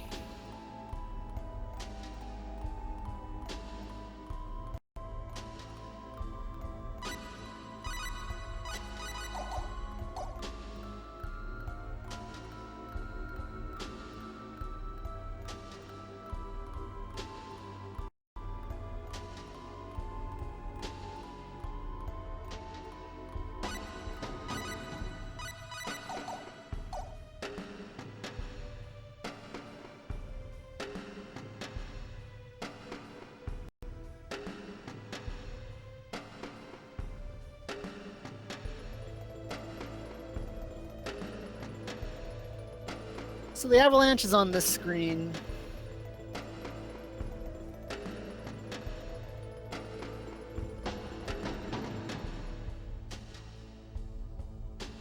So you yell for an echo and it causes an avalanche.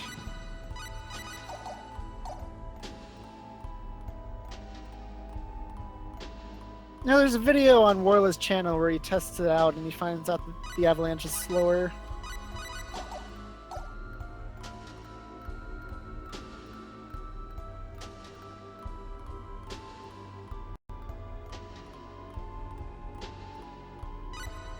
Go, there's the avalanche.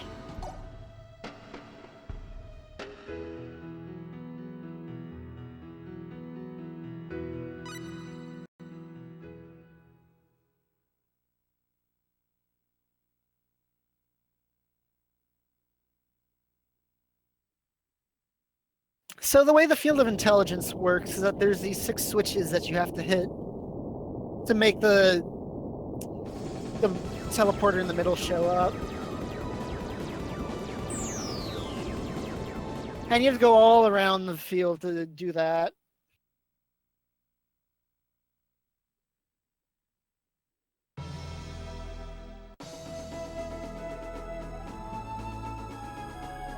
So there's all these teleport pads that you have to go through.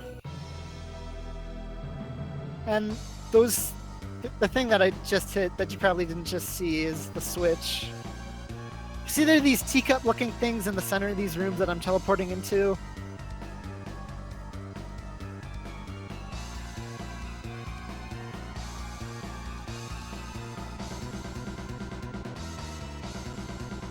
You have to hit all 6 switches to make the teleport pad appear, which you use to get to the boss fight.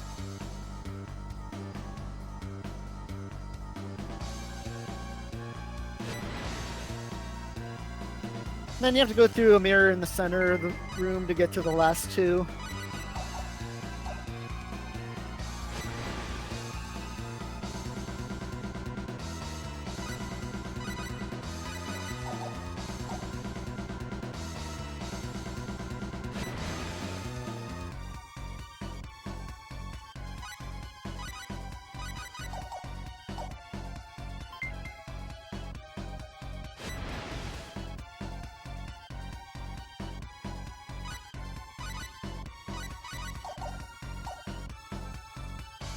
So yeah, just go through the dungeon, turn the switches on, and make the teleport pad show up. There's not really too much to this dungeon. Just do that and you'll be okay.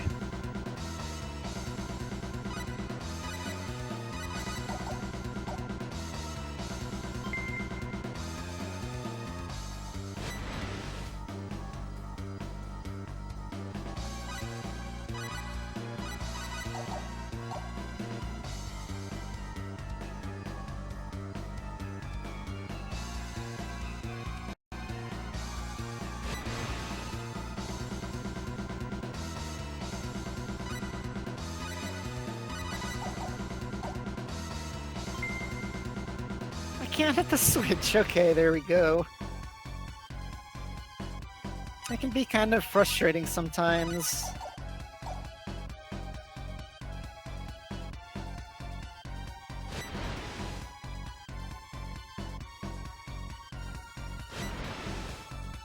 And that's all 6 switches, so you'll be able to see that the teleport pad shows up in that room in the center. And I want to equip shooting stars here, because it'll help out against the enemy's minions. The orbs that he's got around him, I can't remember what they're called. And the fairy glass is an item that makes it so you temporarily don't use up any MP. And since I'm going to be spamming killer moves a lot in this fight, it's going to be very helpful. You know when to open the menu after you've passed a certain point, after you've entered the screen.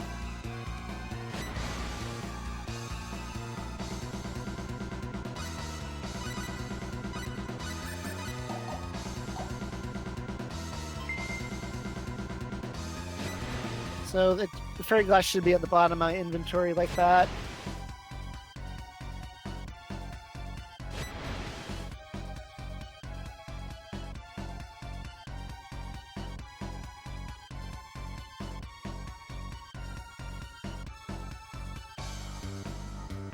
So yeah, you pair into Peaches, the top guy, then Shooting Stars, the bottom guy.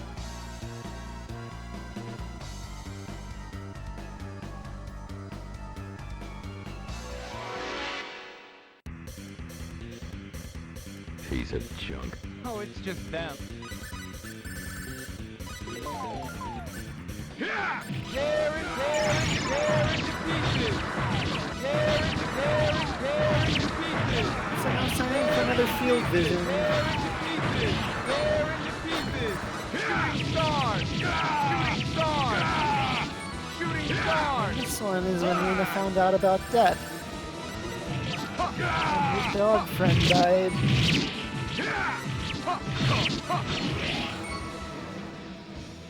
Well, Let's that's get going. somewhere around 84. Yeah. Looks like this. Oh, good.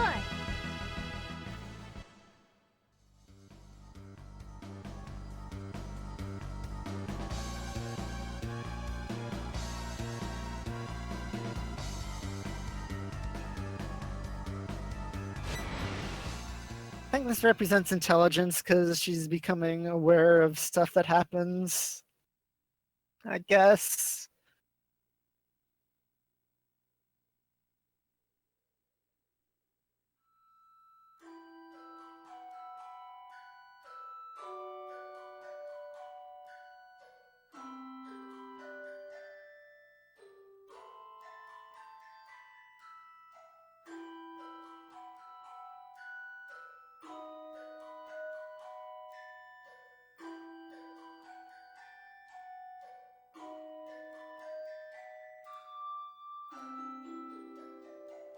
So that's the field of intelligence.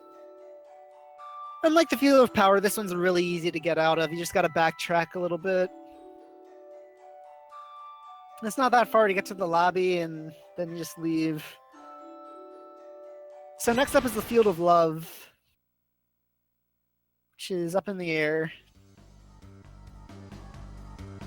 This one's another short one.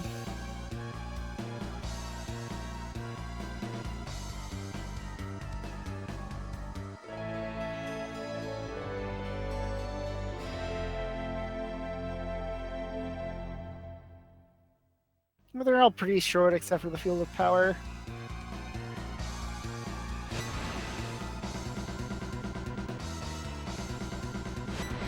This one you just have to hit a couple switches to move the bridges.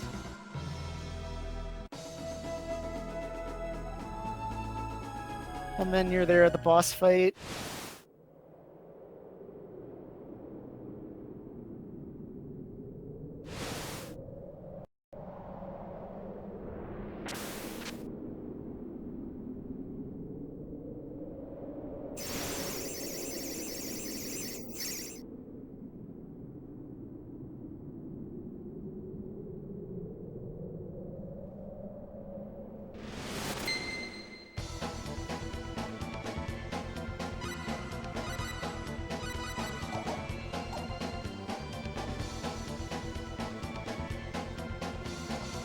So yeah, that's all the switches I need to hit. Now I just need to go up and around, and then I'll get there.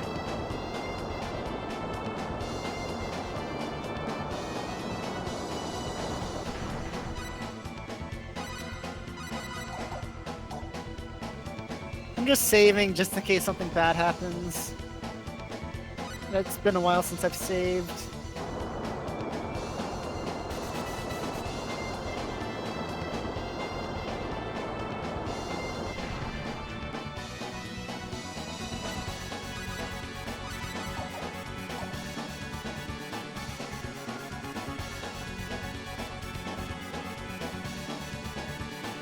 So she can take any of the non-Rena party members. I'm not sure if it's equally weighted between the three of them or if one of them has a higher chance. It's not whoever she has the highest relationship value with, because then that would be Claude.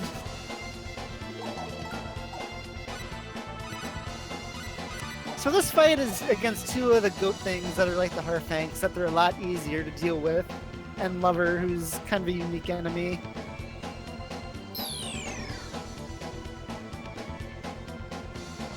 She just casts beams of light against you like that. She can't really do much against you if you just sit there wailing on her.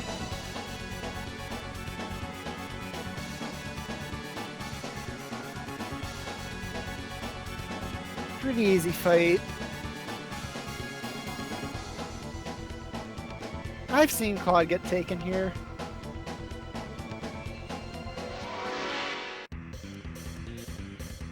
I won't leave. This is bad.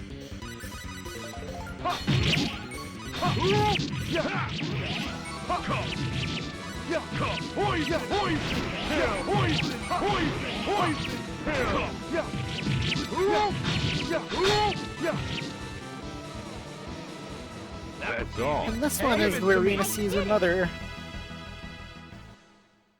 I think it's pretty obvious why this is the Field of Love. Or the Field of Love's vision.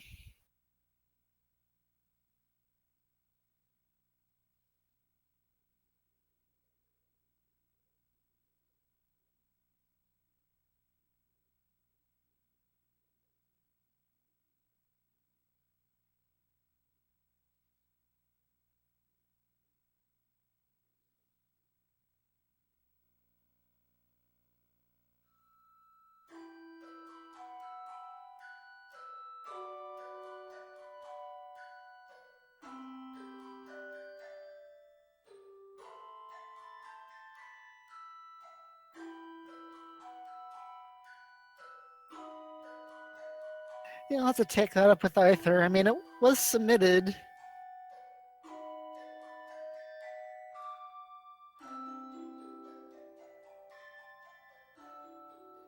Good news is you'll be able to see it in RPG Limit Break.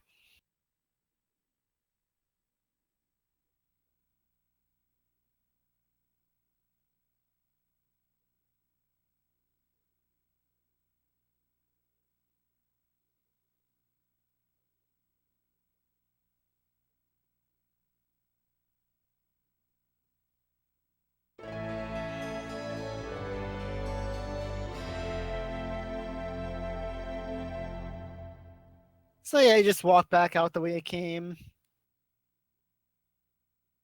It's a pretty short walk.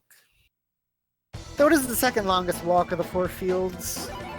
It should show you how short the Field of Intelligence and Field of Courage walks out are.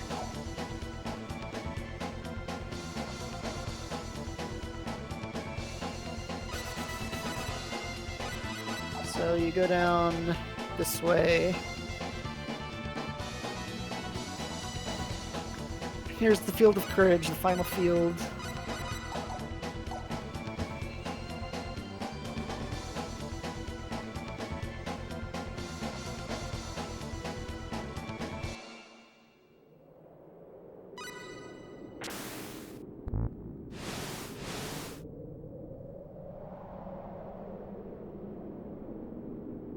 So the gimmick about this one is that the rooms don't line up how you think they do. They just kind of warp you to another room, which I'm going to be taking advantage of to get back to the front room really quickly.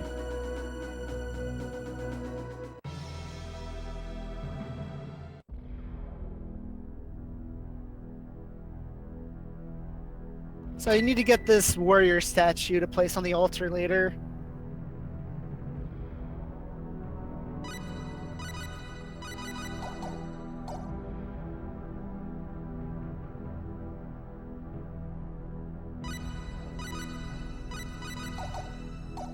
Oh, right, you go that. Easy.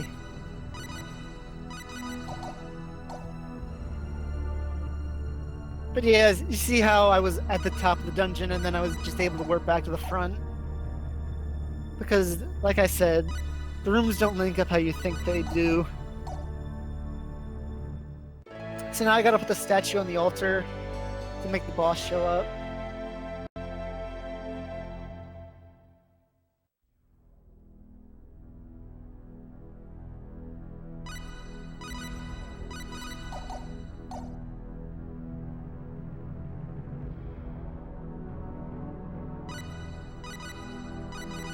So yeah, this is just the Guardian again, the same guy from the Field of Power.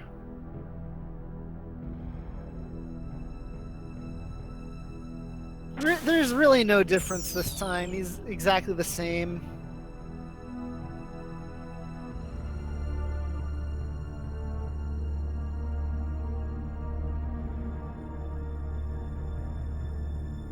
Just attack Vile up, get behind him, and beat him up.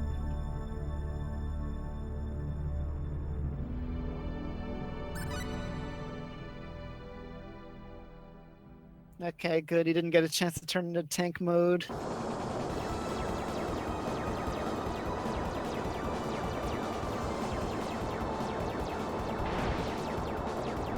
I'm not even sure if Scout works right, to be honest with you.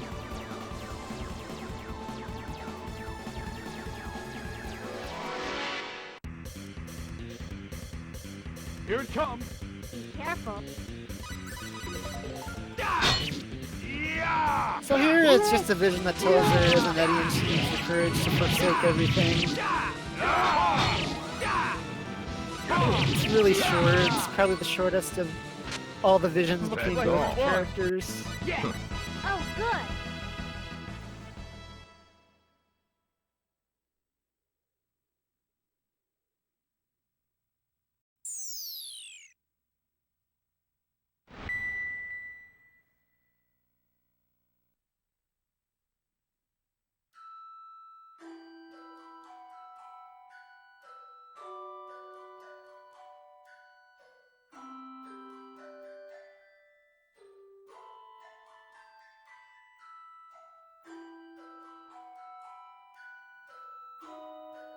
So now that I've gotten the gems from all 4 fields, I need to head back to Central City.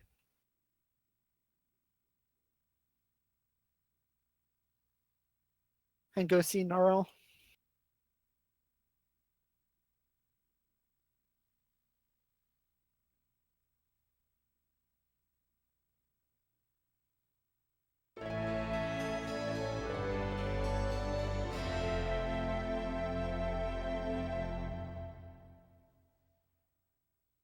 And I'm also going to stock up on resurrection bottles while I'm here.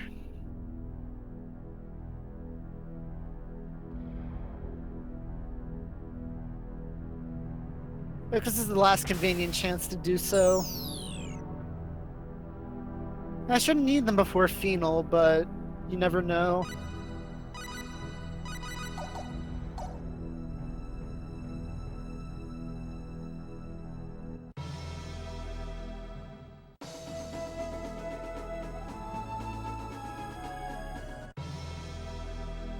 Yeah, Ashton is like 10 minutes out of the way, so I don't go get him. Meanwhile, they just hand you Bellman, so that's why I get him.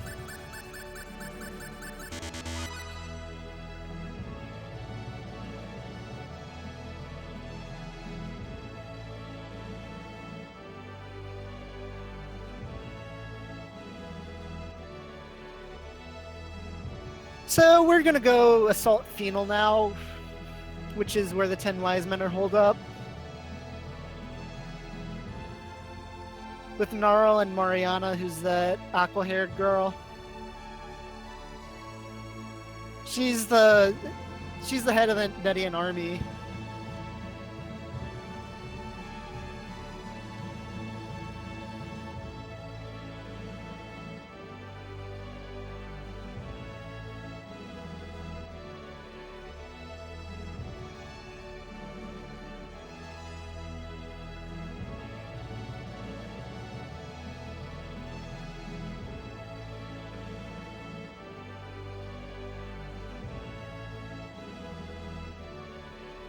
So this is when they finally explain to the Expellians that Expel was destroyed.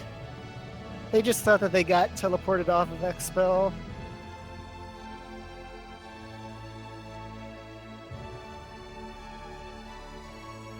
But there is good news. The Nedians have the technology to bring it back from the past. The catch is that they need the power of all of Nede's cities to do so, so we need to take back Fenal from the 10 wise men before they can do that.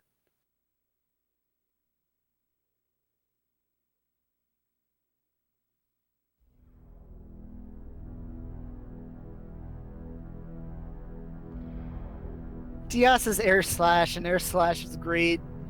Well, Dias's air slash is great. It basically covers Claude's one weakness, which is against aerial enemies. So I use him to kill a bunch of aerial enemies before Claude has a way to do so.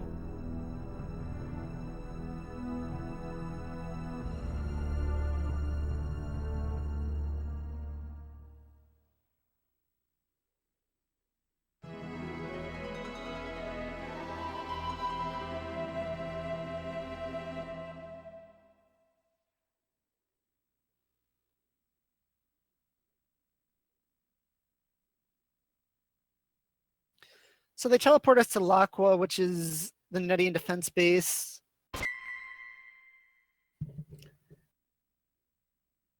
And this is where we're going to stage our assault on Fenal from.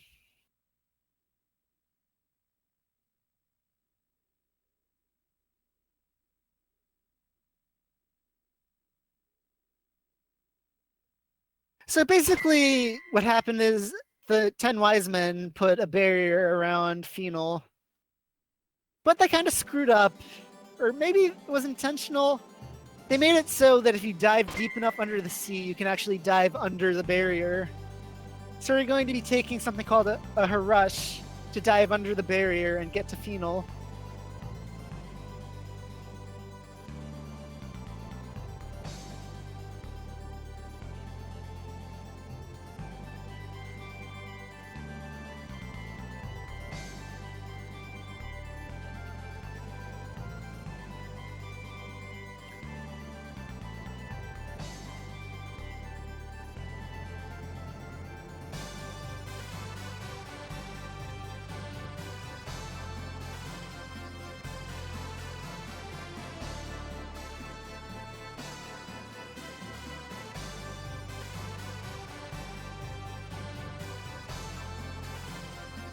So we're in the enemy base now.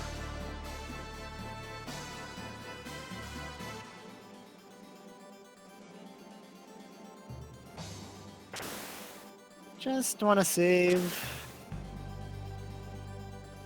Because I'm not sure if I've explained it yet, but there's a chance that the game crashes after every battle. I think it's avoidable if you don't mash through the boxes fast enough. But I've had it happen before, and I really don't want to lose a ton of progress if it happens again.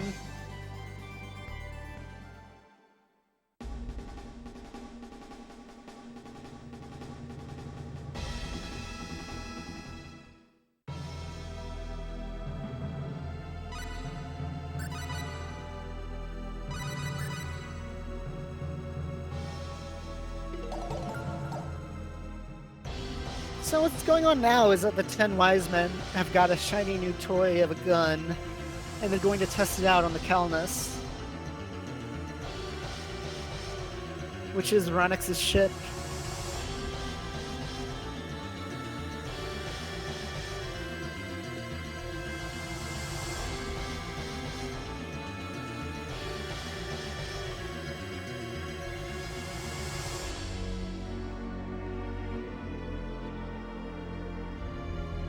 I would love it if Tri-Ace would port their games to Steam.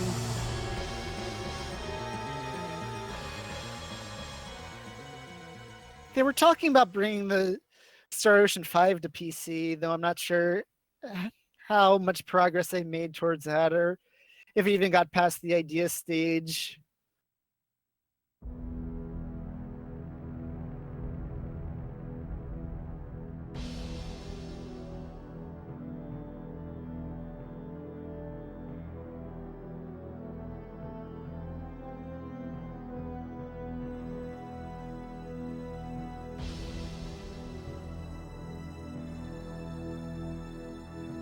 Oh, I think this is that Star Ocean game then. I think you're talking about Prisus.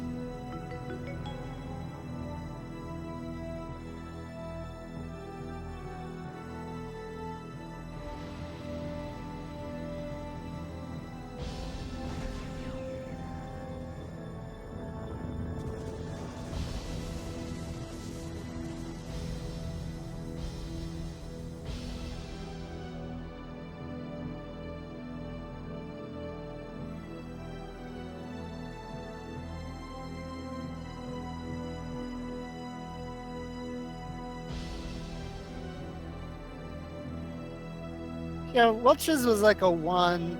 Prisus actually had a robotic arm that she used to punch enemies.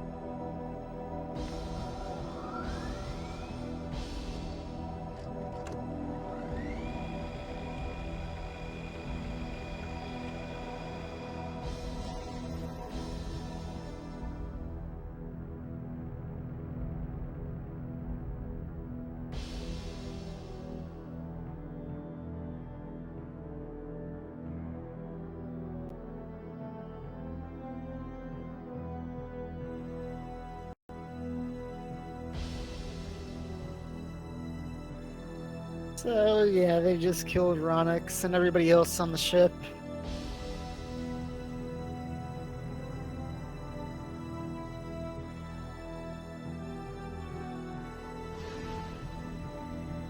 So we're gonna fight these guys now, except Marcelio's gonna summon some robots to fight us instead.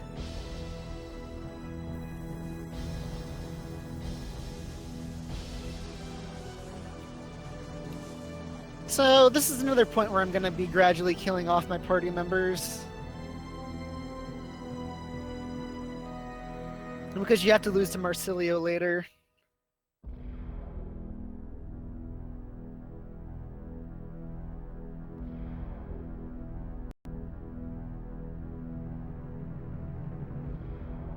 So I just gradually kill everyone off.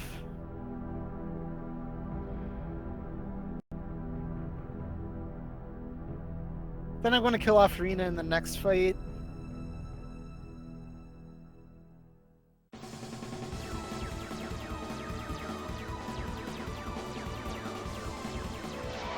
gonna kill this guy first because he can actually kill me.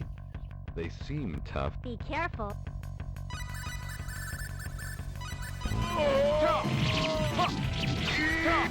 Okay.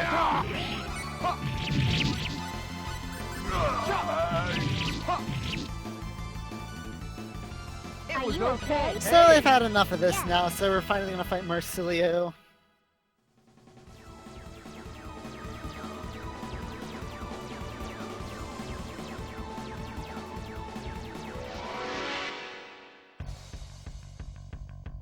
I won't lose. Be careful.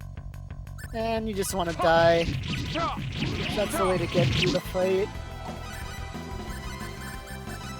Mother.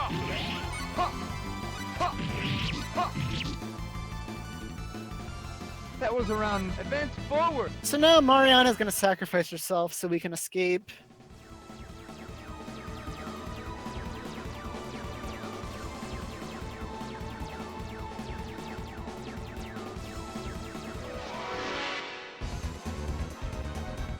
This is bad. Here's the enemy. Stay focused.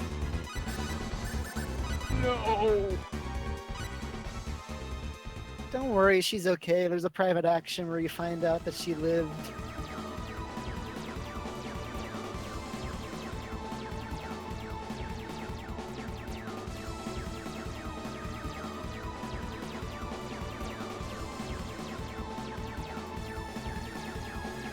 Yeah, the Eternal Sphere is what I use because it's completely overpowered.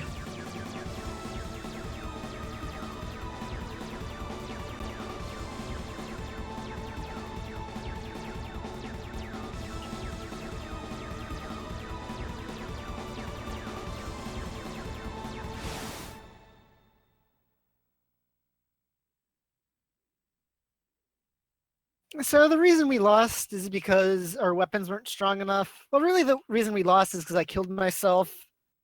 But the plot-wise reason why I lost is because my weapons weren't strong enough. So Neuro's going to take us to the Heraldry Weapons Laboratory where we can find blueprints for better weapons.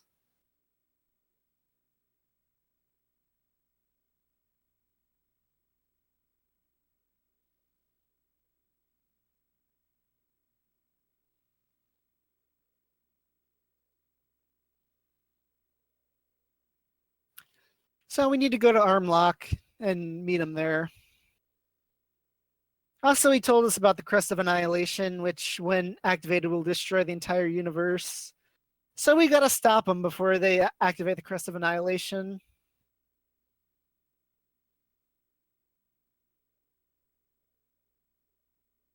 But first, we gotta go to Armlock.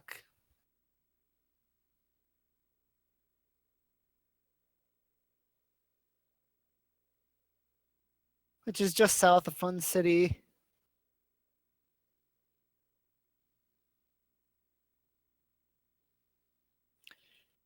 And then we've got some stuff to do here before we go to the Portal of Sealing. I need to buy some better weapons for Bowman and Diaz. And then I need to get the third skill pack in combat.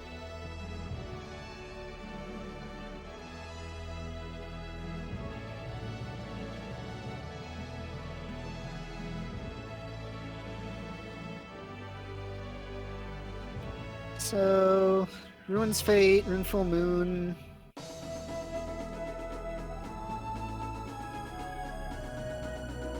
And Combat 3.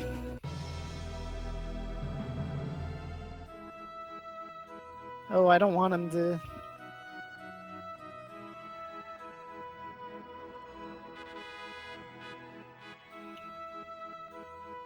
I want a Max Motor Mouth on her.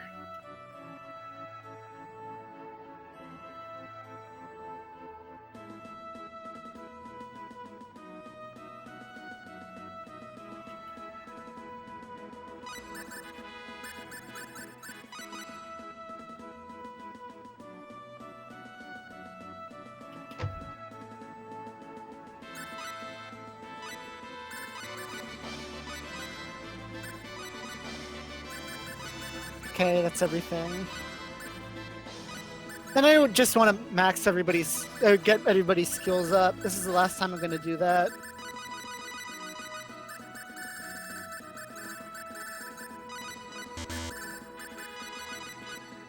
And then I turn the equipment wizard on for Rena, so she'll automatically equip the Fallen Hope when I get it.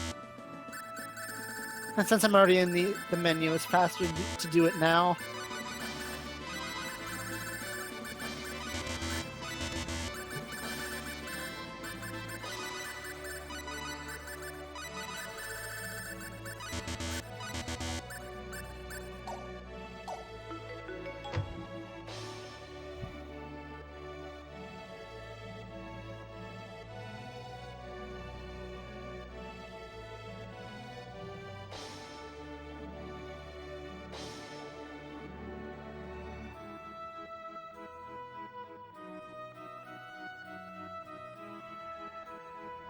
So we go through this forbidden teleporter to go to the heraldry weapons lab. Only Gnarl has the code to open it. It's kind of forbidden. You're not supposed to go here unless you have a really good reason.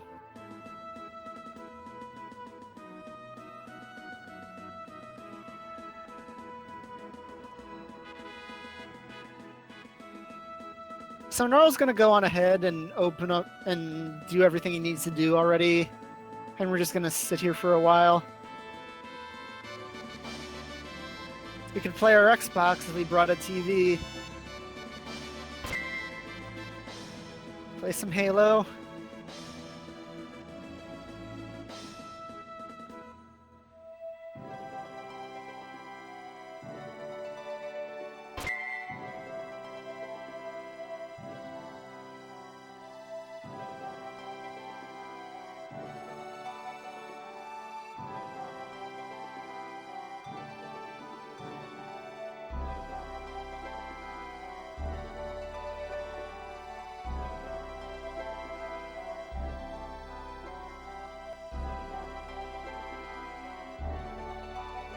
So I just chilled for a while, and now it's time to follow Gnarl.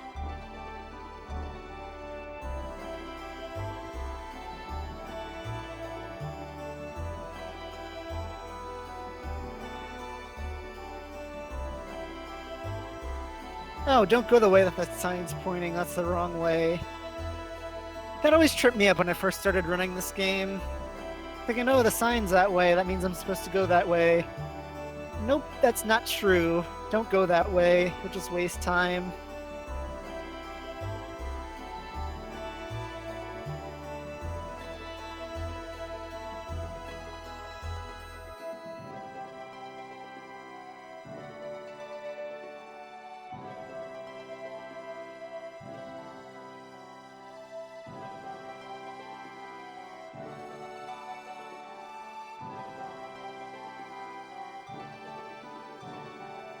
So this video, she's going to give us a code that we need to unlock the weapons blueprints.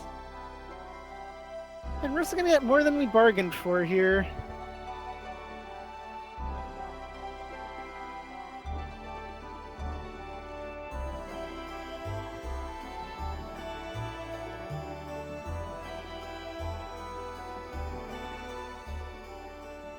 We'll see Rima's daughter, Rena. She has a similar looking hairpin. I mean, could that be our Rena? I need to see something else first, like a pendant. Oh yeah, there's the pendant.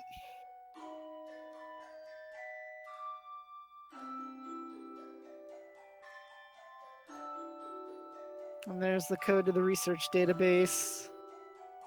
I hope you could see it, considering how fast I mashed through the text.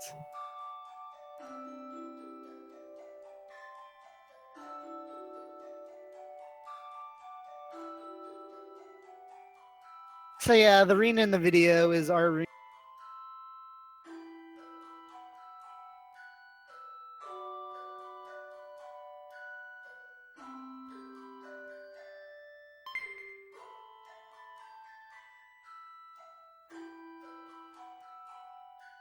Rena is 700 million years old. Yep.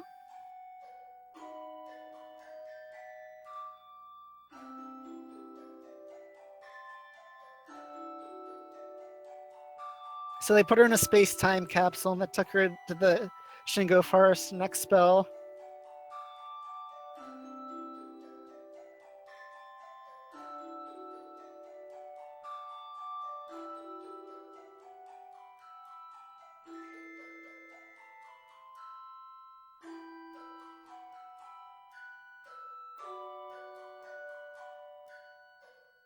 Well, this is the PlayStation 1 version. She's 17 in this one. They upped her age in the PSP remake.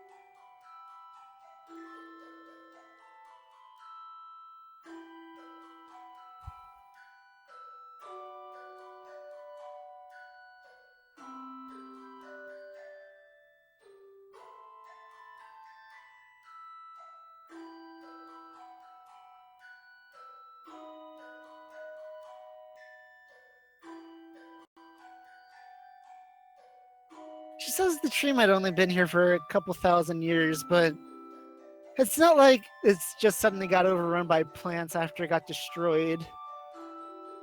Because, I mean, she liked the Shingo Forest because it reminded her of this place. So it must have looked like this 700 million years ago.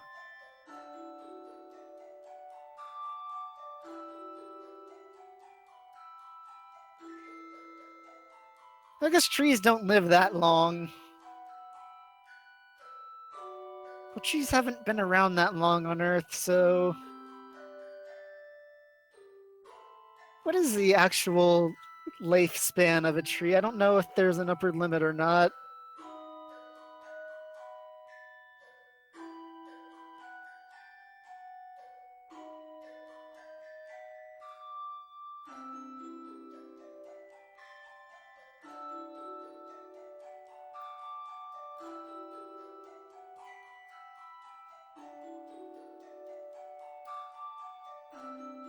So I get a bit of an input break because these text boxes are ones you can't advance through.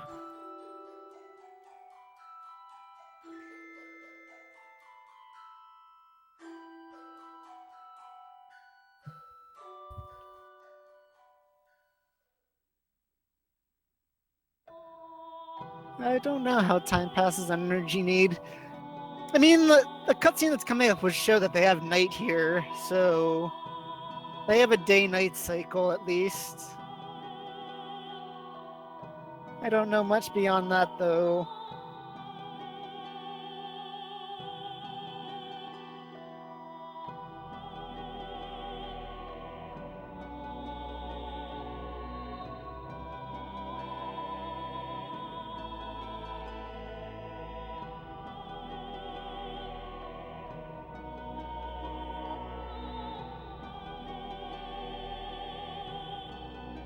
$9,500.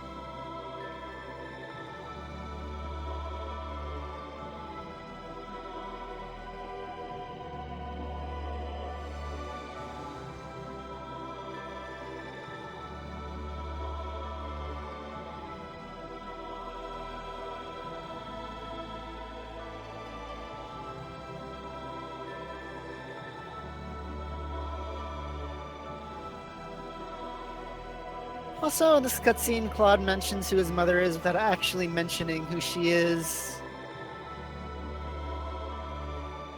He doesn't say, oh yeah, it's Ilya or whatever. He just says that she was in the Federation and she became a heraldry scientist. But come on, everybody knows it's Ilya.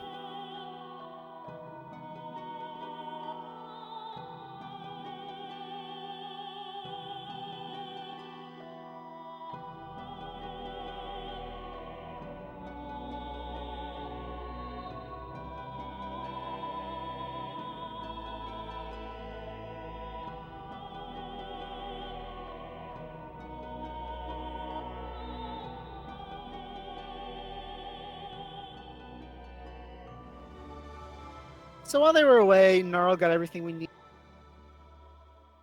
So now we need to find someone who can make the weapon. Luckily there's someone like that here in Armlock, named Dr. Mirage.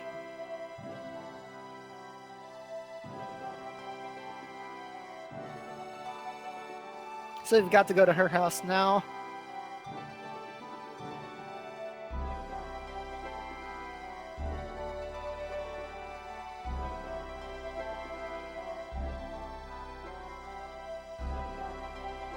It happens to be this big house right here. And let me tell you, it looks a lot bigger on the outside than it is on the inside. Or at least the parts we can go to.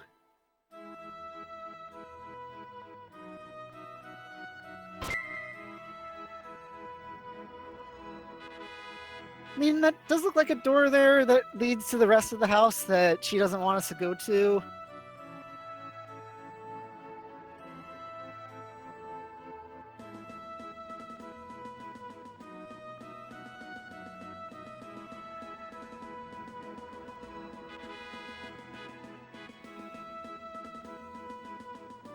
So it's actually illegal to make these weapons, but the situation calls for us to make these weapons, so Mirage agrees to make them for us.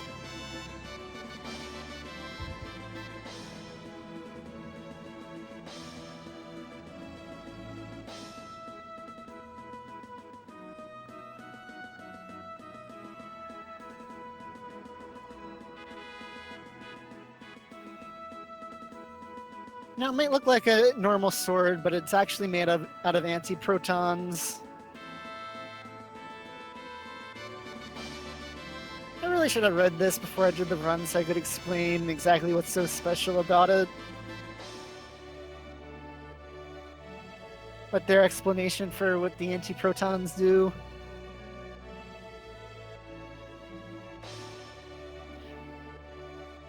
Well, this really isn't a space treaty considering they've lived in exile for 3.4 billion years. This is just a rule that the Nedians themselves have.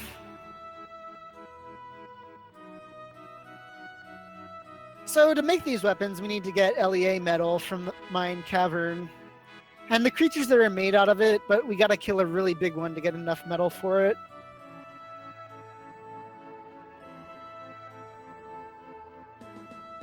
It may have been why the Nedians stopped evolving.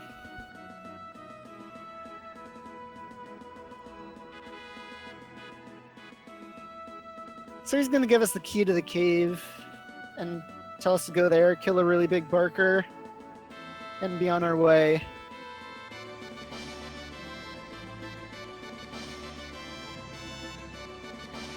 Luckily the cave is really just right next to the town.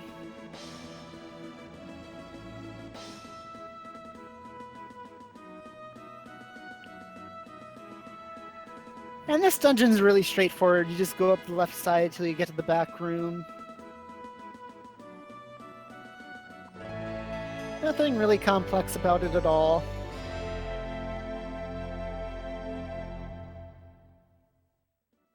Just go up the left side.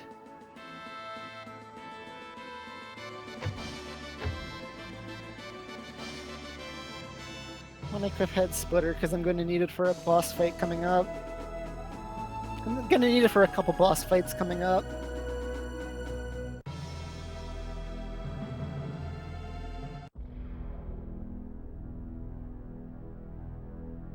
But yeah, like I said, just go up the left side. Pretty simple. And I'm gonna say before this guy, because he can kill you if he's having a bad day. He'll lose his patience with you and he'll kill you.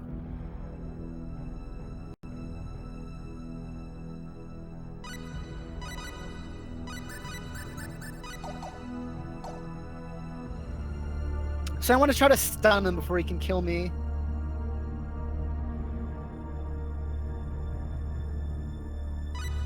No stun. Okay, good. Got the stun.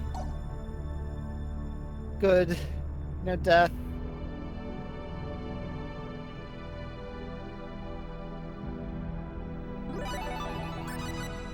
Okay. Good fight. Very good fight.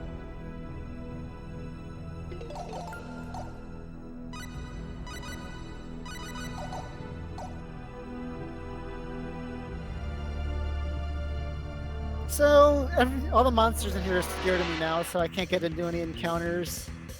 So I could just save a little bit of time by not having to do the encounter glitch. At least in this dungeon, they were nice enough to turn off the encounters once you beat it. Unlike most of them, where you gotta go back out again. Waste of, it's absurd. Of course, that doesn't matter to me, because I just glitch the encounters away.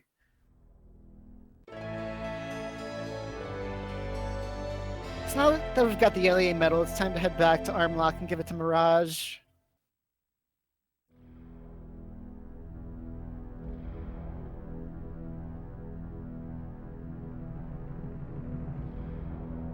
And she's in her back room.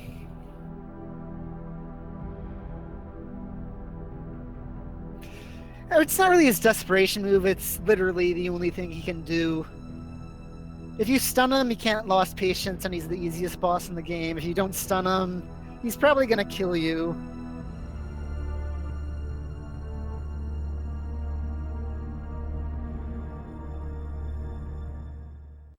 So Nora left us a present, and it's a lifetime pass to Fun City.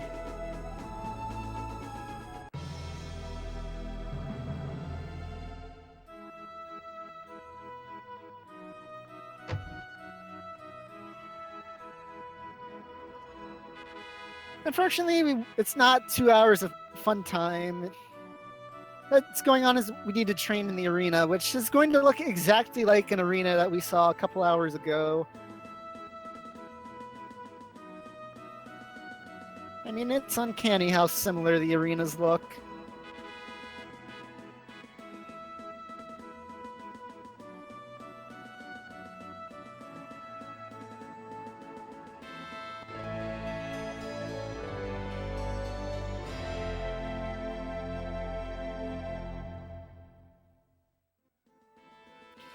So we're going to train against simulations of the 10 Wise Men for a couple days until Mirage is ready with the weapons.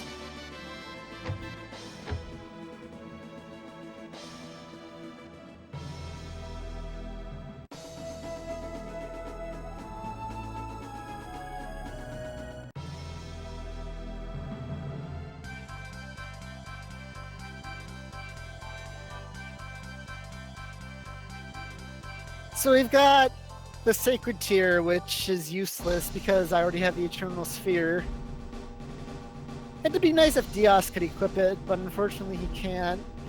And the Fallen Hope, which lowers Rena's MP consumption, which is really the main reason why I equip it, for the lowered MP consumption. And then the Void Matter, which is a key item that's gonna put everything in an anti-proton field, so I can hurt the rest of them.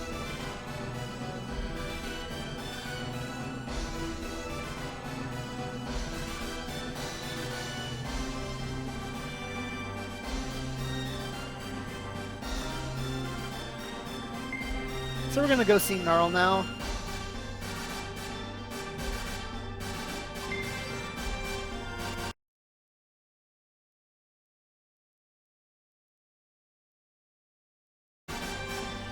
However, the bad guys show up now.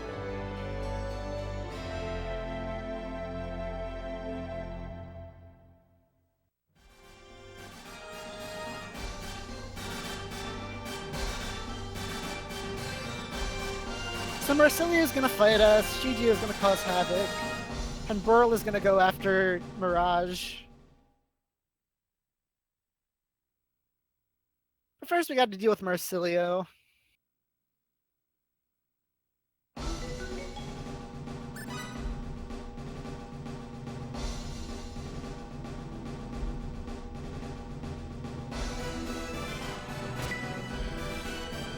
Okay.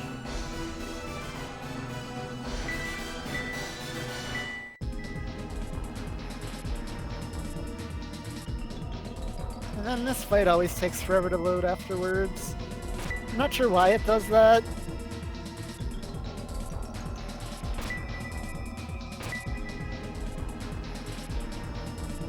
So now we gotta stop the other two.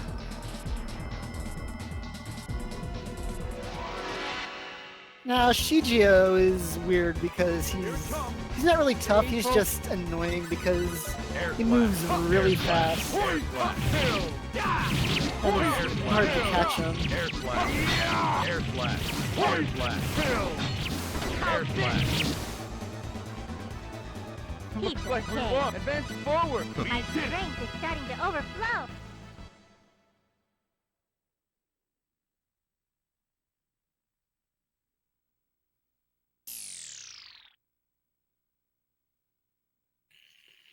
Yeah, he's just killing everyone he can find.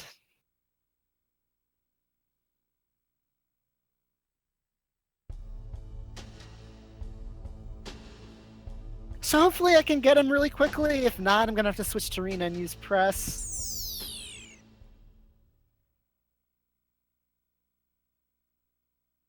Because that'll stun him so I can hit him.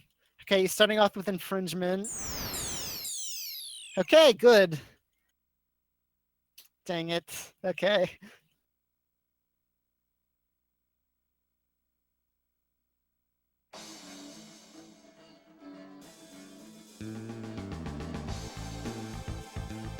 I kept getting in my way in that fight. Okay, Arena learns growth. So now I'm gonna switch the Might Chain on Quad with the Meteor Ring, and I'm gonna use growth on him in every fight now.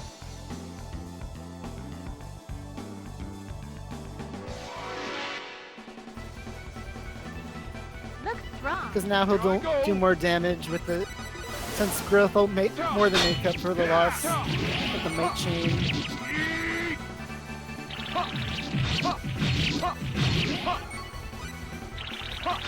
I'll put the Might Chain on Diaz.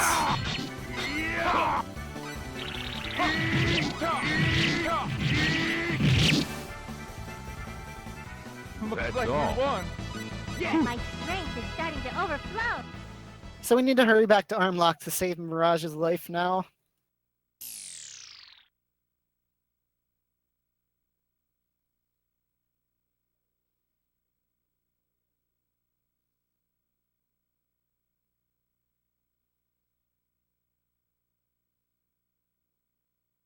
So there's a crowd over here. Let's see what's going on.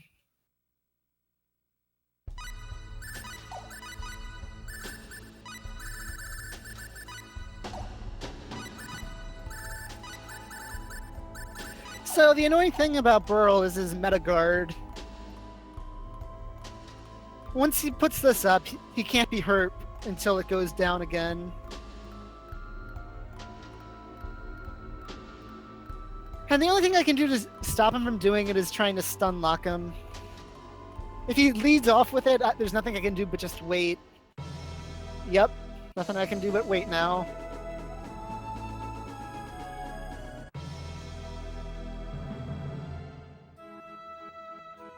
So Diaz and Bowman are probably going to die now.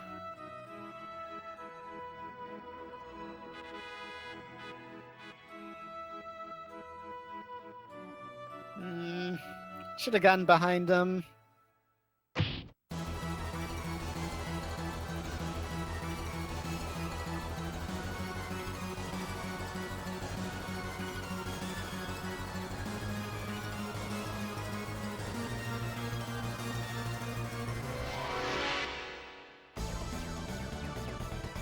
They seem tough. Do it with spirit. Air slash. Okay.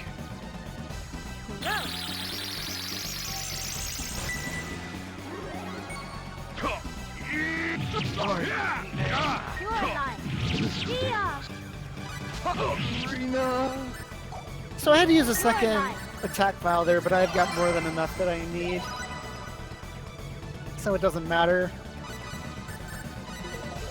Unfortunately, I had to use a couple resurrection balls before Fenal.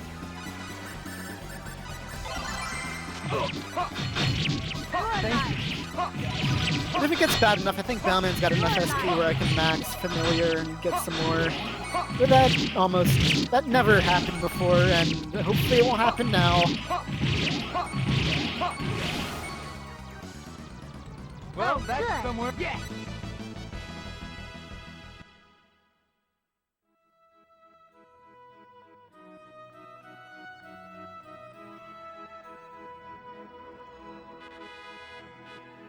So now we need to head to Lacour, and so because that's where we're going to go to Fenal from again.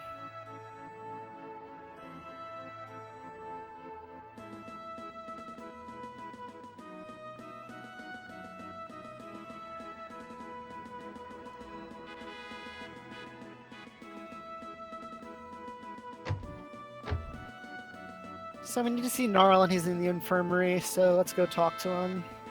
I guess they call it the dispensary.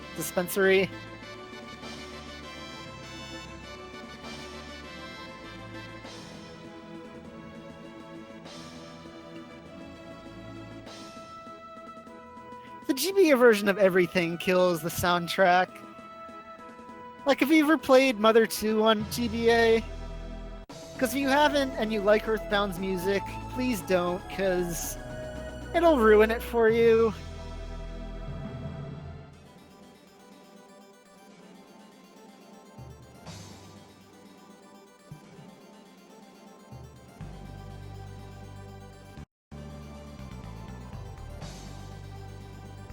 Now we get a cutscene with Rena and whoever she has the most affection with, and it's always going to be Claude, so we get a cutscene between Rena and Claude. There's oceans in the game. So I guess it has something to do with oceans.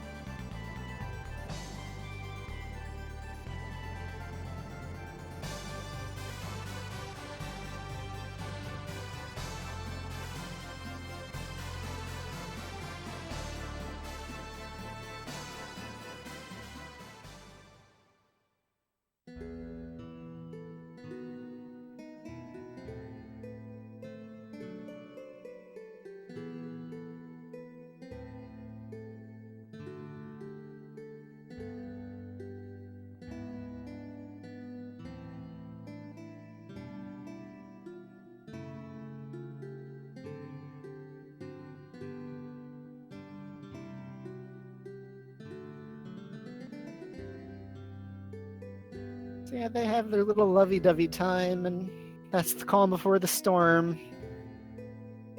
The next dungeon is pretty much a boss rush. There's 4 boss fights in it, the first one being as soon as we get in.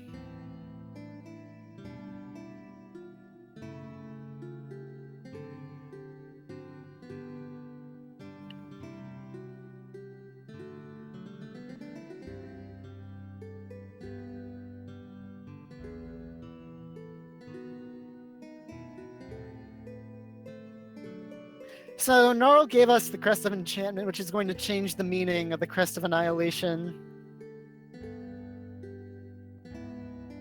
It'll make it so it won't destroy the universe anymore.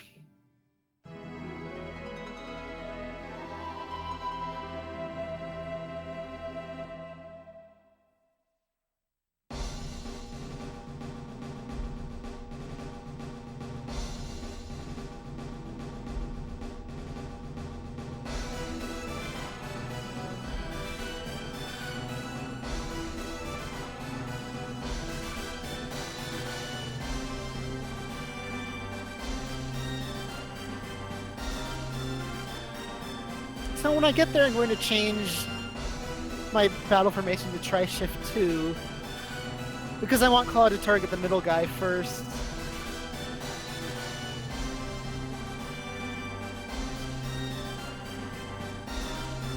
Because the middle guy has the least amount of HP. It's going to be a boss fight against 3 people. The middle guy has the least amount of HP, so I want to kill him first. Then it really doesn't matter what order I kill the next 2 in, just as long as they die.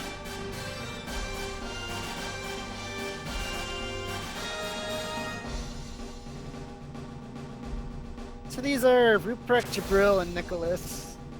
Nicholas is the guy in the middle that I want to kill first. And I can kill either Jabril or Ruprecht next.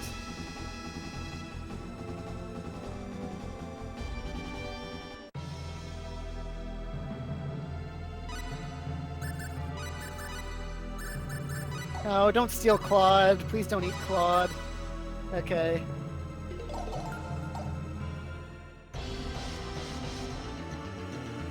Okay, he should be dead pretty shortly.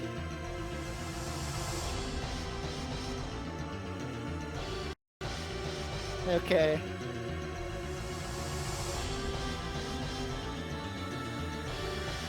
Okay, good fight. Not the best it could have gone, but it went good enough.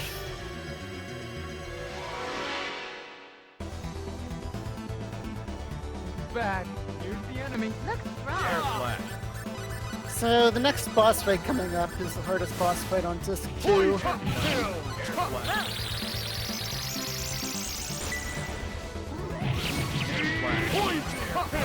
I'm sure you remember them as the Spicule guy and that other guy that's with the Spicule guy. You won't lose. Air slash. They're a pretty memorable boss Air fight. slash. That was Didn't around think it would 50 make you points. serious My like it strength. happened.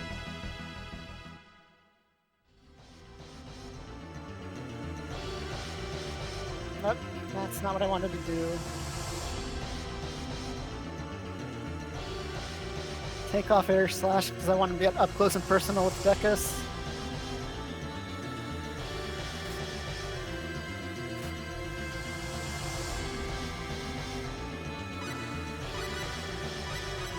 I think you always get 3 reverse stalls there.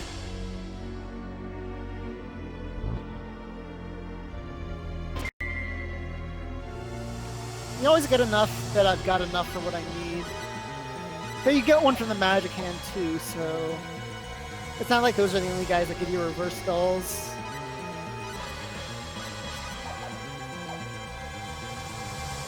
So these floors are kind of simple, just go straight ahead and then go up to the next floor.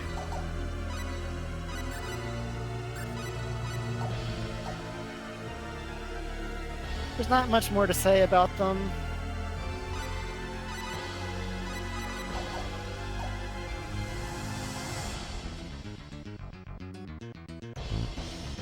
The 5th floor is the one with the boss fight on them. So we gotta get up to the 5th floor.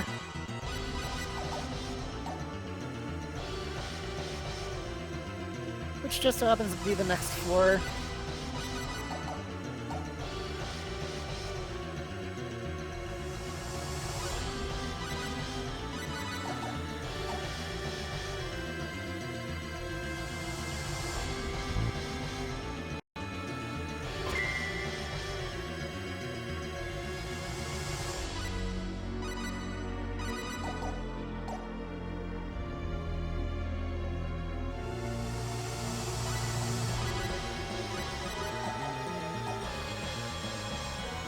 Okay, so protection ring, reverse stall, if I can find them. Reverse stall on you. Reverse stall, stone check.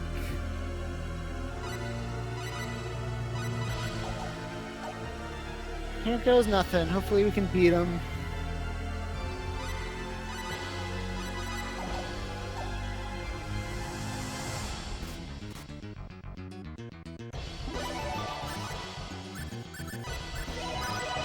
So I want Claude to rush Decus before he spicules. And then wait for Diaz to show up. And then use Diaz as the bait to get behind Decus. And beat him up that way while Bowman distracts Vesper. Out the way. Okay, he doesn't need it. He does need MP actually.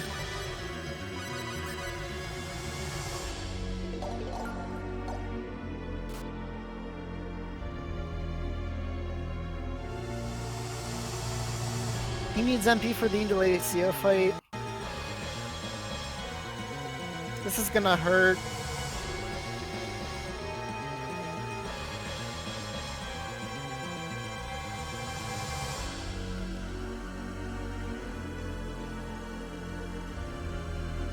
It shouldn't be too much longer. I will destroy all those in my I will destroy all those in my way. Okay, there we go. Mind absorber. Way to go, Vesper. He doesn't have any MP left.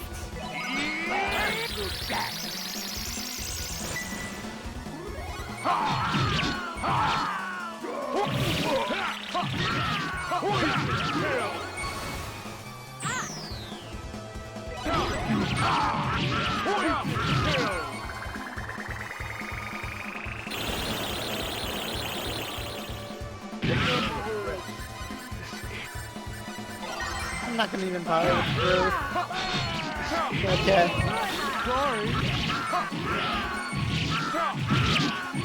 Actually, that 28 MP is all he needs. I don't even need to bother giving him blackberries. Mind absorber. So, if Bowman had just stuck to Vesper, that fight would have gone a lot better. But the good news is I didn't die, so I got something going for me at least. Bloodsucker. So this is the 6th floor. Your life. This is just a giant puzzle floor. It's basically just a switch puzzle. You gotta hit all the switches to open the door.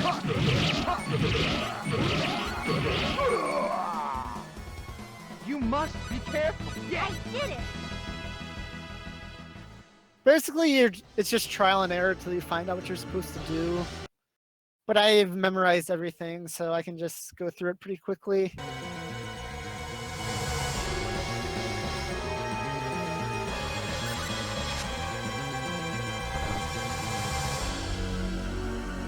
This is right switch. Then you go up here, and I guess you can't really see. The commentary's behind it. But anyway, you go and hit that switch that I just hit. Or that I will be hitting in a couple seconds.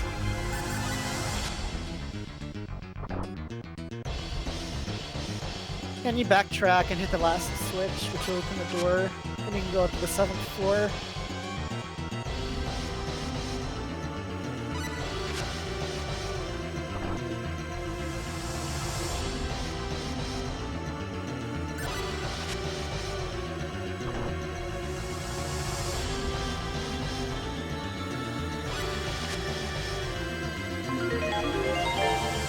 There's no encounters on this floor, which is pretty nice.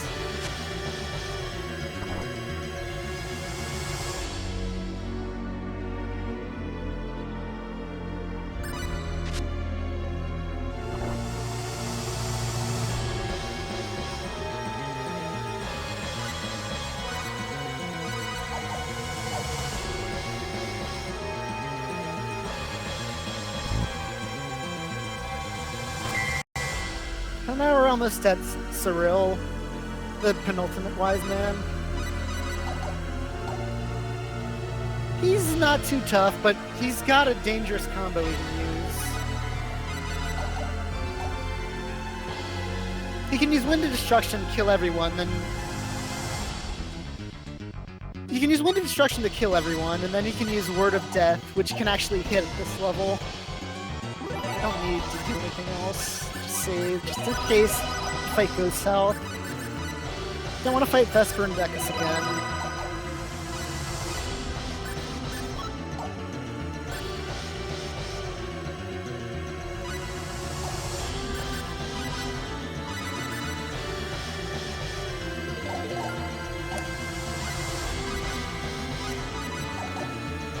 So I want to try to stun him before he uses the Wind of Destruction and keep him stun locked. Unfortunately, that's kind of random. So I have no control over whether or not I can avoid Wind of Destruction or not.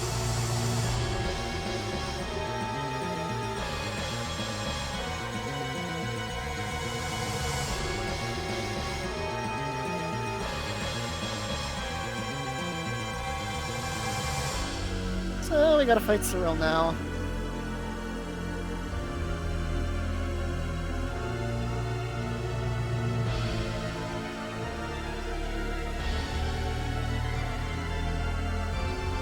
Ah, he led with it. Can't block that. Well, I guess I Back. fire one Here's the way. enemy. Do it. I really hope to have a protection ring on, because this could be a total party wipe if she doesn't. I forgot to check. But we'll try a little harder. For ya. Okay, she's still got her protection ring. I know he's trying the Wind of Death combo.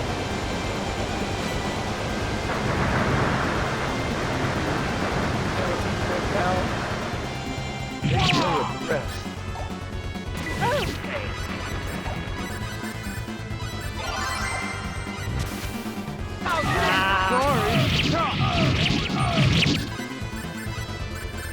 Okay, so that's what the animation looks like when it hits.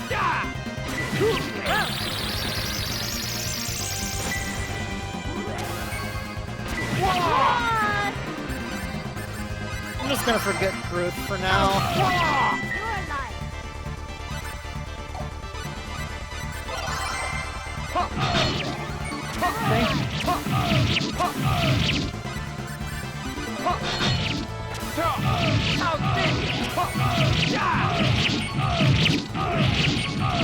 Okay.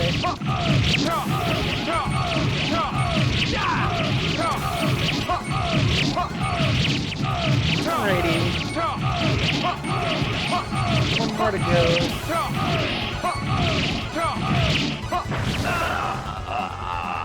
That was close. I did it. Wind of Destruction does deal wind element damage.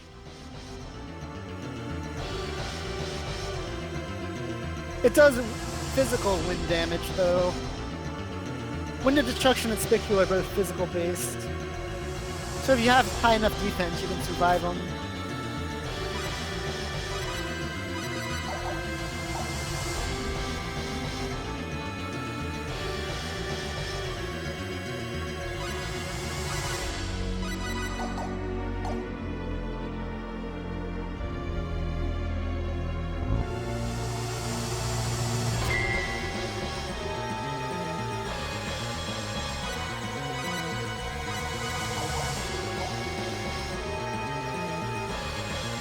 Timer ends on last hit, yes.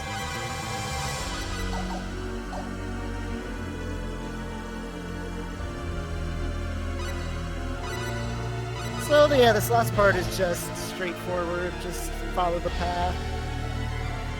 Ignore the temptations of the other doors.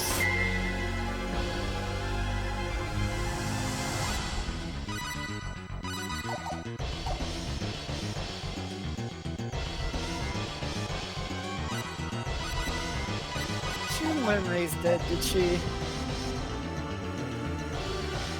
I should double check.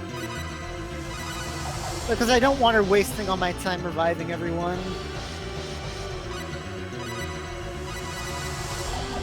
Yeah, they're physical in this version too. I'm pretty sure you can even block them. I think I've seen Diaz do it before.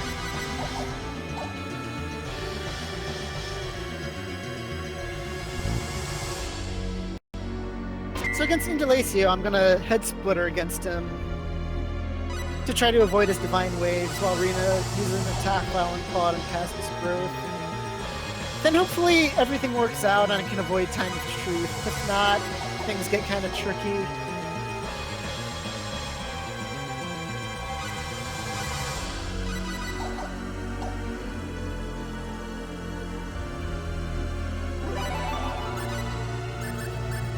There's that protection ring.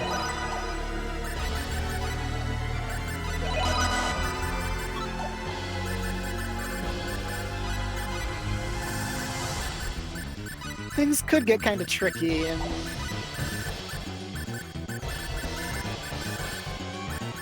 if I don't avoid time of truth. And if he gets away from me, I need to switch to Rena right away and cast press.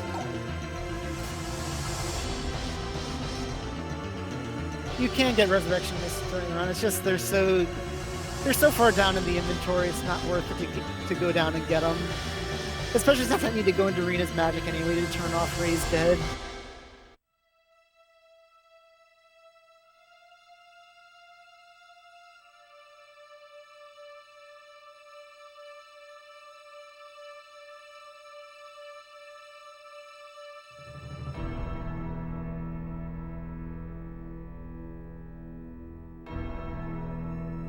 So, let's hope this fight goes well.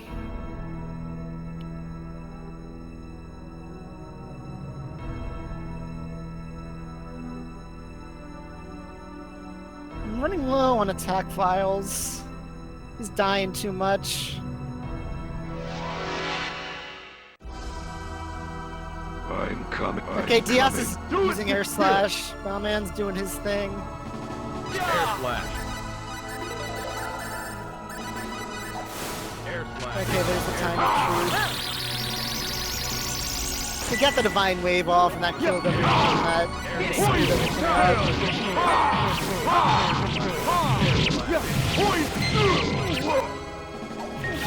So now it's gonna get kind of tricky. And Diaz won't use air slash anymore because I was made apparently by he thinks he's too far off the ground to do it now. Okay, it's just Angel Feather. I can deal with that.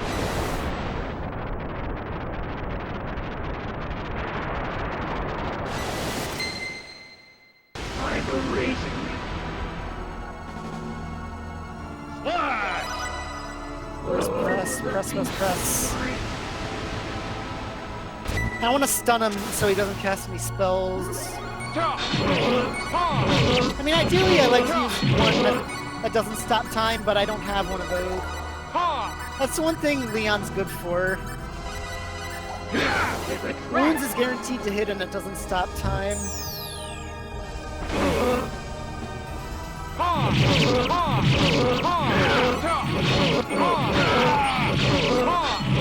Ah, I should have done it.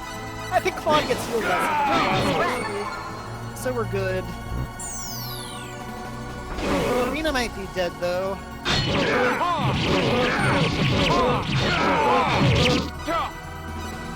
Oh no, but everybody lived.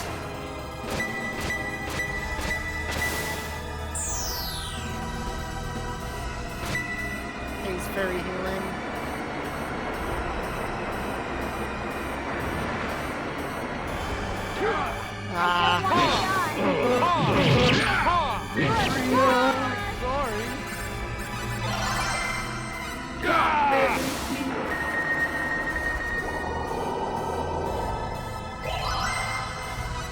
This is a trial. Your life. Okay, time. This is a trial.